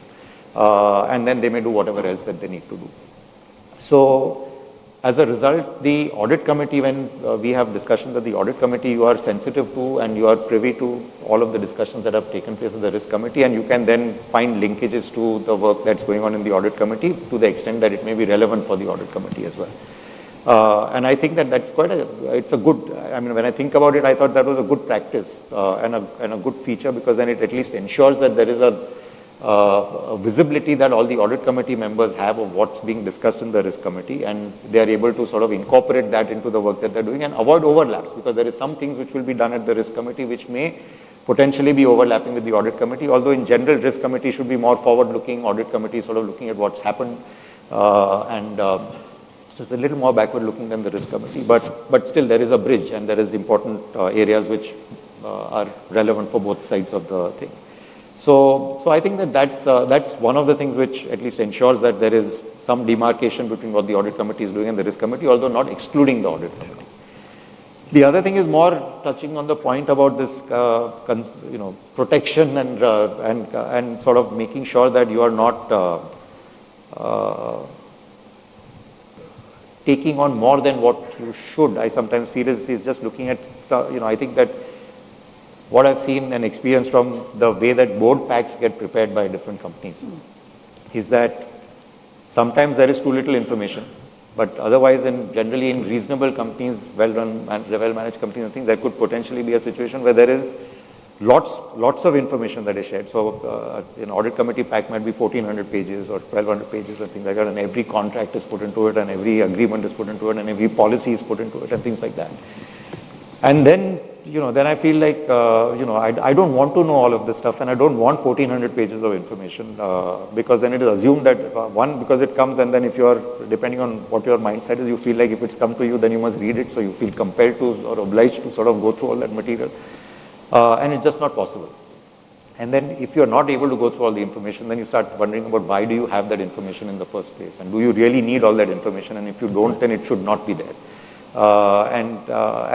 So that becomes sometimes a way to sort of also not allow this kind of creep to come in terms of just what is placed onto the plate being full. Doesn't only come from the regulators, it can come from the company management as well, and you want to sort of push some of that back and say that, you just tell me what highlight. If there's nothing that you want to highlight, then don't put that information because it's not required. Correct. So, no, very fair. Neelam, your thoughts?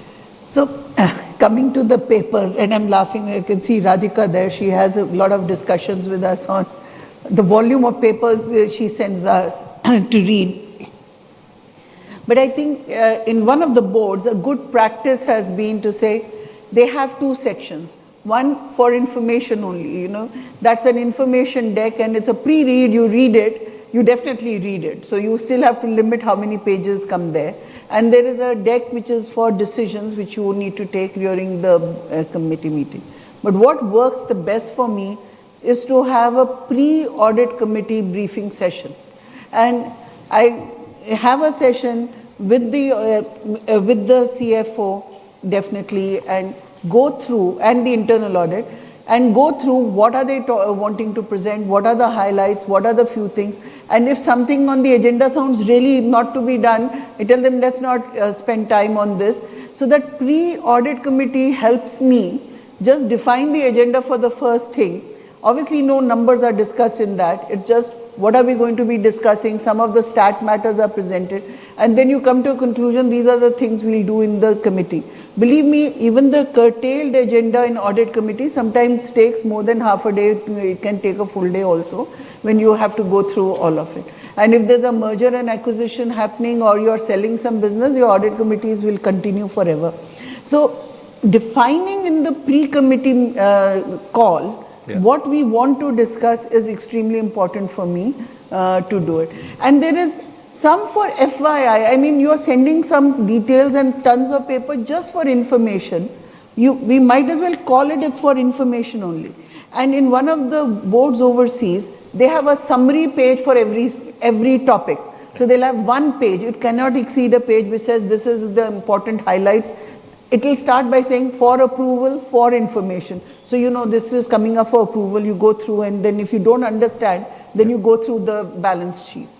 I think that helps a lot to crystallize what you want to discuss. Makes sense, thank you. Just moving tracks on, we talked about a lot of responsibilities on the audit committee, and we said, how can management be prepared to do what they have to do, right? And we were speaking about this, you've been an executive, and the question is, how do you make sure that you push back? Sanitize that, you get what you need to do from the governance perspective, the rest is all fluff. Sure. And I think it takes one exercise or two exercises with the your management to sit down and say, for audit committee, this is what is the meat, we want to focus on this, and this information in this format.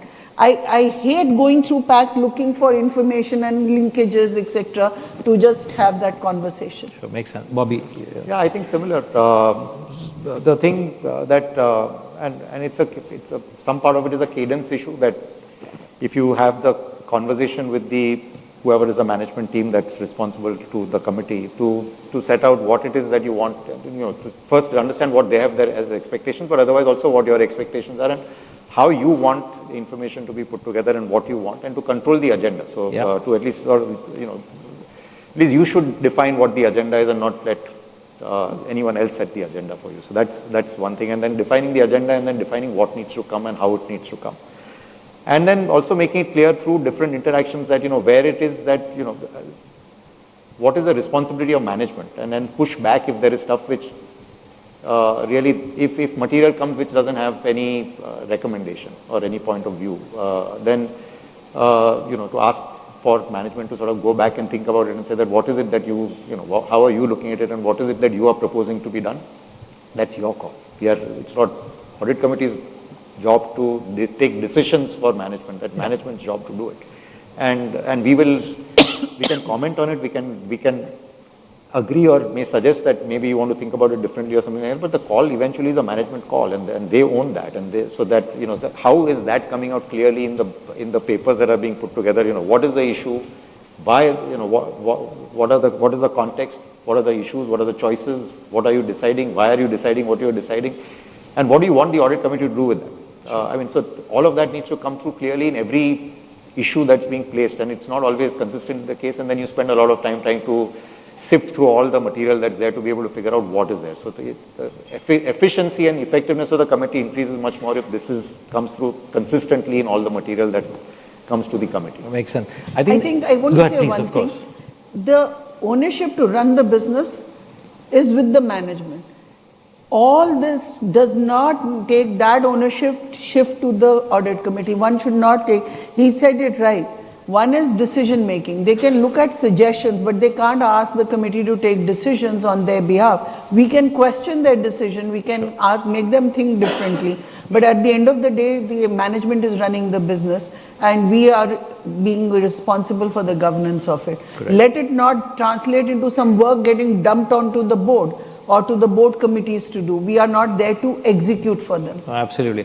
And I think, some of this also gets tested when there are special situations, when, either there's a fraud, you mentioned stuff. One of the things I've seen is that at some stage, the good audit committee processes are, what is the recommendation of the management? What does management want to do? And then the audit committee's responsibility is either to agree, critique, challenge that, or steer around that. So totally agree. I think the other thing I'd like to highlight is in terms of audit committees pushing management to say, are you investing enough in your finance organization?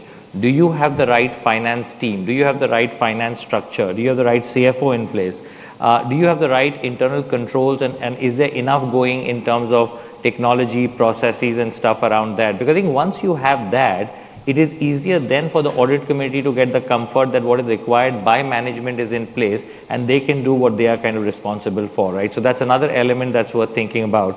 I'm just going to shift tracks to my former profession, the esteemed profession of being an auditor. A very attractive profession, by the way, as you can imagine. So again, would love to get your lens, Bobby and then Neelam, on how the audit committee, as an audit committee member, you see the relationship with the auditors. What works, what does not work, what's frustrating? How could you get the most out of the auditors? Thoughts? So in general, I've had good interaction, so I don't have that much anything adverse to comment on. But I think that I rely a lot on the auditors, and when I'm looking at a board or an audit committee, then I'm certainly looking at what who the auditors are. But anyway, most times it is one of the big four, so it's not as if that is in itself an issue. From an audit committee perspective, as Neelam was saying, I do spend time with. It's important to establish open line of communication with the auditors, and I'd like to encourage, I'd like to build a relationship with the auditors such that they feel comfortable that they can pick up the phone and talk to me, and I want to hear it from them so it gives us a primer in terms of whatever is happening. And if you're doing 2-3 committees, then you also get 2-3 perspectives on something, which is good. Neelam, your thoughts? What I find very useful, and that helps us maintain the relationship also, is to invite the auditors in all the audit committee meetings. So there is no committee meeting which doesn't, if the auditors are not there. And I find it very useful to have a one-on-one with the auditors after the audit committee is over, so that in case there was something we missed in the audit committee or there was something which we should have caught and has not been observed, then they can point out and also tell us what is the right thing that's happening, what is, if there's any problem, they are able to talk to the committee. I think that those two interactions are fairly critical for us to have. As Bobby rightly put it, having an open communication with the auditors for the audit committee is really important. Otherwise, how do you know that the information which has come to you is right? It's audited by them and it's not something which was misrepresented. Oh, very fair. No, thank you. I'm mindful of time and we'll open it up for questions, but I'll just make one other point here. I think what I found very useful in my role as an auditor from audit committees is the audit committee understanding sometimes what is not said. You know, sometimes there are messages that the auditor is giving. It need not explicitly be, you know, I had this very funny thing when we found a big corporate fraud. It's a historical issue now, but I won't talk about it publicly.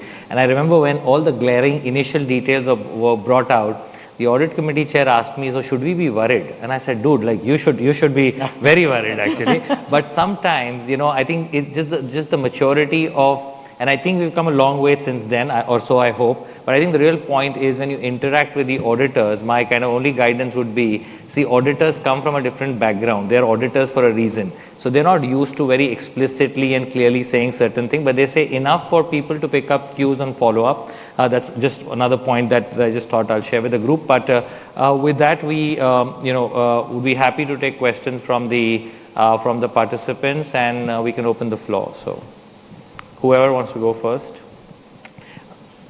And my request would be just make your questions brief and on point. We'll get more coverage with different kind of questions, but would encourage anybody who wants to go first. Yeah. Sorry, at the back. Oh, sorry. No, you were raising your hand for a different thing. Sorry. Who wants to go first? Yashad. Can we get a mic? Right out here. Thank you. Mr. Shah. If the topic is the plate overfull, what have the auditors and the audit committee done in terms of representing to the government that we need this cut out or we need a role specific and it's not a dumping ground? You want to go, Neelam, Bobby, from an audit committee perspective, and Shardul, I'll comment from an auditor perspective.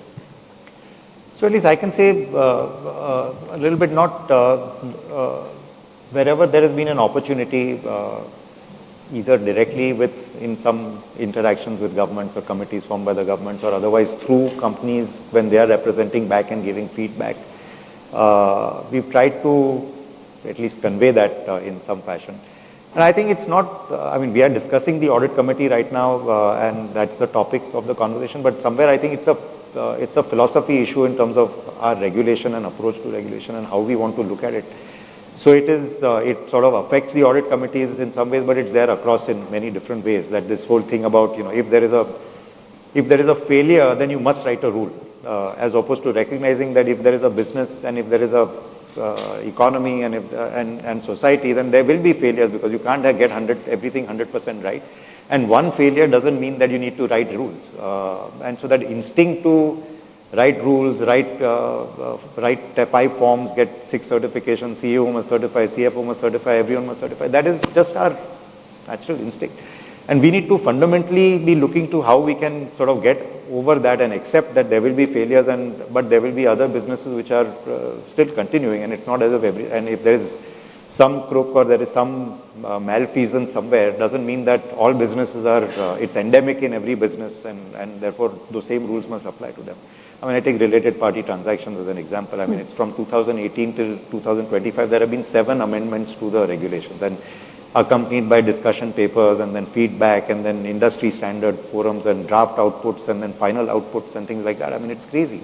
In 7 years, we have 7 iterations of something and we keep loading it, and then for ease of doing business, what we've loaded, we will remove some of that and then we'll label it as now we are making it easier to do business, but it shouldn't have been there in the first place. So, I think the government gets this feedback, but it sort of transcends just this audit committee thing. I feel it's a wider issue, which you might be in a better position to influence than us. I think the only other broader point I'll make, and I think Bobby said this, Shardul, you on this as well, is I think in India we are very loath to changing things in response to comments actually.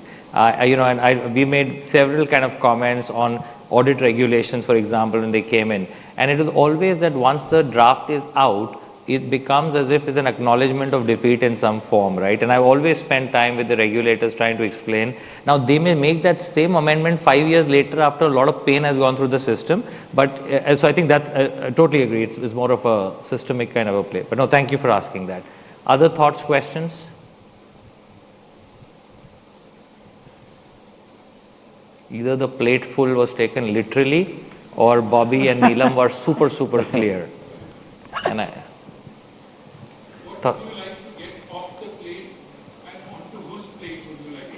very good question. It's a very good question actually. So I can say one thing which Bobby also highlighted.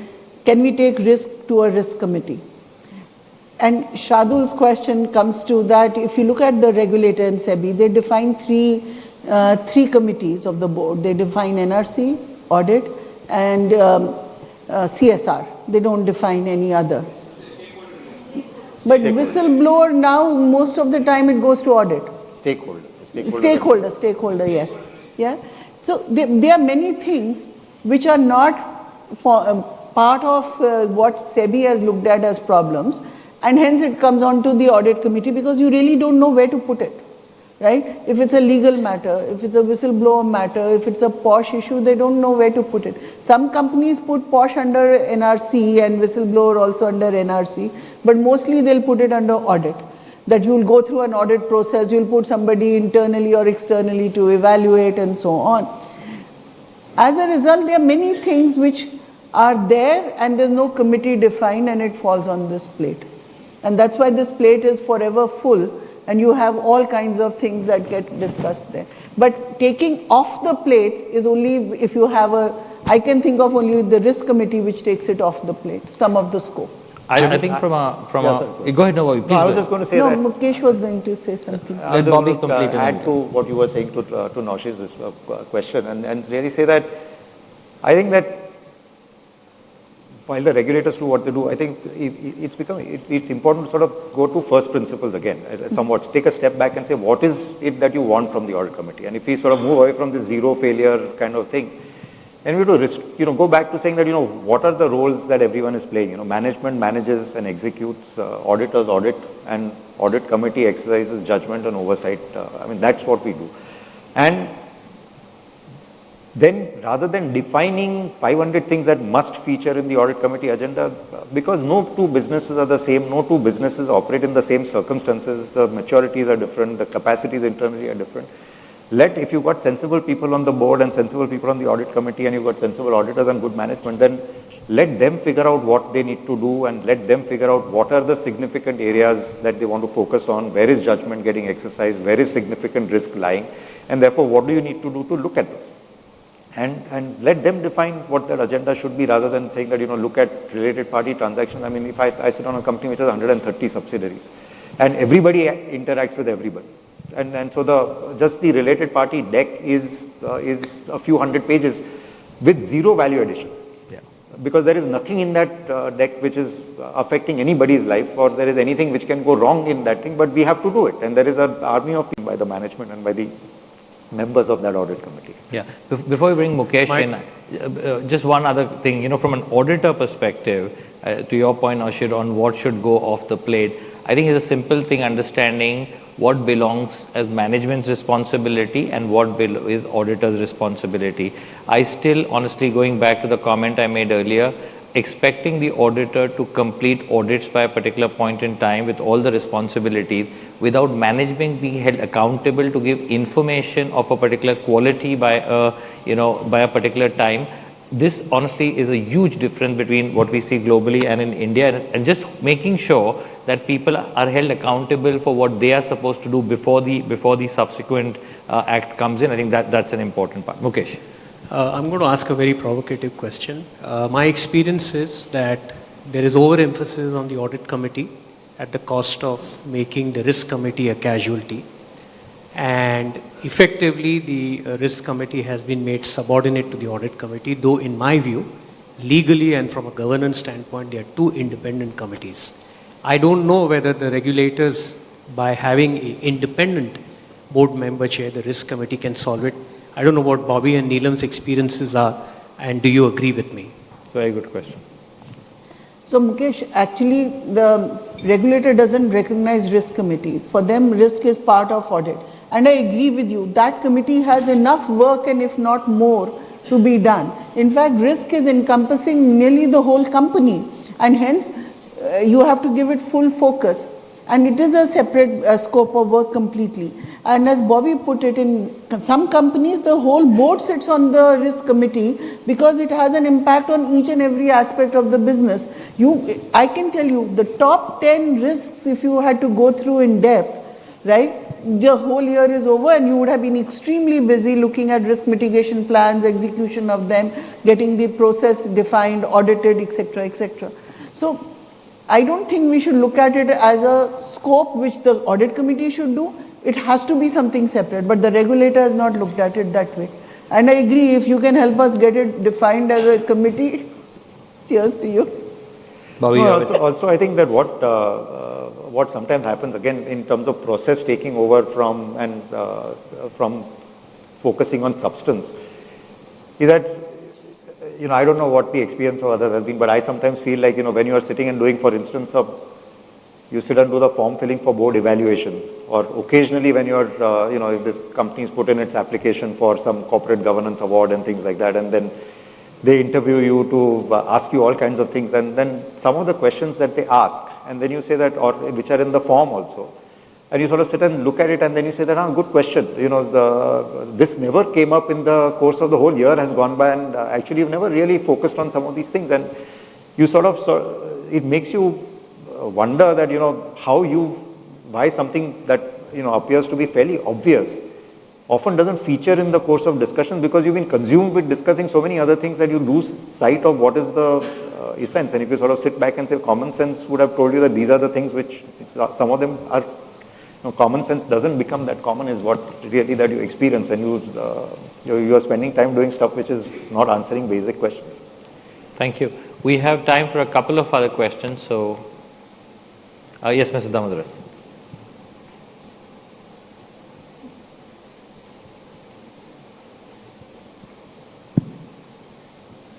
See, risk committee is a latter-day entrant into the system. It was not there in the Companies Act. It still isn't there. Even though risk has always been important, it's not that risk was unimportant 20 years ago, thereabouts. But it is, unlike the other 4 committees, this is a board-appointed committee, not a board committee. And therefore, it's not articulated that way, but it seems to be a stepchild of the system, an afterthought, and it's not come by law but by regulation. I think it's useful for companies to look at the terms of reference, put everything that has any element of existing or potential risk in the terms of reference, and get that committee to meet regularly. How you compose that committee? It will be a mix of board members and non-board members, because it's not entirely a board committee. And some of the things that the audit committee used to do before the risk management committee came into existence, it's time for the regulator and for the companies to ask, where does this belong? And if it belongs to risk management, and there are a number of things that can move seamlessly from audit to risk. What the audit committee then needs to do in regard to risk management is to satisfy itself that the TOR of the risk management committee is adequate to address the risks that might impact on the financials, because that is where it comes in. So having said that, I want to make it's a post-lunch session, as you reminded us, make one light-hearted comment in the context of a conversation I overheard. I was not a party to that. I must confess, make the disclaimer. Like all of you make disclaimers, let me make also one disclaimer. I actually had to tell somebody that the noun form of nefarious is not nefra. because they are actually issuing so many circulars and guidelines, somewhere there is a negative perception. And I know in one of the boards, the auditor was asked, look, we'll take those 4 or 5 papers that they've sent, list out all of those, write a letter to the regulator, to the auditor, we want answers to these questions. Then the audit committee thinks its job is done, now the ball is in the auditor's court. Doesn't work that way. But I think NAFRA needs to also hold back a little, look at why they were set up and whether they're going about their tasks right. No, absolutely. I think just on that point, we've seen this movie earlier when the US PCOB was formed. There was a joke at KPMG. Every time the PCOB would finish a review, the 3 of our best people on the job would quit actually. Because what that did, it just created an environment to say that, look, if this is the way the regulator is going to challenge you, why would you be in the profession? So I think, absolutely. And I think what I would hope for, and that's all you can hope for, is that actually they'll realize that some of this does more harm than good actually. I think everybody today is committed to the principles of doing the right thing. But if you just keep on pushing people, if you keep on, kind of dealing with them with a very, very hard hand, all you will do is you lose talent and you'll end up with worse quality than where you started at the beginning. So no, thank you for highlighting that. Peekaboo. I know. Maybe nefarious. I like. No. All right. Just one last question, if anybody else. Otherwise, we'll wrap. Okay, at the back. Do you feel that the time has come when either the Institute of Chartered Accountants of India as a SRO or maybe the NAFRA should define the boundaries of the audit committee? Because as Madam said that even the risk committee work comes in, sometimes the appointment of the CFO work comes in, and sometimes when it comes on the merger acquisitions, maybe the months goes in deciding some important issues. What I could understood from the discussion today that plate is full because the role is not well defined. So this is the right time when the Ministry of Corporate Affairs through NAFRA or maybe through the Institute of Chartered Accountants should fix the terms of reference of each of the committee, not only the audit committee, maybe the remuneration committee, maybe the nomination committee or the other committees as mandatory. Sure. Yeah. Thank you. Yeah, I think my only observation, Bobby, and I think the terms are reasonably well defined under law.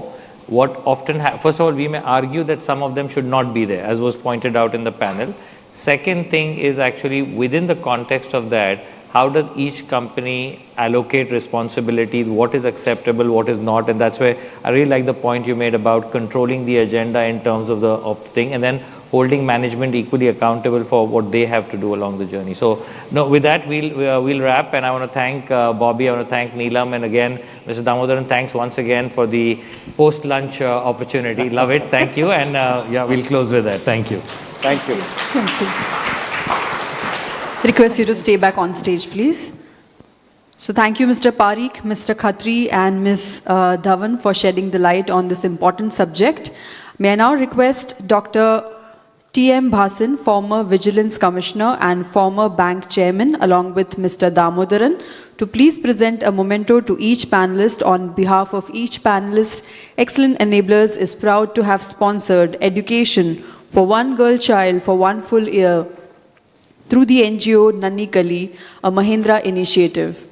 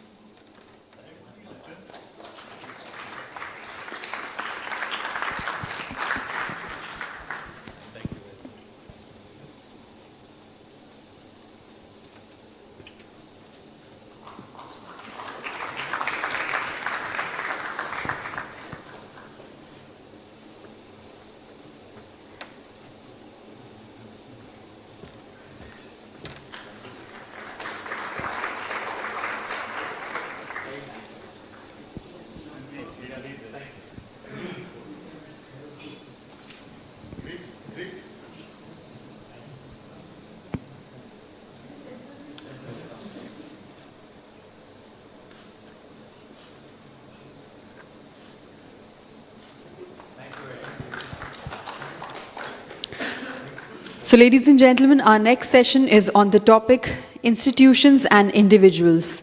Are the interests identical? The more the number of retail investors, the better it is for the market and the economy. Are they being crowded out by institutional investors? We have with us Mr. Navneet Munot. He is the Managing Director and CEO of the HDFC Asset Management Company. He was the Chairman of Association of Mutual Funds in India, AMFI, and of the Advisory Committee on ESG constituted by SEBI. He also serves as a member of the board of the National Institute of Securities Market, NISM, and of Bombay Chamber of Commerce and Industry, BCCI. In his prior role, he served as Executive Director and Chief Investment Officer at SBI Funds Management, where he was a key member of the Executive Committee. In a career spanning over 3 decades, he also worked with Morgan Stanley Investment Management and Birla Sun Life Mutual Fund. Ladies and gentlemen, Mr. Munot. May we request him to kindly join us on stage, please.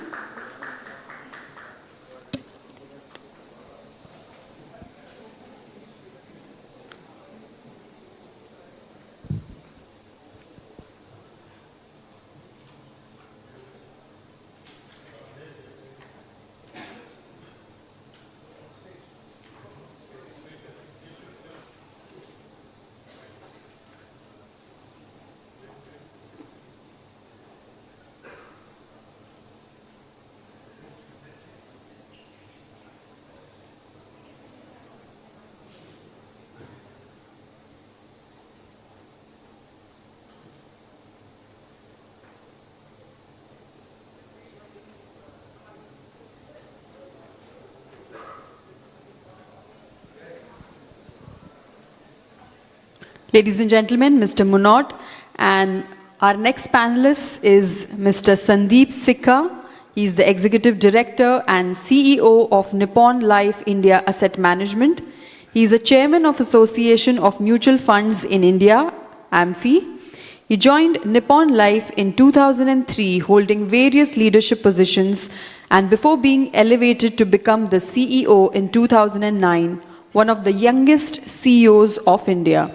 He has been responsible for the growth of the company and for forging a relationship with Nippon Life, acquisition of Goldman Sachs Asset Management India, and listing the company on stock exchanges. Ladies and gentlemen, Mr. Sikka.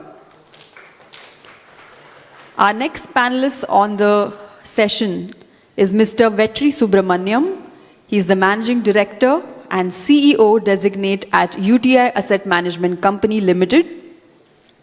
He joined UTI AMC as Head of Equity in January 2017 and assumed the role of Chief Investment Officer from August 2021.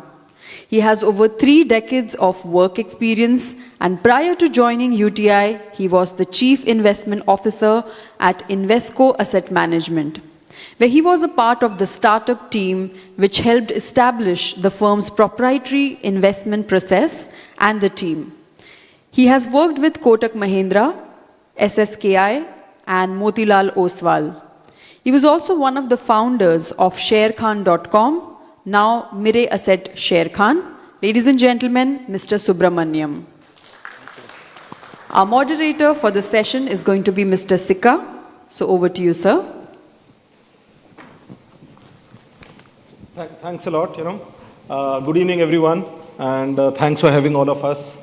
I think all of us from the mutual fund industry were thinking we are used to having an audience with everybody from the mutual fund industry. But today we have a panel which we know, I think we have to talk very different language, because today we have, and the topic and the theme is very different.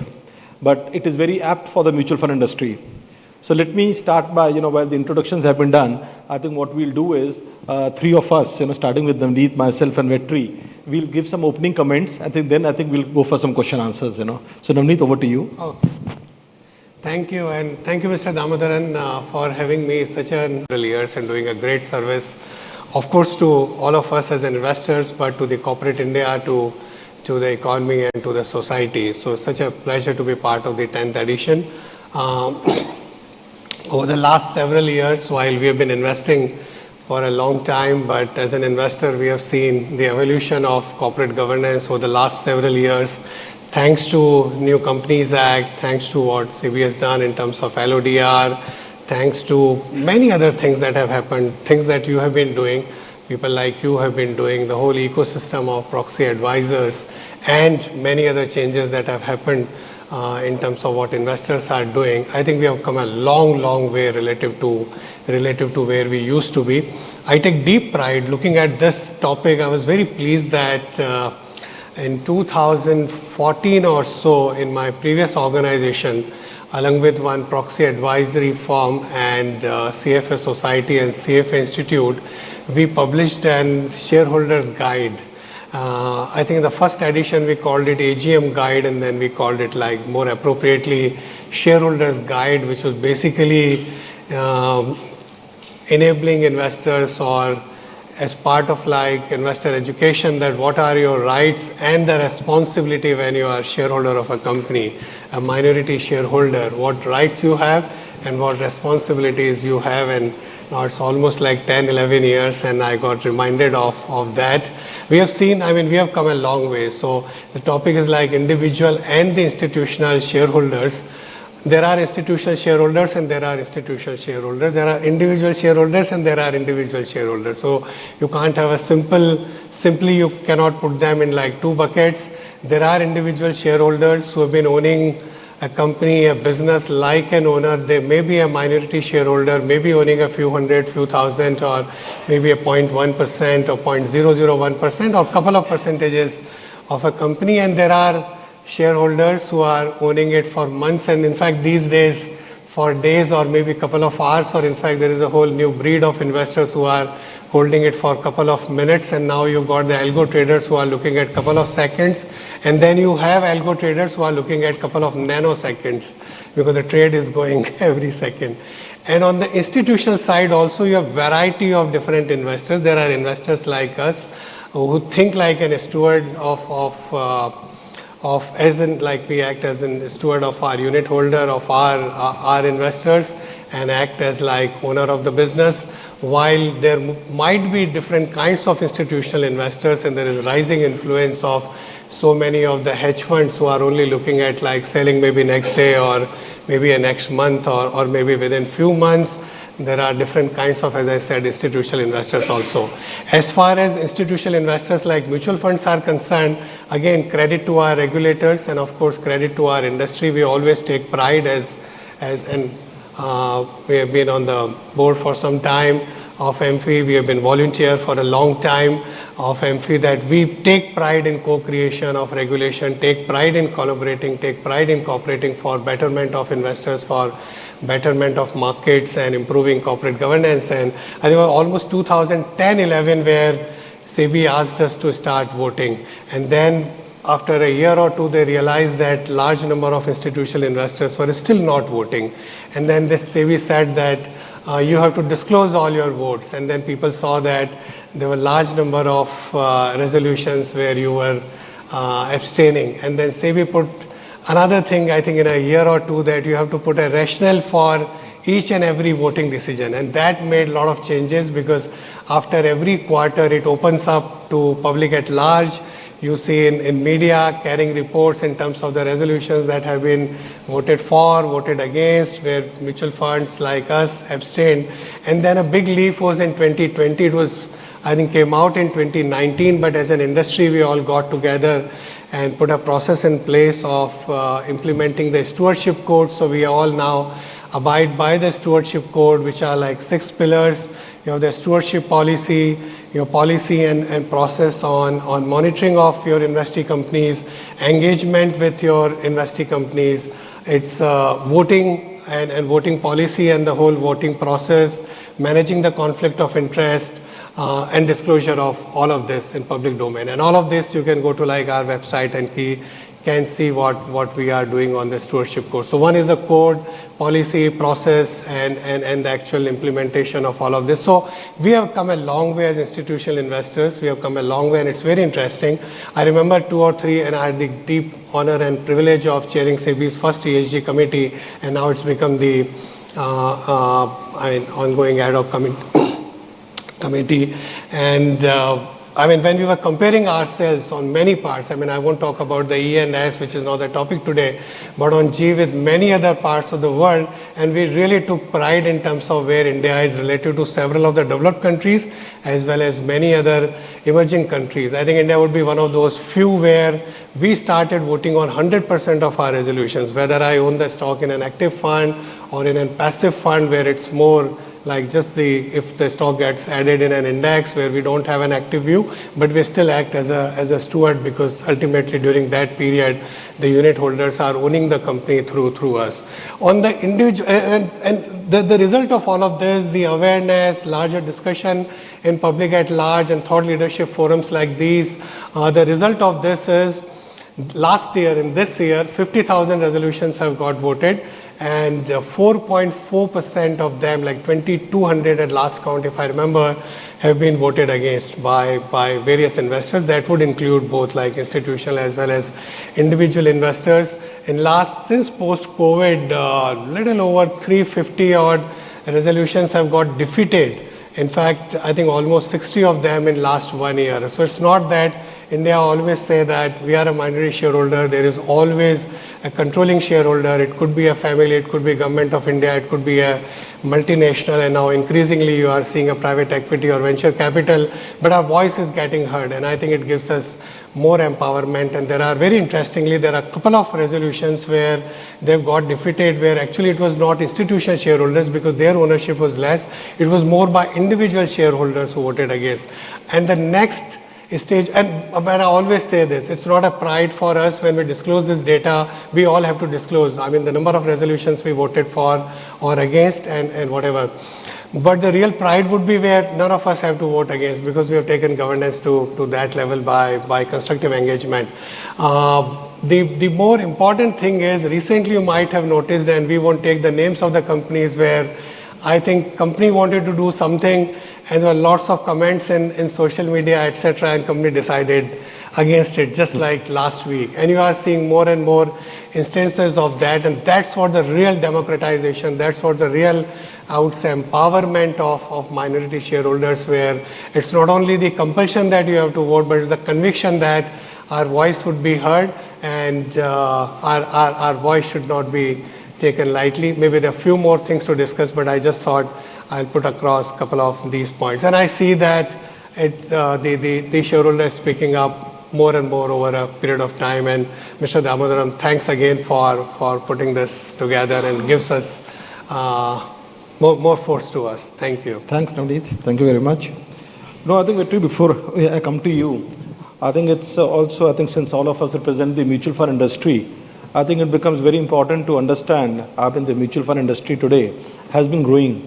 And today we have roughly, as a mutual fund industry, we represent 6 crore investors. Now these are 6 crore retail investors who are very small investors, and today mutual funds giving a voice to them.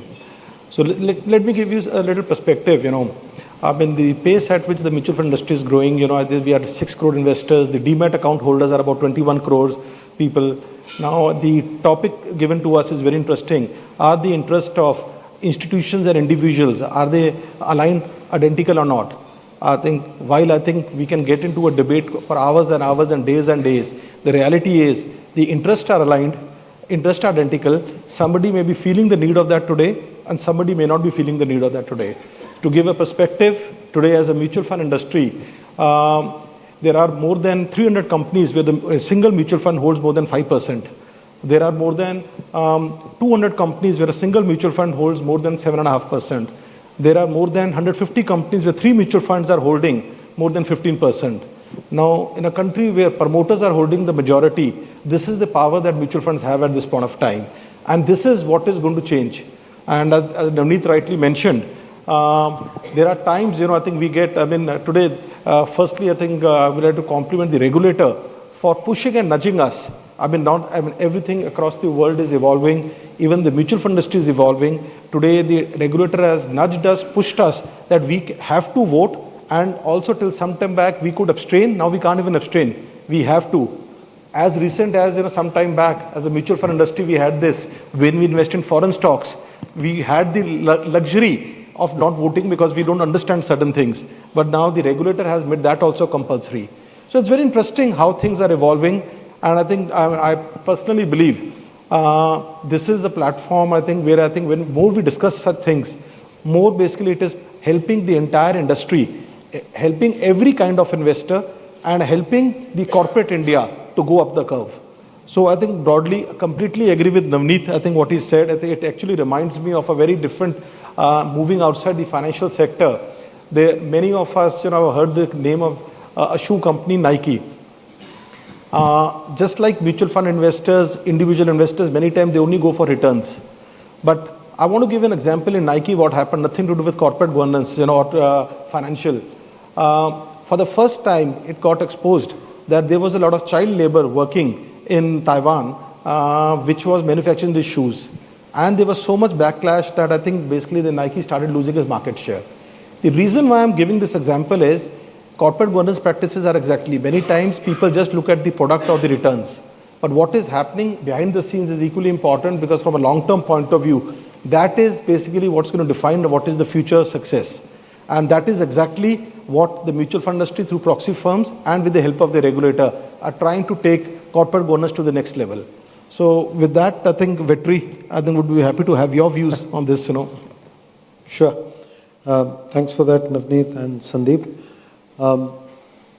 So, governance is a very difficult word to define in a comprehensive way. But one of the things that I experienced when I started out as an analyst more than 32 years ago is that the absence of governance is very acutely experienced by anybody who has ever held shares in a company. So hard to define all the positive elements, but the absence is like a pebble in the shoe, and it will always hurt you, it pinches you. If I were to sort of add on to some of the points that Navneet and Sandeep have already brought forth, and the context of the topic, the way Mr. Damodaran has defined it, which made it even harder to sort of think through the perspective. One simple way of looking at this is how involved are institutions in voting, and I think Navneet has already touched on that. If you look at the Indian data, and this has been widely compiled by IAS as well as the other sort of proxy advisory agencies, institutions today typically end up voting 90 to 95% of all resolutions which are put up for voting in companies that they own. If on the other hand, you look at the category of others, right? So in India, you've got promoter, you've got institutional, and then you've got others. So others includes retail, but it also includes certain other groupings, let's say a corporate body which is not a promoter, so on and so forth. If you see the data for the last 5 years which IAS has compiled, the average voting by such shareholders who are qualified as others is only between 13% to 18%. So they have shares in the company, but only 13 to 18% of those shares are actually shareholders are effectively coming forward and casting their vote when any resolution is there. So I think as institutional investors, it's been a journey to the point Navneet made when we started in 2011, and then gradually it became compulsory. And all of us have had to build processes and teams to support this, because it was not something which came intuitively to the mainline analysts who are focused on picking stocks. So we had to build the whole system of support, bring in people who would be governance experts, made sure that they would create standardized frameworks. Because if you're an institutional shareholder, it's very easy to say, I will judge every company and every set of resolutions based on what I feel at that point of time. But as institutional shareholders, we don't have that liberty. We can't determine an executive compensation policy for one company differently from what we would determine for another organization. We can't determine the ESOP policy for one organization differently from how we would determine it for others. So the big task that we first had many years ago was to try and create a standardized platform that we could first of all apply across the board, and further distill it down to a sectoral level, so that given the nitty-gritties of each sector, each industry being different, sometimes that can get reflected in some of those voting decisions that you are, have to take in such companies. So I would say the second level where having institutions play a very different role is not only that we are active in our voting decisions, but we also bring in a level of standardization, which also help companies in turn, because then the companies also start to appreciate that, okay, when y'all are voting, y'all have a certain process. So we've actually had instances where companies come to us and say, we've spoken to IAS, we've spoken to SES, we've spoken to InGovern, but can you also give us an idea of the framework so that when we bring any policy, we know what is the information you are looking for, we know what is it that will typically guide your decision, because we want to be known as a company who's well governed. So I think that leads me to the next point, which is not only are we more active in our voting decisions, there's a significant amount of engagement which happens with companies. And this happens in all circumstances. In some cases, it is proactive, where a company comes to us and says, and we had this quite a bit, recently there was a spate of companies, who were sort of modifying their ESOP plans, and they had spoken to, the proxy agencies. They spoke to many mutual funds to understand what is your thought process. And by the time they brought their resolutions for voting, I think they'd already taken into account a large number of the thought process or, what the industry was looking for. So we are able to engage with companies in terms of driving best practices. We are also able to engage with them when things go wrong. So I recollect about 3 years ago, one of the companies we were invested in, and they have a sort of, web-based business, and it got identified by somebody that there were certain products on their website which, let's say, should not have been there for sale. This got picked up by an outside agency. The company said, yes, we are doing something about it. But we went to the company and said, look, this is not acceptable. You've got to find a better fix. And I'm glad to say that based on our engagement with the company, they finally went back. They put in place a much tighter audit process.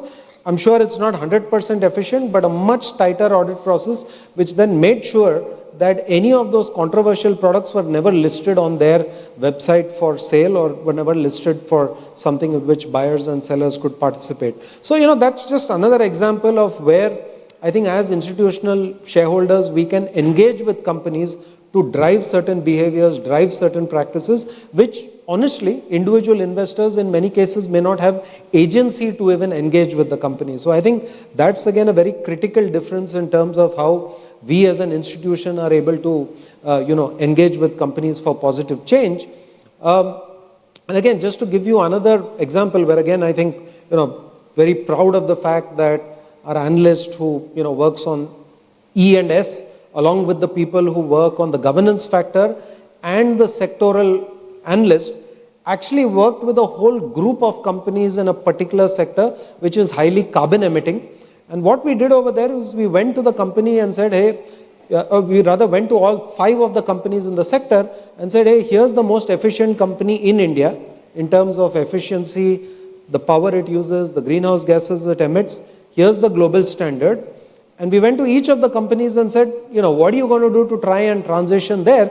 Because irrespective of whether you spend that money or not, at the back of our head, we are going to presume that somewhere in your journey as regulations tighten, as governments bring in new regulations to ensure that climate change is something we can tackle, controversial subject no doubt these days, but you've got to think about this.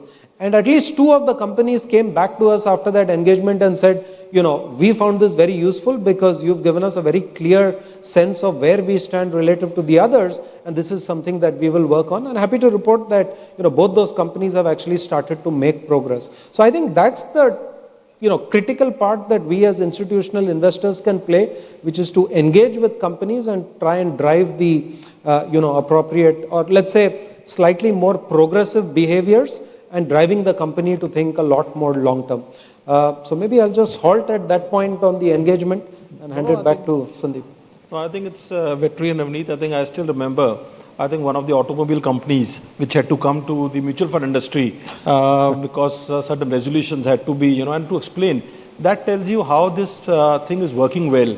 And the whole process is giving voice to the small investors, the small retail investors who otherwise would not have any say.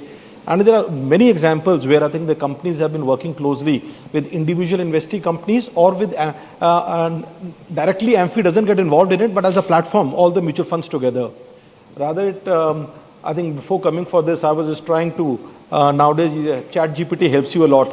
So I tried to get which is one of the most high profile cases, where the whole thing of corporate governance, share activism worked out. It was a very interesting case. Many of us have heard of this. It was BlackRock and ExxonMobil. It was a very interesting case where one of the minority shareholders, which is Engine One, wanted the company to look at the social issues, the various other things, not only look at profits.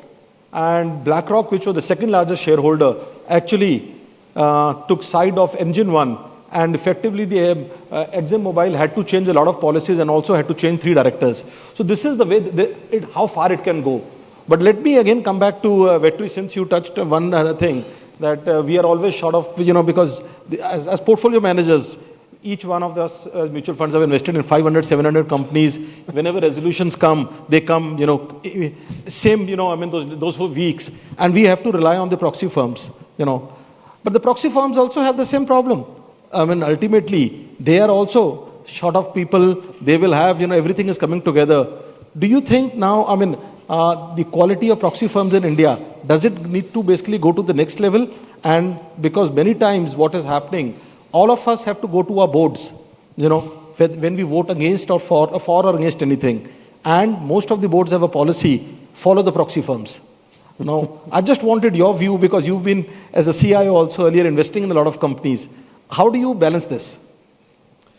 So I think it's been a process of evolution for us. And in all honesty, I think it's been a process of evolution even for the proxy voting firms. I think they themselves have, come under criticism for the fact that in some cases they have not applied rules uniformly. So increasingly what we are seeing is that many of them effectively have an internal black book where they're able to tell you, look, this is the framework through which we will look at every resolution. Having said that, Sandeep, I think the one point where at least we have always emphasized that it's the analyst and the fund manager we need to take a lead role is on decisions which are very crucially related to capital allocation and to the business itself.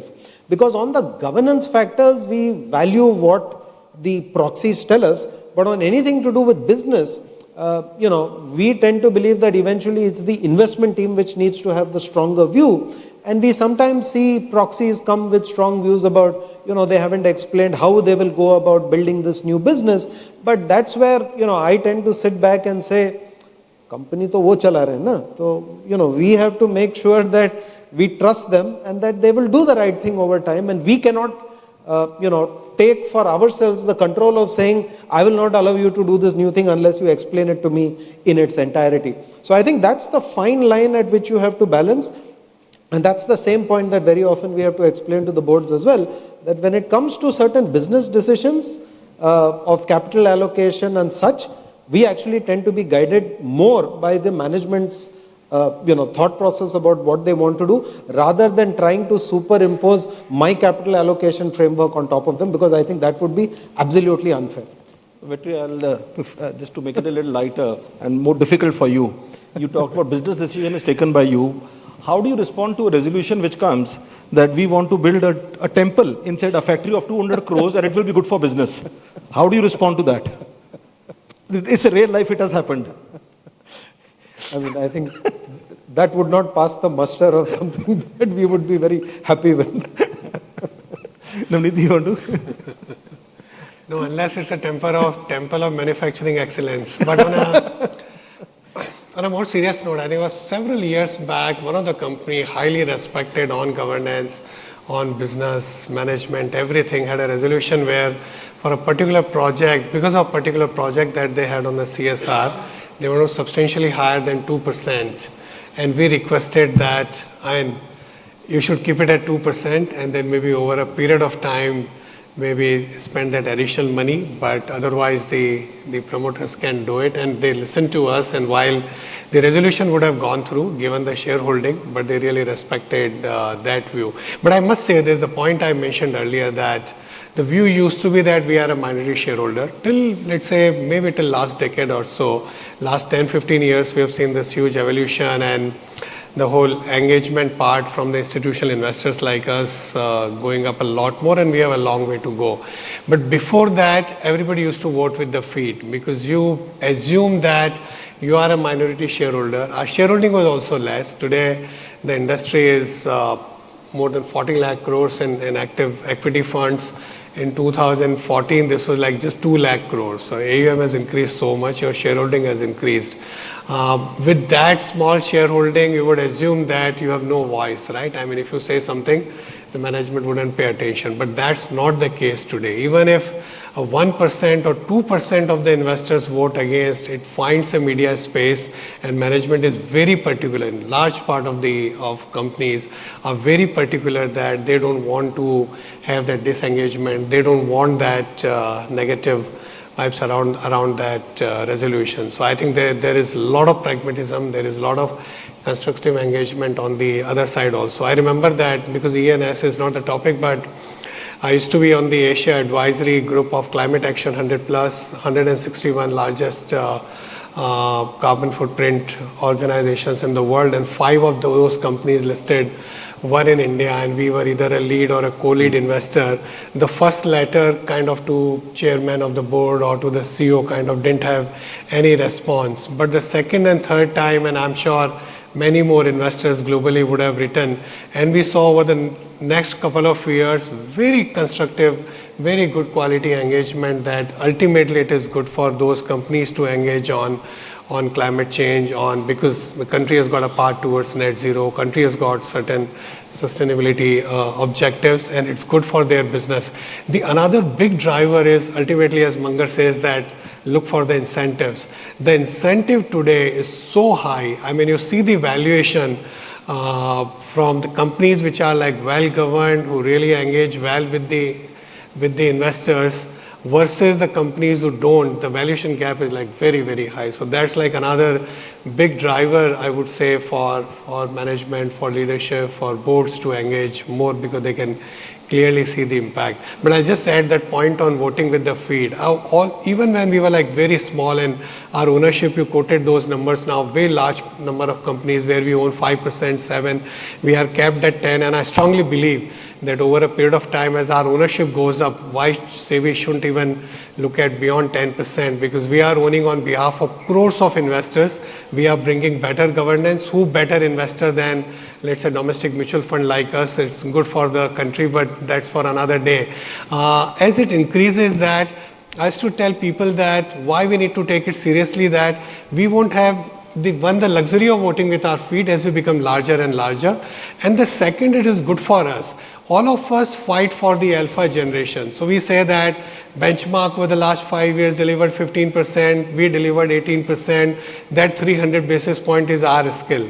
But I used to say that all of us together can work to increase the beta itself, the market return itself. If together we can work with businesses and nudge the corporate behavior in a positive manner, the overall market returns will go up. The overall economy's returns will go up. It's good for the society, and ultimately it will be good for our portfolio. So there is an incentive for us to look at the economies and the market's return itself. Apart from that, you will get better returns over a longer period. If you extend your time frame beyond the next quarter or next year or two, the companies that are well governed automatically will deliver better value. But in the very long arc of things, that you can actually increase the market return itself. So there is responsibility on us, but there is an incentive for us to do this, I would say, more effectively and with greater conviction. Really insightful, Navneet. But it's a very interesting, I think, all of us being from the industry, I think we can, many times you have to give a Can I request, there is a blower of AC which is like on the head, you know. Really, you still have here, I'm losing air, it's impacting me more, you know. But it's really, you know, interesting to see how the industry has evolved, because typically the perception would be if it's return versus, taking some decisions to, go against the, some companies. Today, the fact is, if 8% of the resolutions industry has gone against, and that's a pretty substantial number, and this number was negligible for 5-6 years back. That tells you how mutual fund industry is giving voice to the small investors, but more importantly, to the point that Navneet mentioned, corporate governance from a long-term point of view gives you a better valuation. You have to look beyond the next 1 or 2 or 5 quarters, and things change. And that is what the mutual fund industry has been trying to do.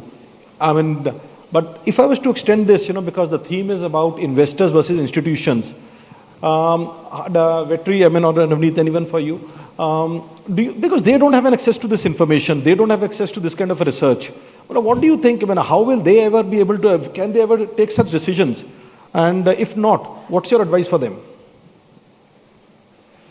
It's a very tough one, Sandeep, but first let me just go back to the earlier point you made, because I think Navneet also talked about the fact that only 5-6% of all resolutions got voted against and 94% got voted for. So a few years back, a journalist called me and said, "You guys do a lousy job of governance and voting." So I said, "Why?" He said, "93% for and 6% against sounds more like Putin's outcome in the election in Russia." So I said, "But that's the wrong perspective, right? This is not a political battle in which we are supposed to vote yes and no.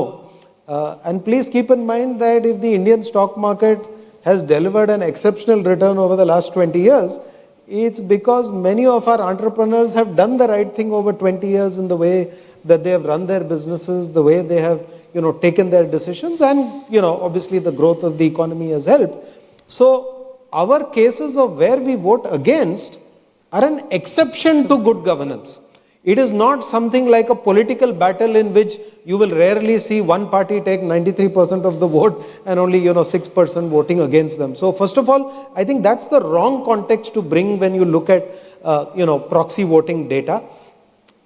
Keep in mind that these entrepreneurs have done a great job, and that's why the Indian market has such a stellar outcome over so many years.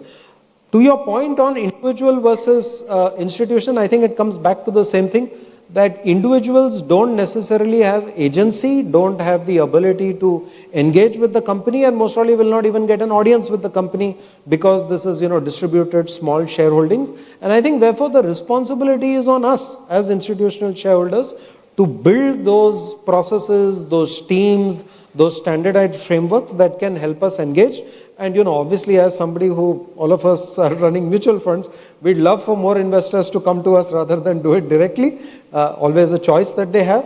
And therefore, we need to make sure that when they trust us with the money, we will exercise that responsibility of stewardship and governance, in a wholehearted fashion and with full amount of investment and dedication. So, that's pretty much where I would sum it up.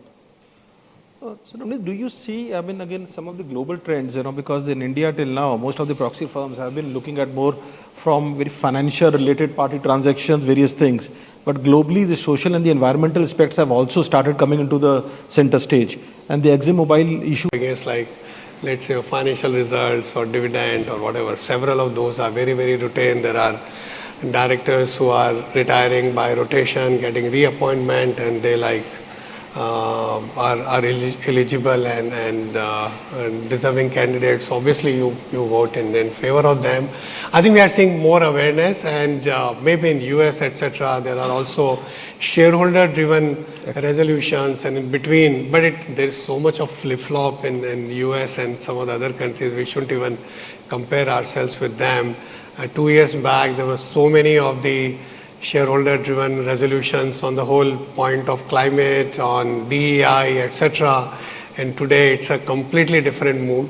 If you look at any of those Net Zero Banking Alliance, if you look at like Climate Action 100+ and all, there was a time when large global asset managers would take pride in saying that we have joined this or we have created this group to support the whole climate change or support DEI and some of these. Today they take pride and they want this to get published in mainstream media that they moved out of that to please a certain political, I would say, the way which is there. So there has been a huge flip-flop, particularly in US and several of the large financial services groups, as well as the asset managers in US. I would give credit to India. I think we have been a lot more pragmatic, and there is like consistency as far as governance is concerned, right from our policymakers in government, whether you look at the direction in which over the last several years Companies Act has moved, you look at SEBI in terms of LODR and everything. I think we are, and the whole ecosystem of the institutional investors, proxy advisors, etc., a lot more. Yeah. On the activism, I'll just mention one point. And in a country where you know that there is a dominant shareholder, I mean, for lack of a better word, on a very lighter, because you made a couple of comments, there is one Lala. I mean, that could be a family, that could be Government of India, that could be, I mean, a multinational organization. I think, yeah, more or less in these three buckets, you have a dominant shareholder, and then you have like large number of minority shareholders. Within that, the ownership of retail investors, which are like quite fragmented, and again institutional, you have like investors driven by different motives, by different incentives. Several of these days large hedge funds, etc., their holding period or their motive is very different than institutional investors like us. And also the whole, you have to see in the context of the socio-economic environment, the socio-political environment. And I strongly believe that in a country like ours, constructive engagement is far better than the combative activism that you see in US for no reason. In fact, I keep seeing, you see like all the studies of the average tenure of the CEOs, unreasonable expectations get set, more than unreasonable compensation structure gets set to meet those unreasonable expectations, and more than unreasonable steps are like expected from them, and what is kind of like done both by the board and that. And I think from a society perspective, I think I have more, I would say, respect for, I think, the Indian companies, leadership and board than I would have for some of the people where we look up to. In fact, in my foreword, when we submitted our first ESG committee's report, I wrote that there is so much we can teach the world on ESG, on governance, just by drawing on the civilizational heritage and the ancient wisdom that this country has, than applying from what the West is teaching us. That's for another day. So, Vetri, do you think, I think we have just last few minutes, I think before we open for questions, if there are two domestic institutions, one is taking the role of, and people like us, who are allocating capital, institution A, which is it's doing its role, taking this part of proxy, everything very seriously compared to the other one, which is not, but the other one is giving better returns. Do you think investors are able to differentiate between the two institutions, which is doing the fiduciary role better compared to the one which is giving better returns? Well, right now, though, Sandeep, we are still trying to explain risk-adjusted return to people. So we haven't got to the point where we are trying to explain, differences in ESG policies, so to speak. So I think it's very low among the priority of domestic investors at this point of time. And, because we have a global footprint, we see very big differences in this attitude. In our European operations, because we run a large UCITS fund in Dublin, with European investors, it is front and center of all our conversations. UTI AMC is one of the, I think, first 3 Indian AMCs to sign up with UN Principles for Responsible Investing, which is a very large, sort of template of things that you do as a responsible investor. That is still a big point of engagement for us with European investors. But we just opened an office in US, SEC registered last year. Nobody in the US wants to discuss this topic. They literally don't care anymore about this topic. So there's a big difference over there. I would say even in India, if you look at some of the fund houses who've launched ESG schemes, the sort of appetite for that, or let me put it this way, is the investor willing to take a markdown in his return because they think they are getting satisfaction for having abided by certain ESG values that they hold dear to them? We have not come across too many of such investors. So I think, it's demand pull. When our investors ask for it, we are happy to provide that. There's one interesting development that is getting talked about in some parts of the world, and maybe it's also a move to sort of democratize the voting rights down to unit holders of mutual funds or, whatever you call the structure, is to say that you allow your votes to be determined by individual unit holders as well. So very simplistically, if I was a scheme with 100 shares and underlying that there are 100 unit holders, I ask the 100 unit holders, how do you want me to vote? And then I can vote appropriately the number of shares based on what their choices are. I'm not sure whether that is passing the buck and, ignoring your responsibility, or that is a move to say, let the individual investor decide if it's important for him. But this is being discussed, and I think BlackRock is sort of thinking through how it can implement a model of this to allow the individual unit holder in their scheme to determine how the votes will get cast. I think what you rightly mentioned about Dublin and some jurisdictions, I think I see the same thing in Japan. I think as Nippon Life in Japan, when it's to share an example, it goes to the next level. One is you're investing in a listed company, but that is a different discussion. But there was recently a TV channel where there were some corporate governance issues, and as a company, the decision was taken that we will not be advertising on that channel. So I think it goes to the next level. It's not only basically just whether to invest, keep the stock or sell. It goes to the next level.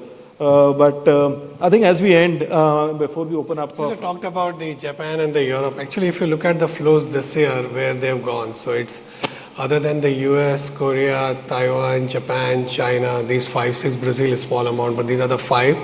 And the underlying theme is the AI. Anything related to AI is where the global money is moving. But another interesting aspect, if you look at the outperformance of Korea, Japan, and China in particular, it's also due to, I think, incrementally what they are doing on the governance side. Japan is a classic example. The whole re-rating of the market after several decades was like that Abe's 3 arrow, which one of them was like all including what they need to do on corporate governance. I mean, all the studies we used to do in terms of comparing India's governance standards with some of the other countries, we found so many interesting things. Like in Japan, hundreds of companies do their AGM on a particular day so that activist investors can only attend one of them. The remaining 899 are spared.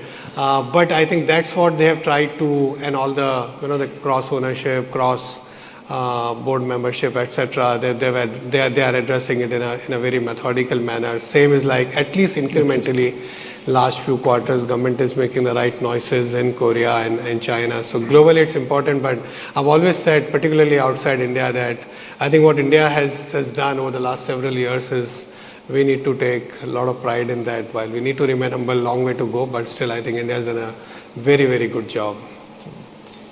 I think we have time for a couple of questions, from the audience. I think before we end the session, I think I can see a couple of hands going up. 3, 4, 5. Hi. Yeah. Sure. Hi, this is for all of you. So I know I've been part of the industry earlier, and you rightly said we can take a lot of pride in what is the distance we've come in representing the retail investor. Do you actually anticipate an opportunity going forward where you actually engage periodically with the investors? I know it's impractical to assume that, investor will vote on each resolution. But one of the things that doesn't happen frequently enough in the mutual fund industry or any financial industry generally is actually speaking to the investors from time to gauge a mood of what is it they want their money to do, beyond, getting a good return. If you think about ESG, it came out of that kind of a thinking in the West. But in a country where 70% of the households are investing in mutual funds actually go and ask from time to time. You spoke about a flip-flop in America. It wasn't a flip-flop, it was a survival for the fund industry. They had to go back and take cognizance of the mood of the households who were no longer willing to back climate. So do you anticipate that happening in India, being able to go and speak to your investors from time to time as an institution, as AMFI, or as, on some kind of an organized basis? Vetri or Nudit? Anyone of them? The interesting part was that, fortunately or unfortunately, India didn't follow that whole wave of the ESG funds, ESG labeled funds, not ESG funds. And I think we also avoided lot of greenwashing and purpose washing, and same funds, and we just label it because there was a pool of money which was chasing where the name is or the label is ESG, and that's where I think a lot of mistakes were made or excesses were made. I think India kind of like avoided that. There were a couple of funds and the money came, but I always say that our endeavor should not be financing the green. Our endeavor should not be financing the green. Our endeavor should be greening the finance. A day will come where all of us don't vote anything negative. That will be like, really, we have arrived.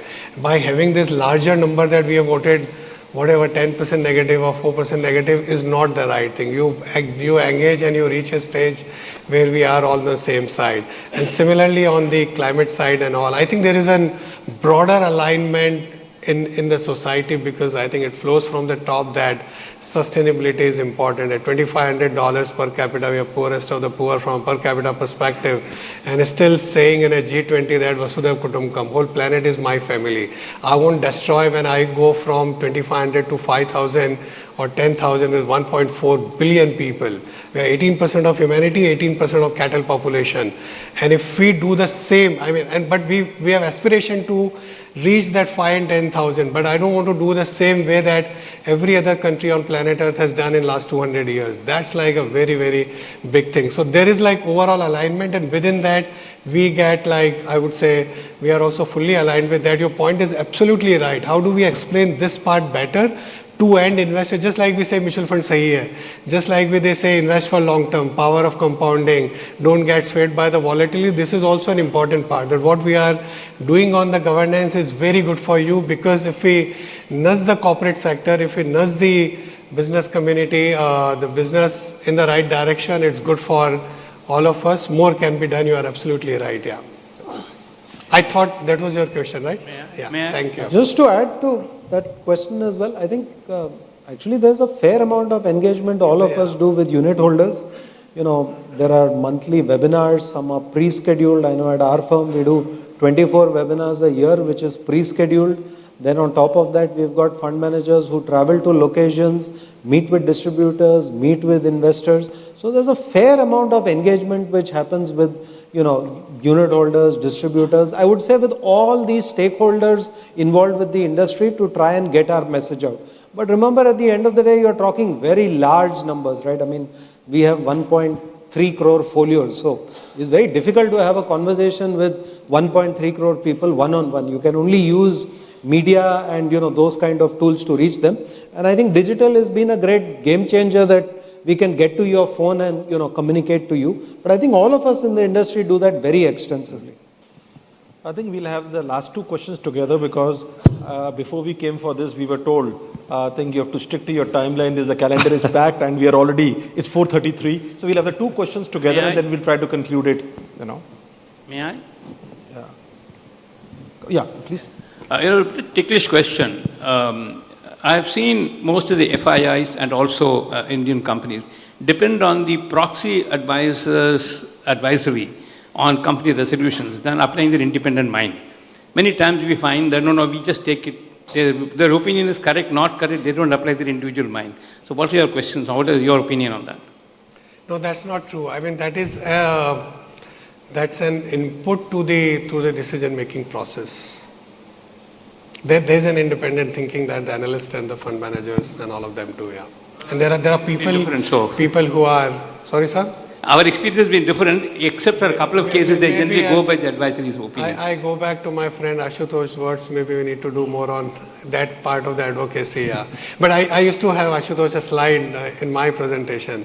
What's good for society is good for your portfolio. Like why we do this, why we are thinking like this. So you are right, we need to do a little more on that. So I was just going to extend what got said here. It's very difficult to argue what a proxy advisor says. It's like greenwashing, etc.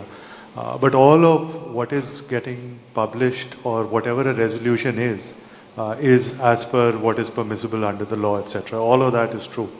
Now within this, when we are measuring one company versus another, the challenge that allocators of capital such as yourselves perhaps have is the number of thousands of companies that you invest in. And when we come back to you to make suggestions, I head up investor relations, I'm also the chief risk officer. when we come to you to explain our position, while we've been measured on a similar scale altogether, how does your investment committee and how does your board think about it? Because there's too much of work for you, and it's much easier to go back to a templatized resolution, if you will. Did you get the question? I think question was, can you rely on a standardized template? Am I right? So I think the standardized template is it's like a checklist, right? So even a pilot, when they fly the plane, they have to do, that entire checklist. But then there are some decisions that you then have to look through and say, what's the level of engagement we have with the company to explain itself. So I think the thought process we have always followed is checklist, our template, what's the input, but always ask the company, what is your stance on this?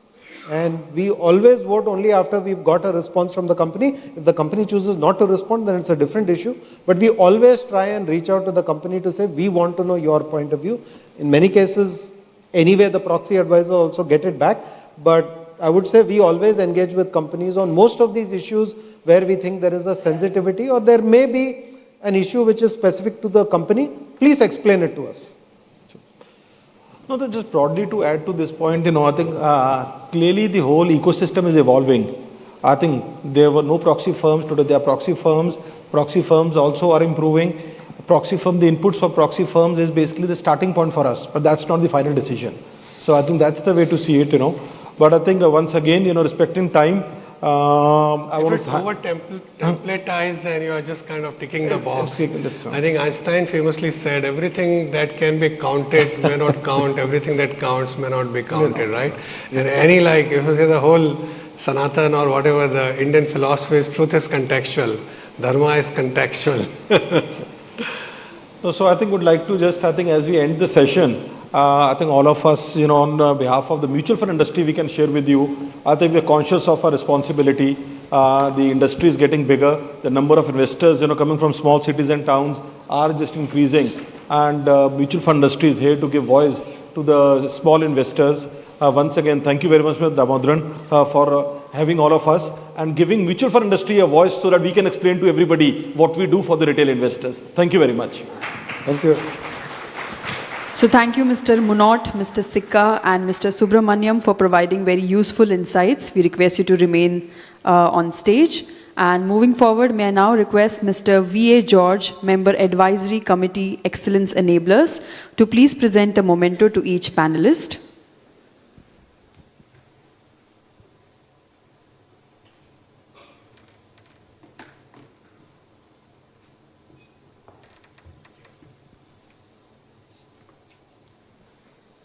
So on behalf of each panelist, Excellence Enablers is proud to have sponsored Education for One Girl Child for 1 full year through the NGO Nanni Kali, a Mahindra initiative.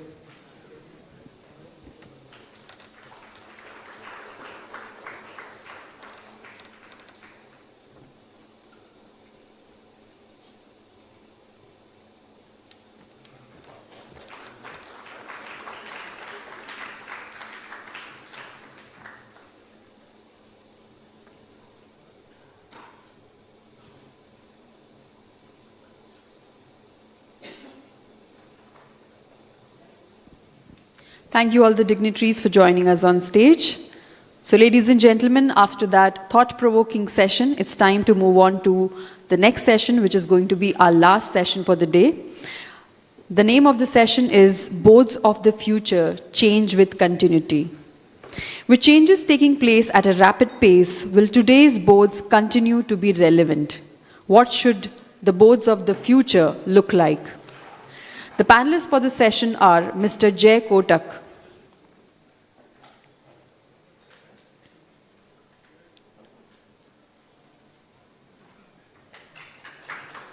Mr. Jay Kotak, who is the co-head of Kotak 811 and Senior Vice President of Conglomerate Relationships, Kotak Mahindra Bank.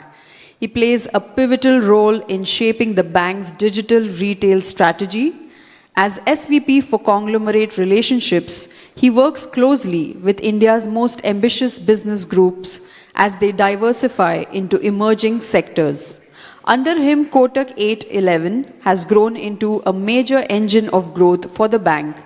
In the financial year 2024, it accounted for 72% of all new savings accounts, expanding its user base to 23.6 million. Deposits and transactions rose to 38% and 52% respectively. And prior to joining Kotak Mahindra, he worked with McKinsey and Goldman Sachs. Ladies and gentlemen, Mr. Kotak. Our next panelist for the session is Mr. Naushir Mirza. He was a senior partner with S.R. Bartley Boy and Company, where he served in various leadership roles in audit and assurance domains. He was deputy chairman of the British Business Group, the chair being traditionally occupied by a British national. He was also the country doing what a board of a company is expected to do, peer into the future. That is strategy. That's the very core of a company's business. And we are not going to look at the strategy for a company, but what the panel has been asked by Mr. Damodaran to do is to look into what the boards of the future are likely to be like, or even more than that, because our abilities to predict something into the future are limited, but certainly what we would like to see in the future in a good board. And for that, Mr. Damodaran has put together a panel in which there are two individuals who are the future, and a guy who is long past. And they're both younger than my daughter is. So I'm not really sure what I'm going to do here, except that Churchill famously said, the further forward you want to look, the further backward you should see. So in other words, the past does help you to predict into the future. Not always, but in a general way. He, of course, himself didn't take his advice and lost the election after winning the war for the very survival of his country. So having said that, they say change is a constant. They say change is a constant. And it's a favorite saying of all business leaders that change is a constant. So we are going to see what the three of us think is likely to be the change in the future, or what is the change we'd like to see in the future. And maybe as a little aside, and if we have the time, what we'd like to see continue into the future. What are the good things we have? And there are good things. It's not to be critical to say we're in a bad state. In fact, we met just before this session upstairs, and we all agree that things are pretty satisfactory. They can always be better, and that's what we'll talk about. But it's not to say things are critical, things are serious. So with that, I'll start by requesting Sid to give us his opening remarks, after which Jai will do that.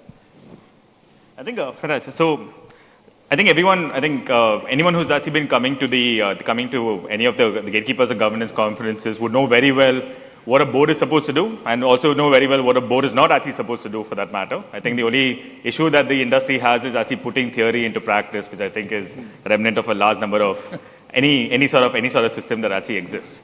I think what we are seeing in governance as of now, and one of the fairly more recent trend as of now, is this active substitution of governance through compliance. I think compliance has actually become a byword now for governance as of now. And if you've actually seen the format of the board reports, annual reports, and what's actually coming in, there's a large amount of activity, but it's very hard to discern the achievement that it ends up actually creating.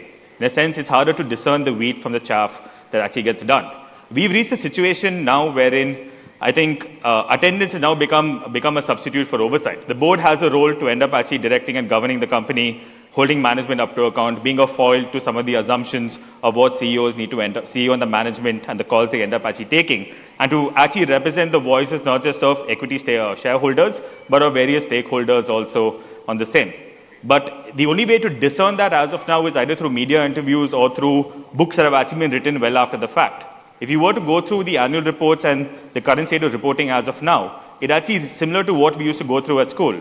you've attended, these were the number of working days, here's the number of board meetings you've actually attended. What transpired in those board meetings, what did you contribute, those things are actually absent as of now. We've also seen, I think, over time, as a similar line to this, a preponderance of independence actually coming in and playing a much stronger role when it comes to companies as a whole. I think there's an active thought process with the regulator, whether it's right or not for that matter is actually up for debate, is that the more independent a person is and the less of a pecuniary relationship they have with the company, the better they are to end up actually governing the future of that particular company itself. I think that's where we enter into two fundamental issues with behavioral psychology and behavioral economics. One is the moment it fails the adage, show me the incentives, I'll show you the outcome. If there is no incentive for the person to end up actually acting, or they are divorced from the financial consequences of the actions they end up actually taking, can they really have the best interests of all the shareholders in mind? I think that's actually first and foremost. The second thing that also ends up actually coming up with the independence, with the preponderance of independent directors, is the hampering of their ability to truly behave independently. I think every 5 years, the independent directors need to end up actually getting reinstated or reappointed back to the board.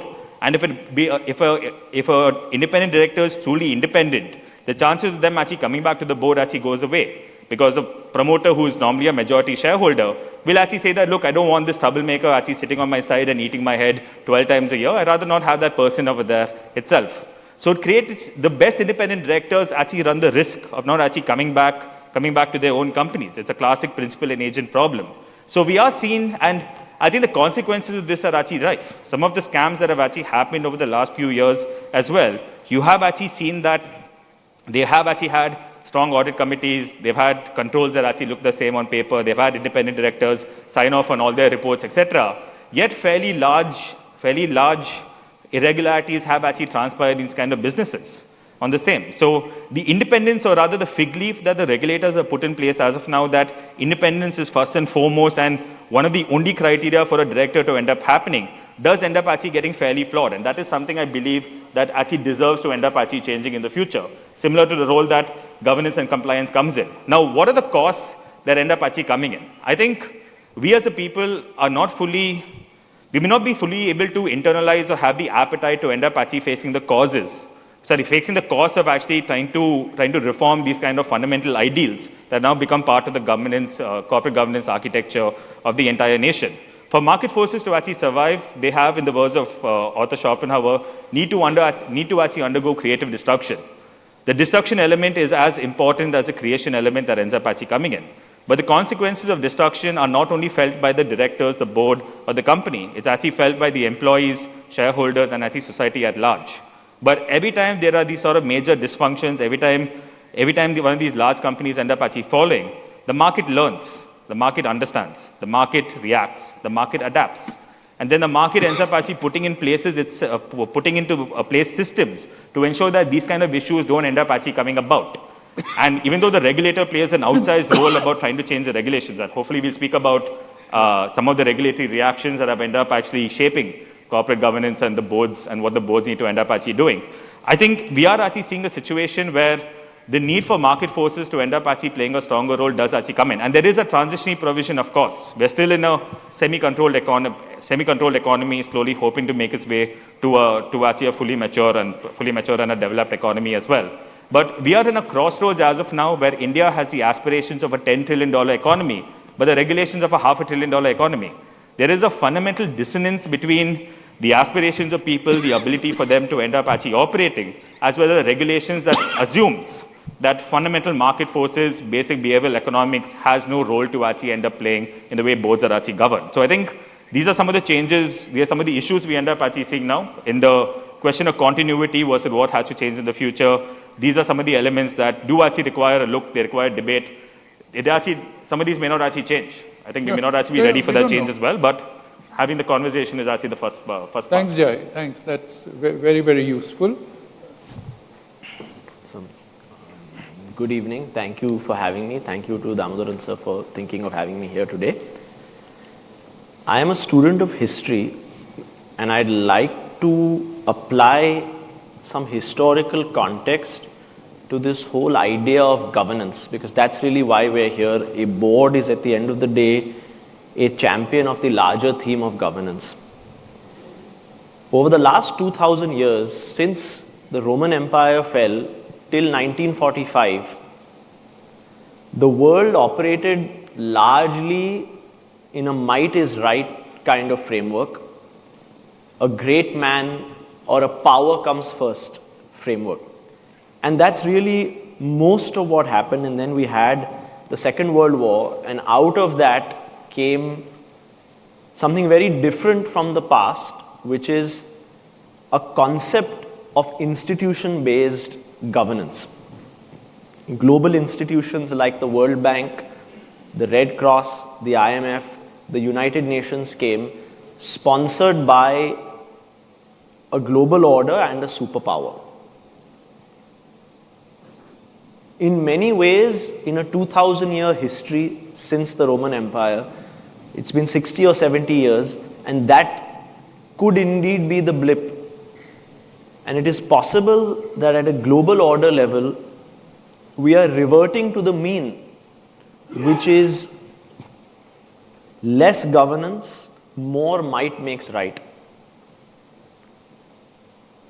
And it is in this context globally that while the world is having a fraying of institutions and governance, that India is growing, and India needs the right framework of governance even more now than ever before. And I think that the boards in India are only a manifestation of some of this larger concept of how to balance this idea. As somebody who grew up in the 90s and early 2000s, some of these institutions always struck us as great and infallible. Again, whether you think about the United Nations or the World Bank. And today, I don't think the next gen quite feels that way. But in India, the Reserve Bank or SEBI or many of our other great institutions still, I believe, command some of that respect, as do boards in their individual capacity, at least of great companies. And we have to fight and hold to cherish that. And I'm open to having, a larger and more fruitful discussion, but that's really how I feel about the world today. Thanks, Jay. Actually, you said you're a student of history. Now that makes two of us. And I don't know how many people here are interested in history. But taking a cue from what you've said and what my perspective is, and I won't go back to the Holy Roman Empire and think as far back as that, but if you just go back to what I have always believed is corporate governance has been designed looking at political governance. And what I mean by that is that, see, till the 11th century, as he said, the great man figure or the king was absolute. And then we had King John in England, who was a nasty king, and his barons fought against him, and finally they got him to sign the Magna Carta. And about 100 years after the Magna Carta was signed, for the first time, the king conceded to others a say in the governance of their nation.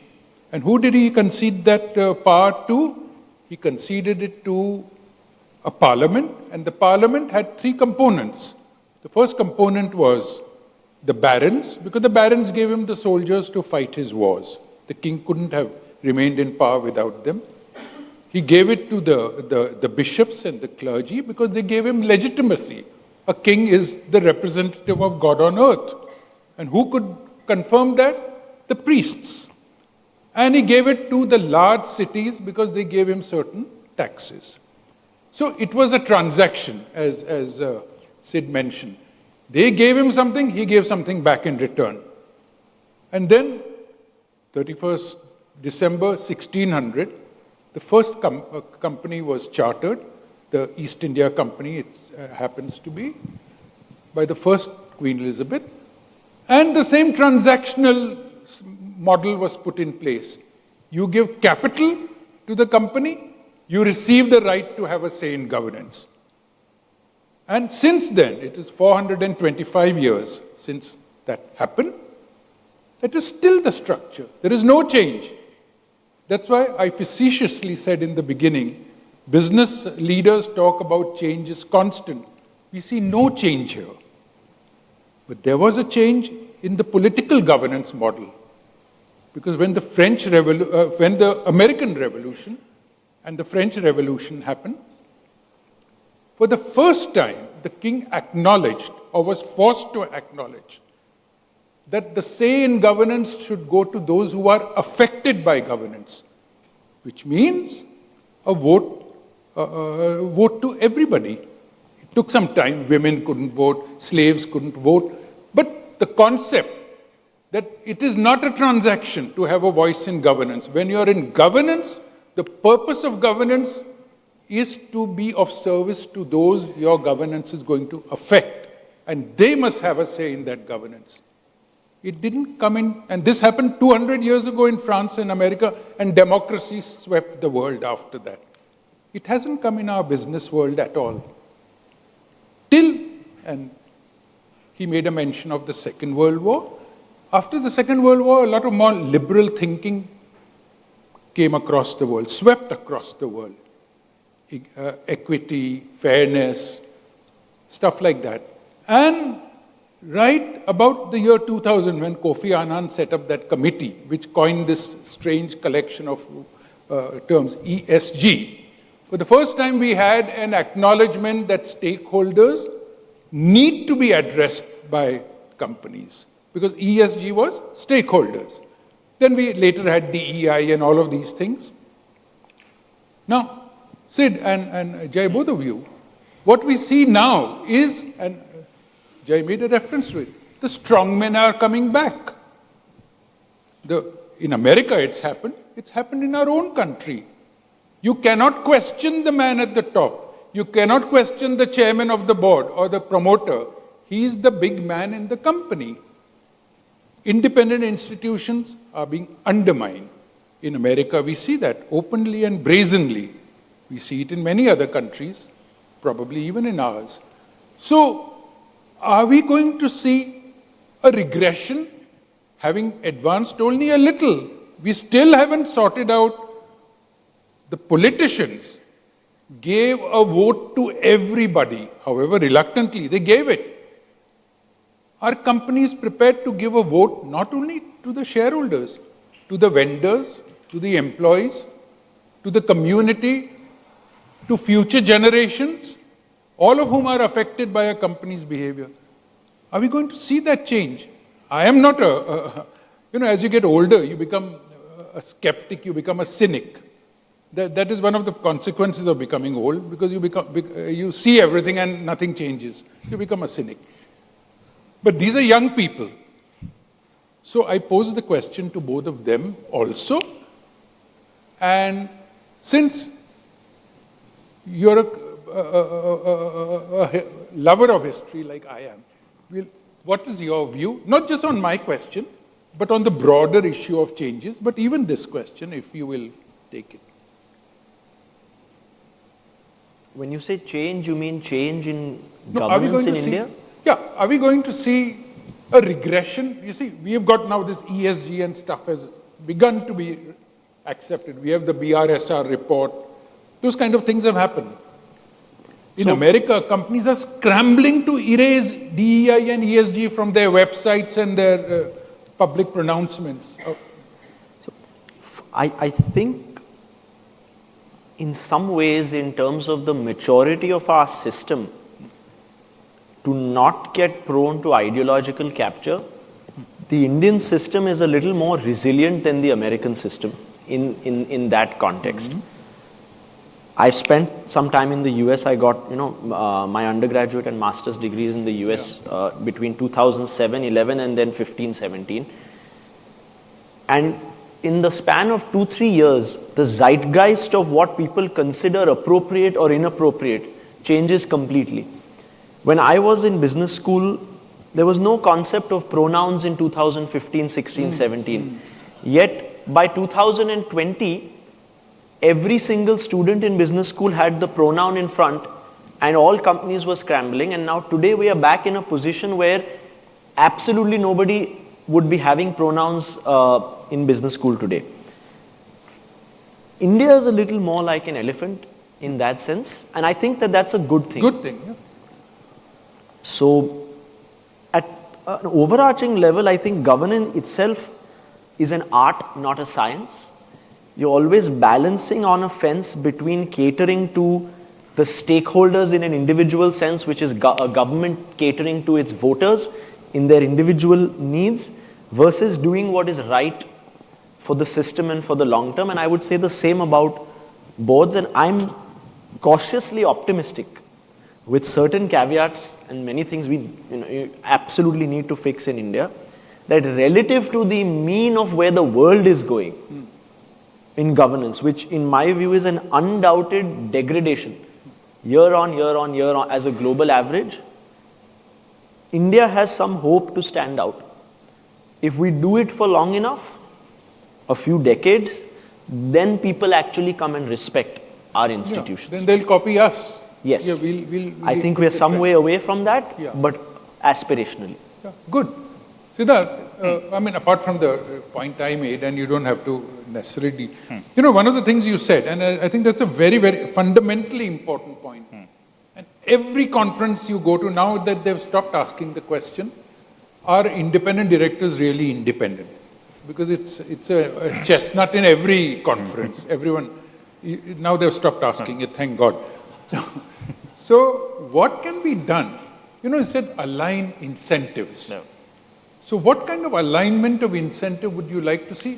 Not necessarily independent directors, nothing great about independent directors. So that directors on the board, independent, not independent, whatever, act in the long-term interests of the company. Yeah. No, I think that is actually a fantastic question. So I'll answer that, and I would actually like to answer the first question you also brought up. Thanks. I think, a large amount of this boils down to transparency also as of now. We have a large amount of information, a lot of noise, but very few signals actually coming out of annual reports also as of now. In fact, I think even in audit committees, I don't know about the public companies, but we definitely see this in the private company space. Even something as simple as revenue recognition, for example, is a massive topic of debate. And there have been numerous startups who have actually failed diligence, ended up shutting shop because no one could actually agree how revenue actually had to be recognized. You said it, not me. But yes, so there have been numerous companies this way who've actually ended up suffering these kind of issues as of now. Now, to ask yourself, the question is, why are we actually end up in this state? Running a business is supposed to be fairly simple. In fact, one of the Stephen Graham adages on investing is supposed to be as boring as actually watching paint dry, for that matter. But you open any finance textbook as of now, I think you do actually need a minor in Latin to end up actually going through all the Greeks they end up actually throwing at you for that matter itself, even though I'm mixing up two different civilizations for the sake of that joke. I think a large amount boils down to two simple aspects. One is simplicity, the other is transparency. We have, in the guise of transparency, we've given such a massive amount of information overload that the information asymmetry that exists between shareholders and management actually continues. The boards, a large number of these annual reports, a number of annual reports also from what I've heard are unfortunately written by consultants as of now. It's ChatGPT before the era of ChatGPT actually began. It's volumes and volumes and volumes of information with almost impossible to figure out what actually happens. And we use euphemisms, bywords, content, etc. DEI, ESG, if you ask me, all of these represent strong fundamental attributes of good governance or running a good company. But as of now, they've actually become like marketing terms for that matter. I think every time there's a new coinage that's actually termed, every consultant is now a master in that, and suddenly everyone has 15 years experience in all these particular elements. So the simplicity of running a business and the transparency that's actually needed is actually fundamentally eroded as of now. And that's a consequence of two separate events that end up actually happening. One is an unfortunate substitution of enforcement by regulation. So every time something bad happens for that matter, regulators, and not just Indian regulators, but regulators across the world, genuinely believe that this is a prevalent problem. It may not be a one-off issue. Therefore, let's actually change the rules for everyone. So someone who is actually running a fairly sound and solid business now has to end up actually jumping through hoops and hoops just to end up understanding and articulating what they end up actually running as part of their business as of now. So that's the part when it comes to, and the people who end up actually running badly run businesses, they just end up actually drowning you with tons of information in the guise of transparency. I think some of these, what has been mandated as of now is not actually required. A private company or a company for that matter, at the end of the day, is actually a compact between the management as well as the shareholders who end up actually existing. They should decide the rules of what sort of transparency they want, how much information they want from the management, to what degree the information has to end up actually coming back as of now. Those are the actual principles which have unfortunately now been diluted by a large amount of prescription that ends up actually coming in. The next is a part of simplicity. I think it's fundamentally hard for a number of, even the analyst calls for that matter, what we said in a few words ends up actually taking paragraphs upon paragraphs. We've seen verbal diarrhea actually substitute what is supposed to be the wisdom of management. And that's actually there. So some of these elements are taken by people who look at it and say, oh, this person's actually spoken for so long in their conference, fantastic, or so long in their analyst call, fantastic, he must actually know what's happening in the business. So these are the kind of unfortunate substitutes that have actually ended up coming in as of now. And they make it genuinely hard to end up actually understanding a business, genuinely hard to end up actually running a business. Yeah. And some of these are reactions to changes in regulation where we can't end up catching a person, so let's actually change the rules for everyone. And becomes an easier way where we prescribe so much that has to be done, the principles are actually lost. Yeah, but Siddharth, my question was the point you made. Alignment of incentives. I'm coming to that. So, therefore, the alignment of incentives has to come back to the fundamental compact that actually underpins a business. Now, look, shareholders at the end of the day, any decision taken by the company usually has one of three consequences. It moves the share price up, it moves the share price down, it has no effect on the share price. I think we're actually seeing lesser of the last part and more of actually the first two. Now, it's fairly obvious that the shareholders actually have the ability to end up actually changing management whenever management actually does something wrong. There are a number of activist investors, a larger amount of capital and private equity that exists, whose fundamental job is to find badly run businesses, buy out the existing management, make a case to the existing shareholders, and take over the management of what happens. But we make it so hard to do that in this country as of now. It's such a long drawn and laborious process that the incumbents in these businesses know that it's almost impossible to end up actually throwing them out unless they assume they do something catastrophically different. Therefore, the regulations actually end up perverting the incentives that would naturally end up governing the relationship between the board and the shareholders, between the management and the board itself. Because it becomes impossibly hard to end up actually throwing a bunch of them out and seeing the kind of change that a dynamic market needs to end up actually seeing. So I think the first and foremost thing is, if this is something, if you really wanted a radical idea, to end up actually reducing the regulatory burden and cholesterol that exists, allow for shareholders and management and shareholders and the board to genuinely decide the compact that actually ends up existing between two of them as of now. Because in a free and liquid market, if you don't like the way a company is actually run, leave that company and actually take your money elsewhere, because money ultimately is what talks. And we've seen this happen in numerous cases. When anyone has doubts about the veracity of accounts, about the authenticity of management, people end up actually dumping the stock. And that's a natural consequence. But suddenly, people are afraid when stock prices end up actually falling, because they believe it's emblematic of what's happening in the nation. It's not. A single stock price or someone actually doing something wrong is not tar to end up painting the entire nation. But yet, if you look at the media narratives that come out as of now, those are the kind of false sequences we end up actually making. And that is why it's so hard to end up actually seeing that kind of change. So transparency is to get the incentives back in place, reduce the burden that exists, make it simpler for people to do, make it easier for people to end up actually replacing management, make it easier for companies to end up actually buying out badly run companies and do that. Let market forces play the role that market forces have traditionally played for eons for that matter. We've seen this happen in popular uprisings throughout history. Every revolution has had its seed in the discontent of the common people or of the keys of power, who believe that the current person who was ruling didn't have the right or the authenticity to rule. China is actually a fantastic example. Every emperor of China had the mandate of heaven, but the mandate of heaven always belonged to the person who had the biggest army. And the moment that large army couldn't actually keep the nation together, that mantle would automatically pass to another person. They've seen that kind of creative destruction end up actually playing out. And if we were to go back to something that's truly simple, something that's truly matters, I think that is the kind of radical change that we can end up seeing. Will we see that? The answer is most probably no. I think it's going to be extremely hard to have these sort of far left field ideas. But I think that's a germ of a thought to end up actually beginning to look at the current set of regulations that exist and end up breaking it down. And to the current US dispensation that's there as of now, outside of what they've done to make the English language simpler and make pronouns far more attuned to what you end up actually seeing visually for that matter, I think they've done a great job about bringing out the fact that overregulation is actually a curse on business, overregulation is actually a curse on what ends up actually happening. If you look at it in India, you will not have a single promoter or person end up actually abusing the regulator the way Musk actually abused the SEC. And the way Musk actually did what he did on Twitter to the stock price, did on X or Twitter, whatever it's called, with regard to the stock price of Tesla to the stock price of X.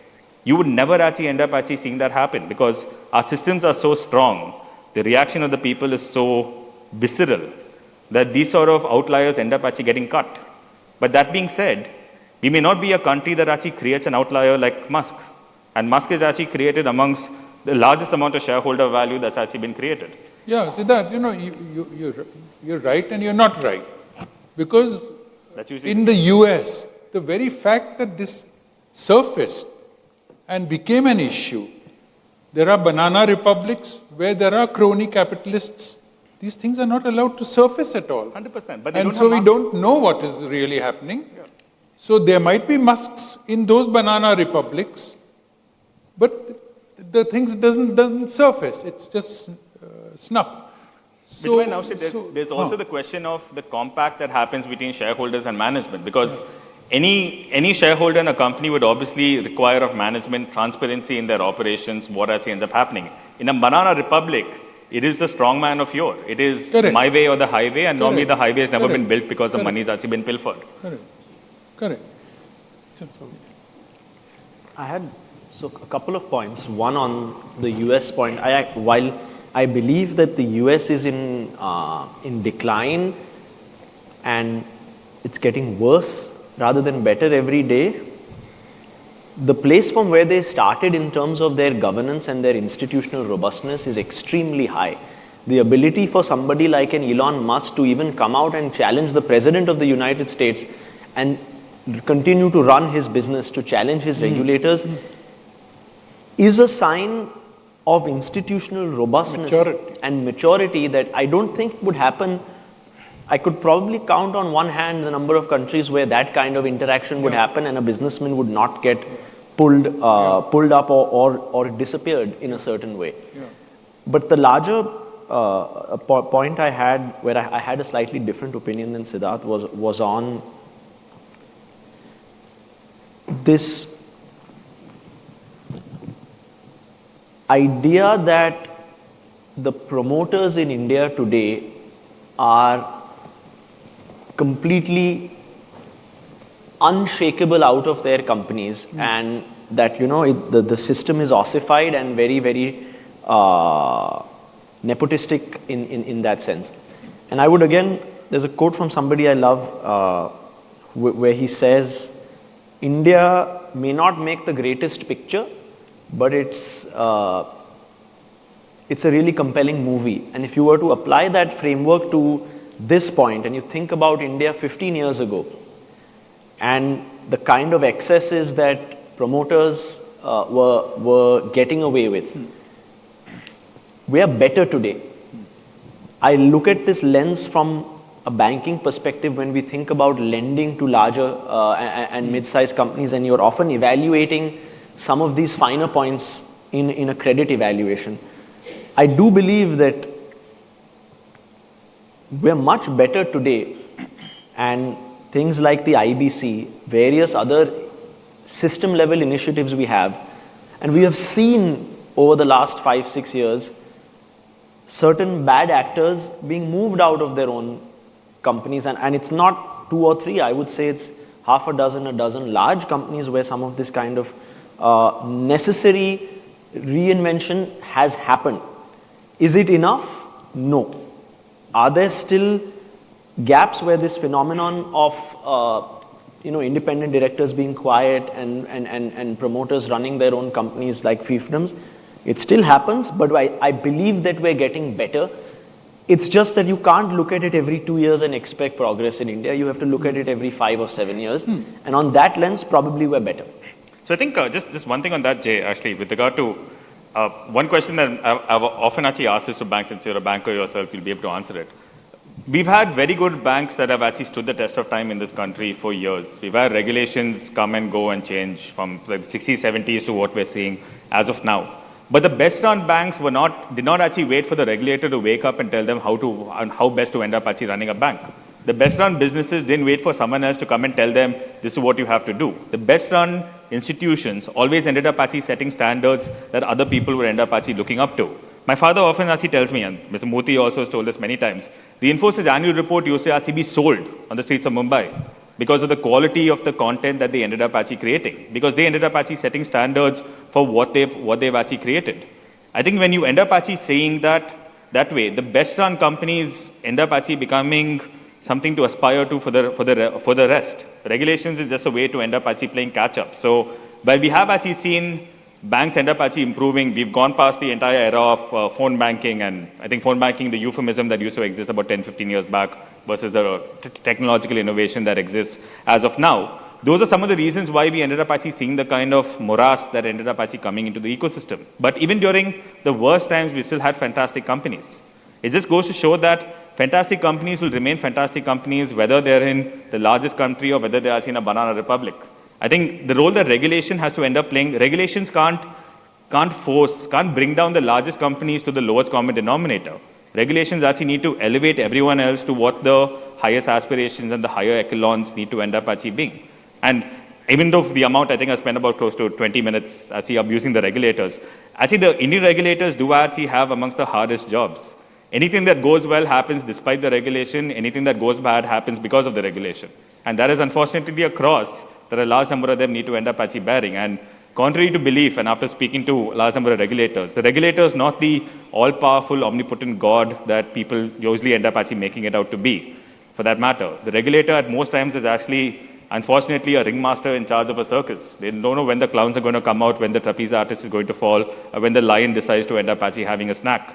Their job is to end up actually reacting as much as it goes to end up actually playing the rules of the playground. And I think as a populace, we have grown far too comfortable relying on the regulator to end up telling us what to do, as opposed to actually looking at what the best practices are, decide to end up actually adopting it yourselves. I think that's actually been one of our failings. Yeah, but Siddharth, what you're saying is, if I go back to the pre-1956 Act, we had a situation of the kind you are today propagating. Contract between the shareholder and the management and the people who are running the business. And there was a great deal of freedom. There was very little regulation if I go to the 1913 Act and so on. And companies could do just about anything they wished to, and they did those things. And then we entered, as it were, in our own country, a socialist era, and we became progressively more prescriptive. There were certain reasons also for which we became prescriptive, but we had long passed that socialist era. But the government, and I'm not talking only of the regulators, I'm saying the government's own thinking, and today's government also in our country, its own thinking is detailed prescriptive conduct. Yeah. And what you're saying is that should not be the case. If that should not be the case, why would it be happening? Does the government not have common sense that this is not good and we shouldn't do it? Because nobody loses their job by building upon what was already done in the past if it's not broken. But is the government afraid of losing their jobs if they... The government the government, unlike the government similar to directors, actually faces its constituents on a periodic basis, and they have to attest to them whether what they've done does end up standing the test of time or not. That being said, I think, like I said previously, a large number of people equate a scam with what happens with a commentary on actually the government. We made false equivalences all the time over. Businesses happen, and there are some businesses who believe they are equivalent to the nation, and these kind of false equivalences are created. They're not. They're actually separate. They are distinct, for that matter. Businesses come, businesses go. They may fail, they may succeed. That happens. What happens in the nation carries on its own course itself. You can't end up actually marrying the two. They may feed off each other and be synergistic, but they do actually have independent courses, they do actually have independent paths that they end up actually following also. Yeah. And the India that existed in the pre-1956 Companies Act era versus the India that actually exists in the 2025 era as now is actually markedly different. Totally. We've seen marked difference. So that's why we have the aspirations of a $10 trillion economy with the regulations of a $500 billion economy. And that has become an absolute drag on the ability for people to end up actually operating. If you think about it, in the world of startups, where I actually come from, we had an epidemic of the best founders actually leaving the country, going and setting up their business in the US. Think about it. Their team was Indian, their management was Indian, their entire business was in India, everyone was here, but the holding company was in Singapore. The largest startup exit that happened in this country, which was the sale of Flipkart, was not the sale of an Indian company. It was the sale of a Singapore company. It's only very recently, after a substantial amount of changes, some amount of liberalization, and the fact that our capital markets, or rather, let me change that, startup and private investors believe that the capital markets are now more forgiving of loss-making entities and startups actually looking to invest over here, looking to end up actually listing over here. Did we actually see a trend where a good chunk of our unicorns who actually flipped overseas have actually come back? At one point in time, more than half of India's unicorns, $1 billion plus valued private entities, were actually domiciled overseas. Even some of the IPOs that are in the process as of now, these were actually foreign companies, paid a large amount of tax to end up actually coming back. So it has actually shown that these over-prescription does end up actually paying a price. The price is the flight of talent. And the moment we end up actually rectifying that, talent does want to end up actually coming back and end up actually creating value far, far closer to home.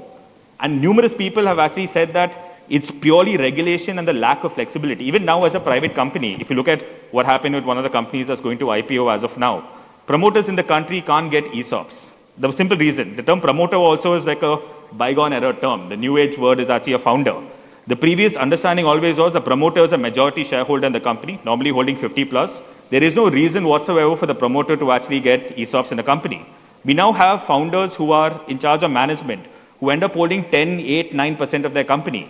For them to end up, and these are fantastic engineers, great coders, but for them to get a higher stake in their company, they can't go down the ESOP route. They have to resort to exotic financial engineering generated by consultants that ends up actually exposing them to media scrutiny, ends up actually exposing them to all sorts of issues from a regulatory perspective. The question to ask is therefore, what is the issue actually allowing shareholders to decide if I wish to reward my management or the promoter of this company with more stock, why am I actually barred? What public loss is actually faced? And that's an example. So when you have those kind of systems, and for someone who wants to accumulate the value that they've ended up actually creating for themselves, which is a perfectly valid human incentive for anyone to end up and emotion for anyone to end up having, they have to end up actually flipping overseas to just to get that kind of flexibility. And that just shows that the overprescription, there is a cost to pay. The drag on the economy is actually real. Sure. Jay, you want to add anything before we ask the audience? On this topic, so any topic. I agree. Broadly the topic which is here on top of our heads. Yeah. There's definitely always room for more agility, faster turnaround time, flexibility to founders, and India can do more. That said, if I look at this example of today, the Grows and the Lens cards and the Paytms and the Phone Pays are flipping back and listing in India, hiring in India, scaling in India. That's not a coincidence. I think that's a culmination of 30 years of reasonably good policy from the likes of SEBI, from the likes of Reserve Bank, etc., that have, with mistakes along the way and 2 steps forward, 1 step back, made a desirable local ecosystem, a guardrailed local ecosystem. If you think about the protections for retail investors, you think about the way IPOs are governed, etc., etc. Now it is lucrative to be here. And so we are in a life cycle to get to where we need to. India is today per capita GDP $2,800 income. If you look around the world at other countries at $2,800 to $3,500 income, you would see countries like Kenya, you would see countries like Indonesia, you would see not much ahead of us, countries like Turkey. And I would argue that the relative sophistication of our regulators by that benchmark, we're moving in the right direction. And we're creating a local regulatory framework that is reasonable. Even if you look at a recent regulation on capital that lending institutions have to set aside for unsecured lending being increased, in the moment, it looked maybe a little prescriptive. A year and a half later, looking at how the system reacted to it, probably a good idea. And so it's always about finding the balance. In my day job, I often find myself exacerbated at some piece of regulation or interaction. But from a macro policy perspective, you can't get these things wrong, and so you have to guardrail. Okay, thanks. Friends, I'm not sure we quite Ajay, just addressed one the thing, question even- on top. Sorry. Change the continuity. Huh? Yeah.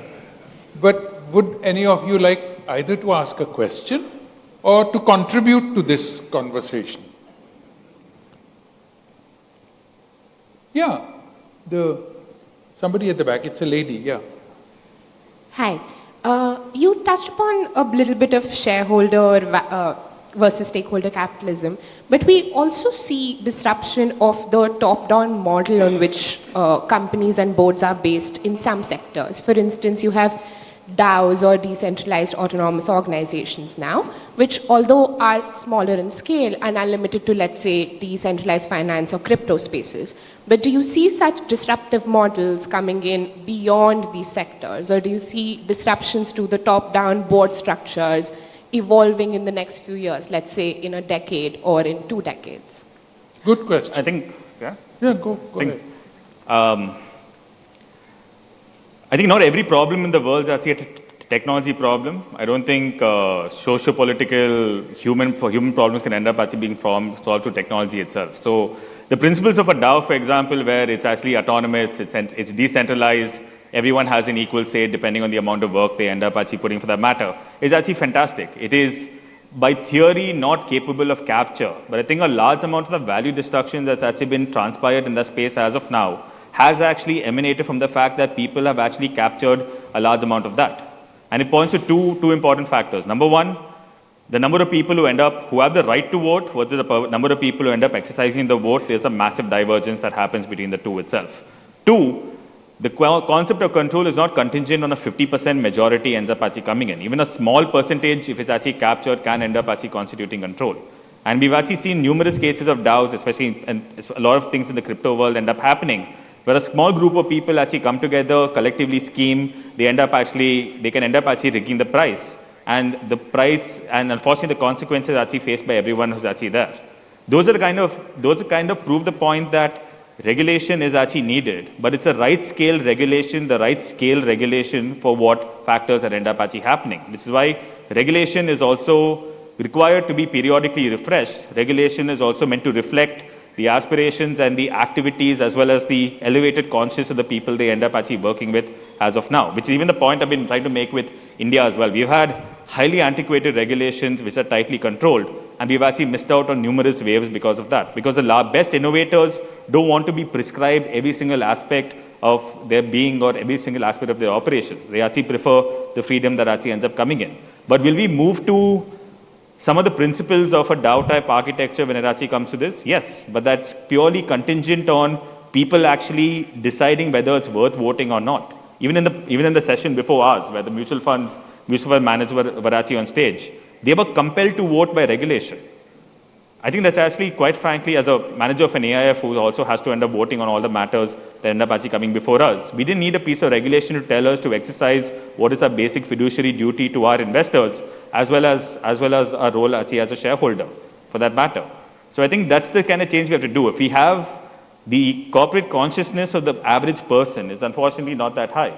And the consequence of that is even people with a small stake can end up actually controlling the company. It's a case of the tail wagging the dog. So the technology solutions offered by the crypto worlds through DAOs, etc., it's not a technology problem again. I think it actually boils down to the heart of whether people actually give a damn enough to actually end up casting a vote or not. And I think the social compact there is fairly certain. Unless you actually raise your voice, unless you actually cast your vote, you will end up actually suffering the consequences of your inaction. So I think, Okay. yeah, that's actually that. Okay. Any other contribution to our topic? Yeah, sure. Damodaran.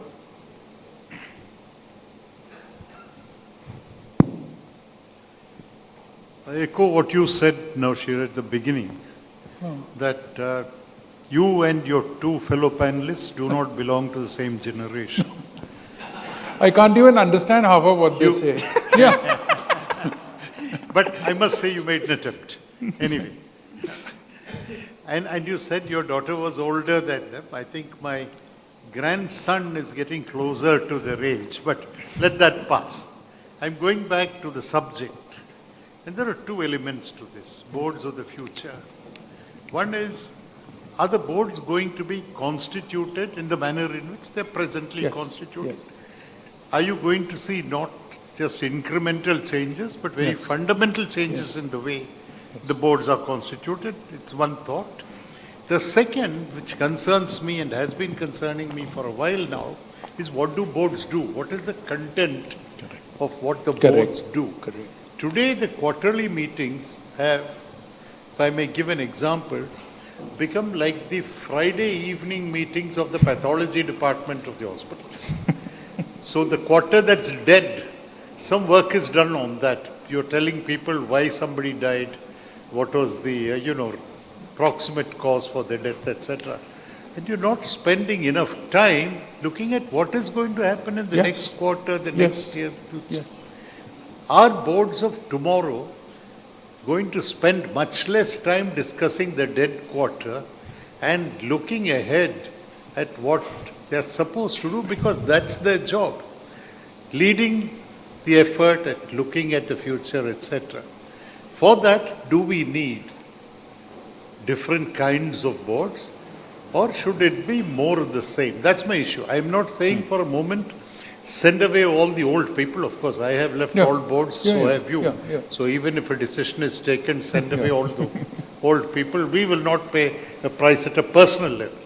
But surely you need some of that experience, that wisdom, coexisting in boardrooms with young people who are very willing to challenge status quo, the older people. And I see a direct relationship. Older people are more comfortable with status quo, younger people challenge it a little more. So do we need to introduce that? And hence, are we looking at change with continuity, change in the structure, change in the content, and yet continuity in terms of a non-disruptive change towards the boards of the future? Actually, my view on what both of the topics, points that you just made is, the fundamental purpose of boards has been and should continue to be looking, as you said, into the future, because the strategy is the heart of what a board ought to do. Unfortunately, in our country, and I've sat on boards and been involved with companies for several decades now, there is no understanding of what strategy is. Most strategy presentations or discussions, not presentations, are more of the same. Our strategy is we are going to grow top line at 10% CAGR, bottom line at 15% CAGR. That's not strategy, that's more of the same. Strategy is what kind of company would we like to be 10 years from now. That is strategy. Very few companies ever discuss this. Very few even promoters apply their minds to this. So that is at the core. And in order to do that, now my view is to look into the future, because the future is hazy and foggy. It's not how much knowledge you have of the current business. The knowledge of the current business, your top leadership, executive leadership must bring. It's not the job of the board to bring knowledge of the current business. The job of the board is to bring their wisdom, and you used that word rightly, to bring their wisdom to look at what management thinks our company ought to be. And the wisdom is not knowledge of the business. Wisdom is seeing, can we become that? Is it desirable to become that? What will be the world, what will the world be like then if we are like that, we are that sort of company 8 years from now or 5 years or 10 years from now? So that requires wisdom, and that is, as you rightly said, it's not necessarily that all old people are imbued with wisdom. Most are not. But it does help to be older to possess wisdom. So that is my own understanding of this.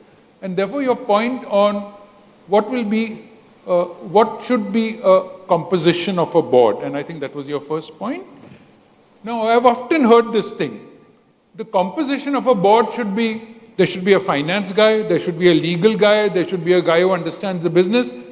The message being, we don't think our CFO is competent or our CTO is competent. We need a guy on top who is looking over his shoulder and saying this guy is making financial blunders or this guy doesn't know technology, I know technology more than him. I don't think a board should be a collection of competencies which management must possess. Then you have a problem with the kind of management you have. If you want a director to be looking over the shoulder of your leadership. And I go back to what I said, therefore, that mainly in directors you need wisdom to be able to temper the enthusiasm of young executives. And many companies have come a cropper because the promoter often has often been the culprit here. People are enthusiastic. In my own experience, impairment after impairment, acquisitions done. Senior management that thought this is a great thing to acquire a business, 7, 8 years down the road, it has to be impaired. That's because the directors did not exercise wisdom. There has to be a yin and yang. The management brings enthusiasm, they bring optimism. But there is often an over-optimism, and it is for the board to temper that over-optimism. But I've often seen boards applauding over-optimistic behavior, and then 7 or 8 years down the road, the consequences of that hit the bottom line. But you said about young people and old people and all. Actually, if you see, I looked forward and I said the role of good boards will be making the purpose of the company stakeholders, not only the shareholders. But if you listen to my 2 young colleagues, they often mention the market forces. They meant capital market forces. They're only talking of one stakeholder, the fellow who gives money to the company. So we can see how the young and old people, actually the old people are sometimes more radical than the young. And the young are quite content to have the same broad this thing. I know they'll argue with me, but they don't have enough time now to make their point. Both of us are waiting. We have eyes on that. So I'll tell you quite seriously. Yeah. Arising out of what you said just now, which is, in the beginning, God ran the world. Then we trusted the state to run the world. Then the state failed. We trusted the markets to run the world. Yeah. I think somewhere God is saying, give it back. I'll do a better job than you guys have done. That's one. My second comment is this. In a very simple proposition, managements run companies. The board should ensure that the management runs it well. They have nothing more to do. Yes. You mentioned God. Actually, the current Companies Act, I don't know how many of you have read the 4th schedule, which is the code for independent directors. It's got a remarkably progressive clause in the Act. And I'll give you verbatim what the clause says. It says, there's an error in it. This is independent directors shall ensure the balancing of conflicting interests of all stakeholders. That's a remarkably enlightened phrase. To balance, not to give respect to balance the interests, not the rights. So the Act does not talk of rights. Harmony, that is God. Because even God finds it difficult to keep everyone happy. And the Companies Act is expecting, and only the independent directors, not the rest of the fellows in the company, to ensure this happens. And I've been an independent director, now I've stopped being it, for many, many decades, and I never made sure this happened. I tried, totally unsuccessfully, because all my colleagues thought I was nuts to talk about the environment things. In fact, I had 3 chairmen who told me, this is our activist director. They used to call me that. But we need to, I think, eventually, because the way the capitalism is now destroying the world, it's a question now increasingly of the survival of human beings. We may have a lot of money in the banks as we are all taken away to be burned or buried respectively. So I don't know what the future holds. This is not my wisdom or anything. It's just, as a person at my age, I worry about what I have bequeathed to my children and grandchildren and their children. It's not a good world, I think, that lies in front of us. And I think a lot of responsibility rests on this generation to rectify the terrible errors my and my predecessor generations have done. I think it's surprising that all the assets rest with the older generation, the liabilities come to the newer generation. That's inevitable because the population shrinks. We become liabilities as we get older. So you have got to carry us on your fewer and fewer shoulders. You're right.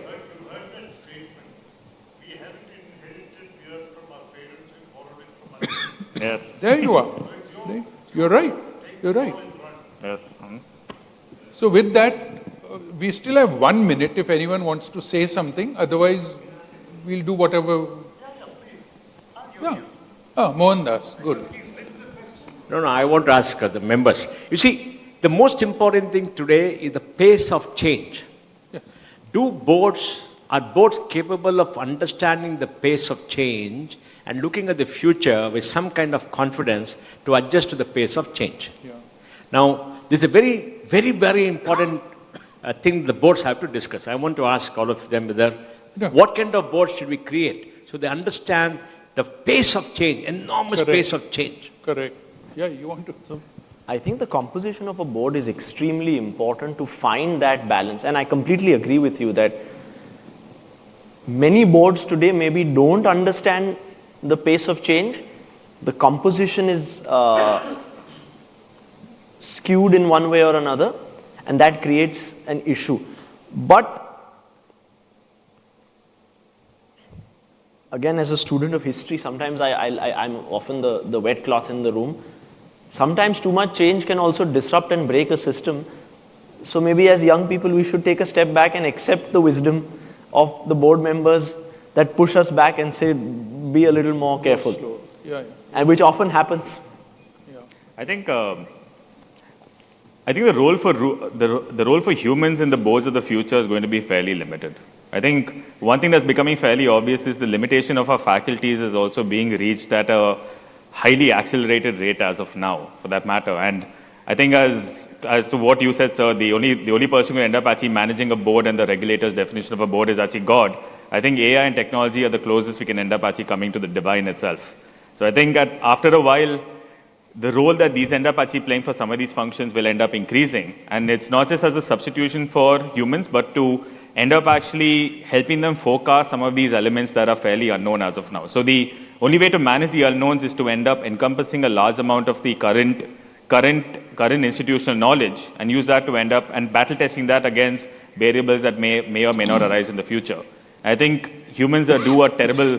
I think there's some saying or there's some rule or something. We end up actually overestimating the immediate future and we end up actually underestimating the far future.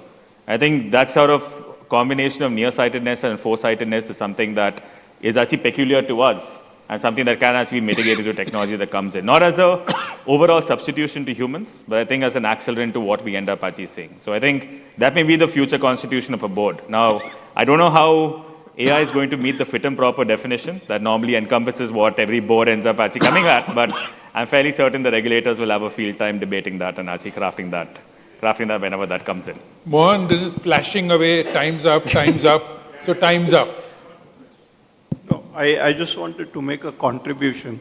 Thank you. You know, in the wisdom of our ancients, there is what is called eternal truths. That will continue, which is shruti. And then there are constitutional, not constitutional, there are relevant changes you make which are for the time or the purpose, which is called smriti. So I think you cannot now throw out everything that was wrong in the past. No. You have to keep, and which is truth, like it is eternal truth. The law of gravity is eternal. They have to stay constant. And you have to evolve. So I don't think the question of throwing out the baby with the bathwater, or as you say, AI will replace everything and then nothing is to be done. I think there will be a role for both. And I think that's where what Mr. Mira said. They're not talking of throwing out babies, they're talking of throwing out the old men. Yeah, that's right. So I'm trying Chalo, we'll have to come to an end because otherwise there'll be another revolution in the room. So thank you all very much. And thanks to my two co-panelists. Jay and Siddha, thank you all. So thank you, Mr. Kotak, Mr. Mirza, and Mr. Pai for sharing your perspective on this important subject. May now request Mr. Damodaran to please present a memento to each panelist. Till then, can we have a huge round of applause for all our panelists and for this wonderful session that we've had so far?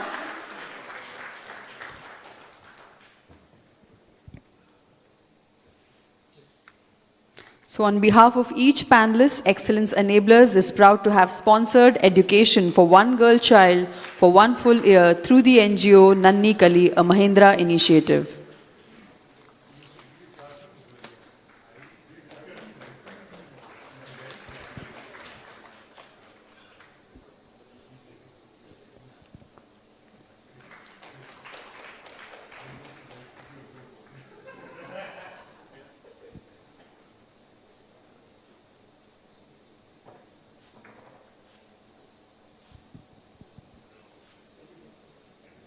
So thank you, Mr. Damodaran, for doing the honors, and thank you all the panelists once again for the wonderful session.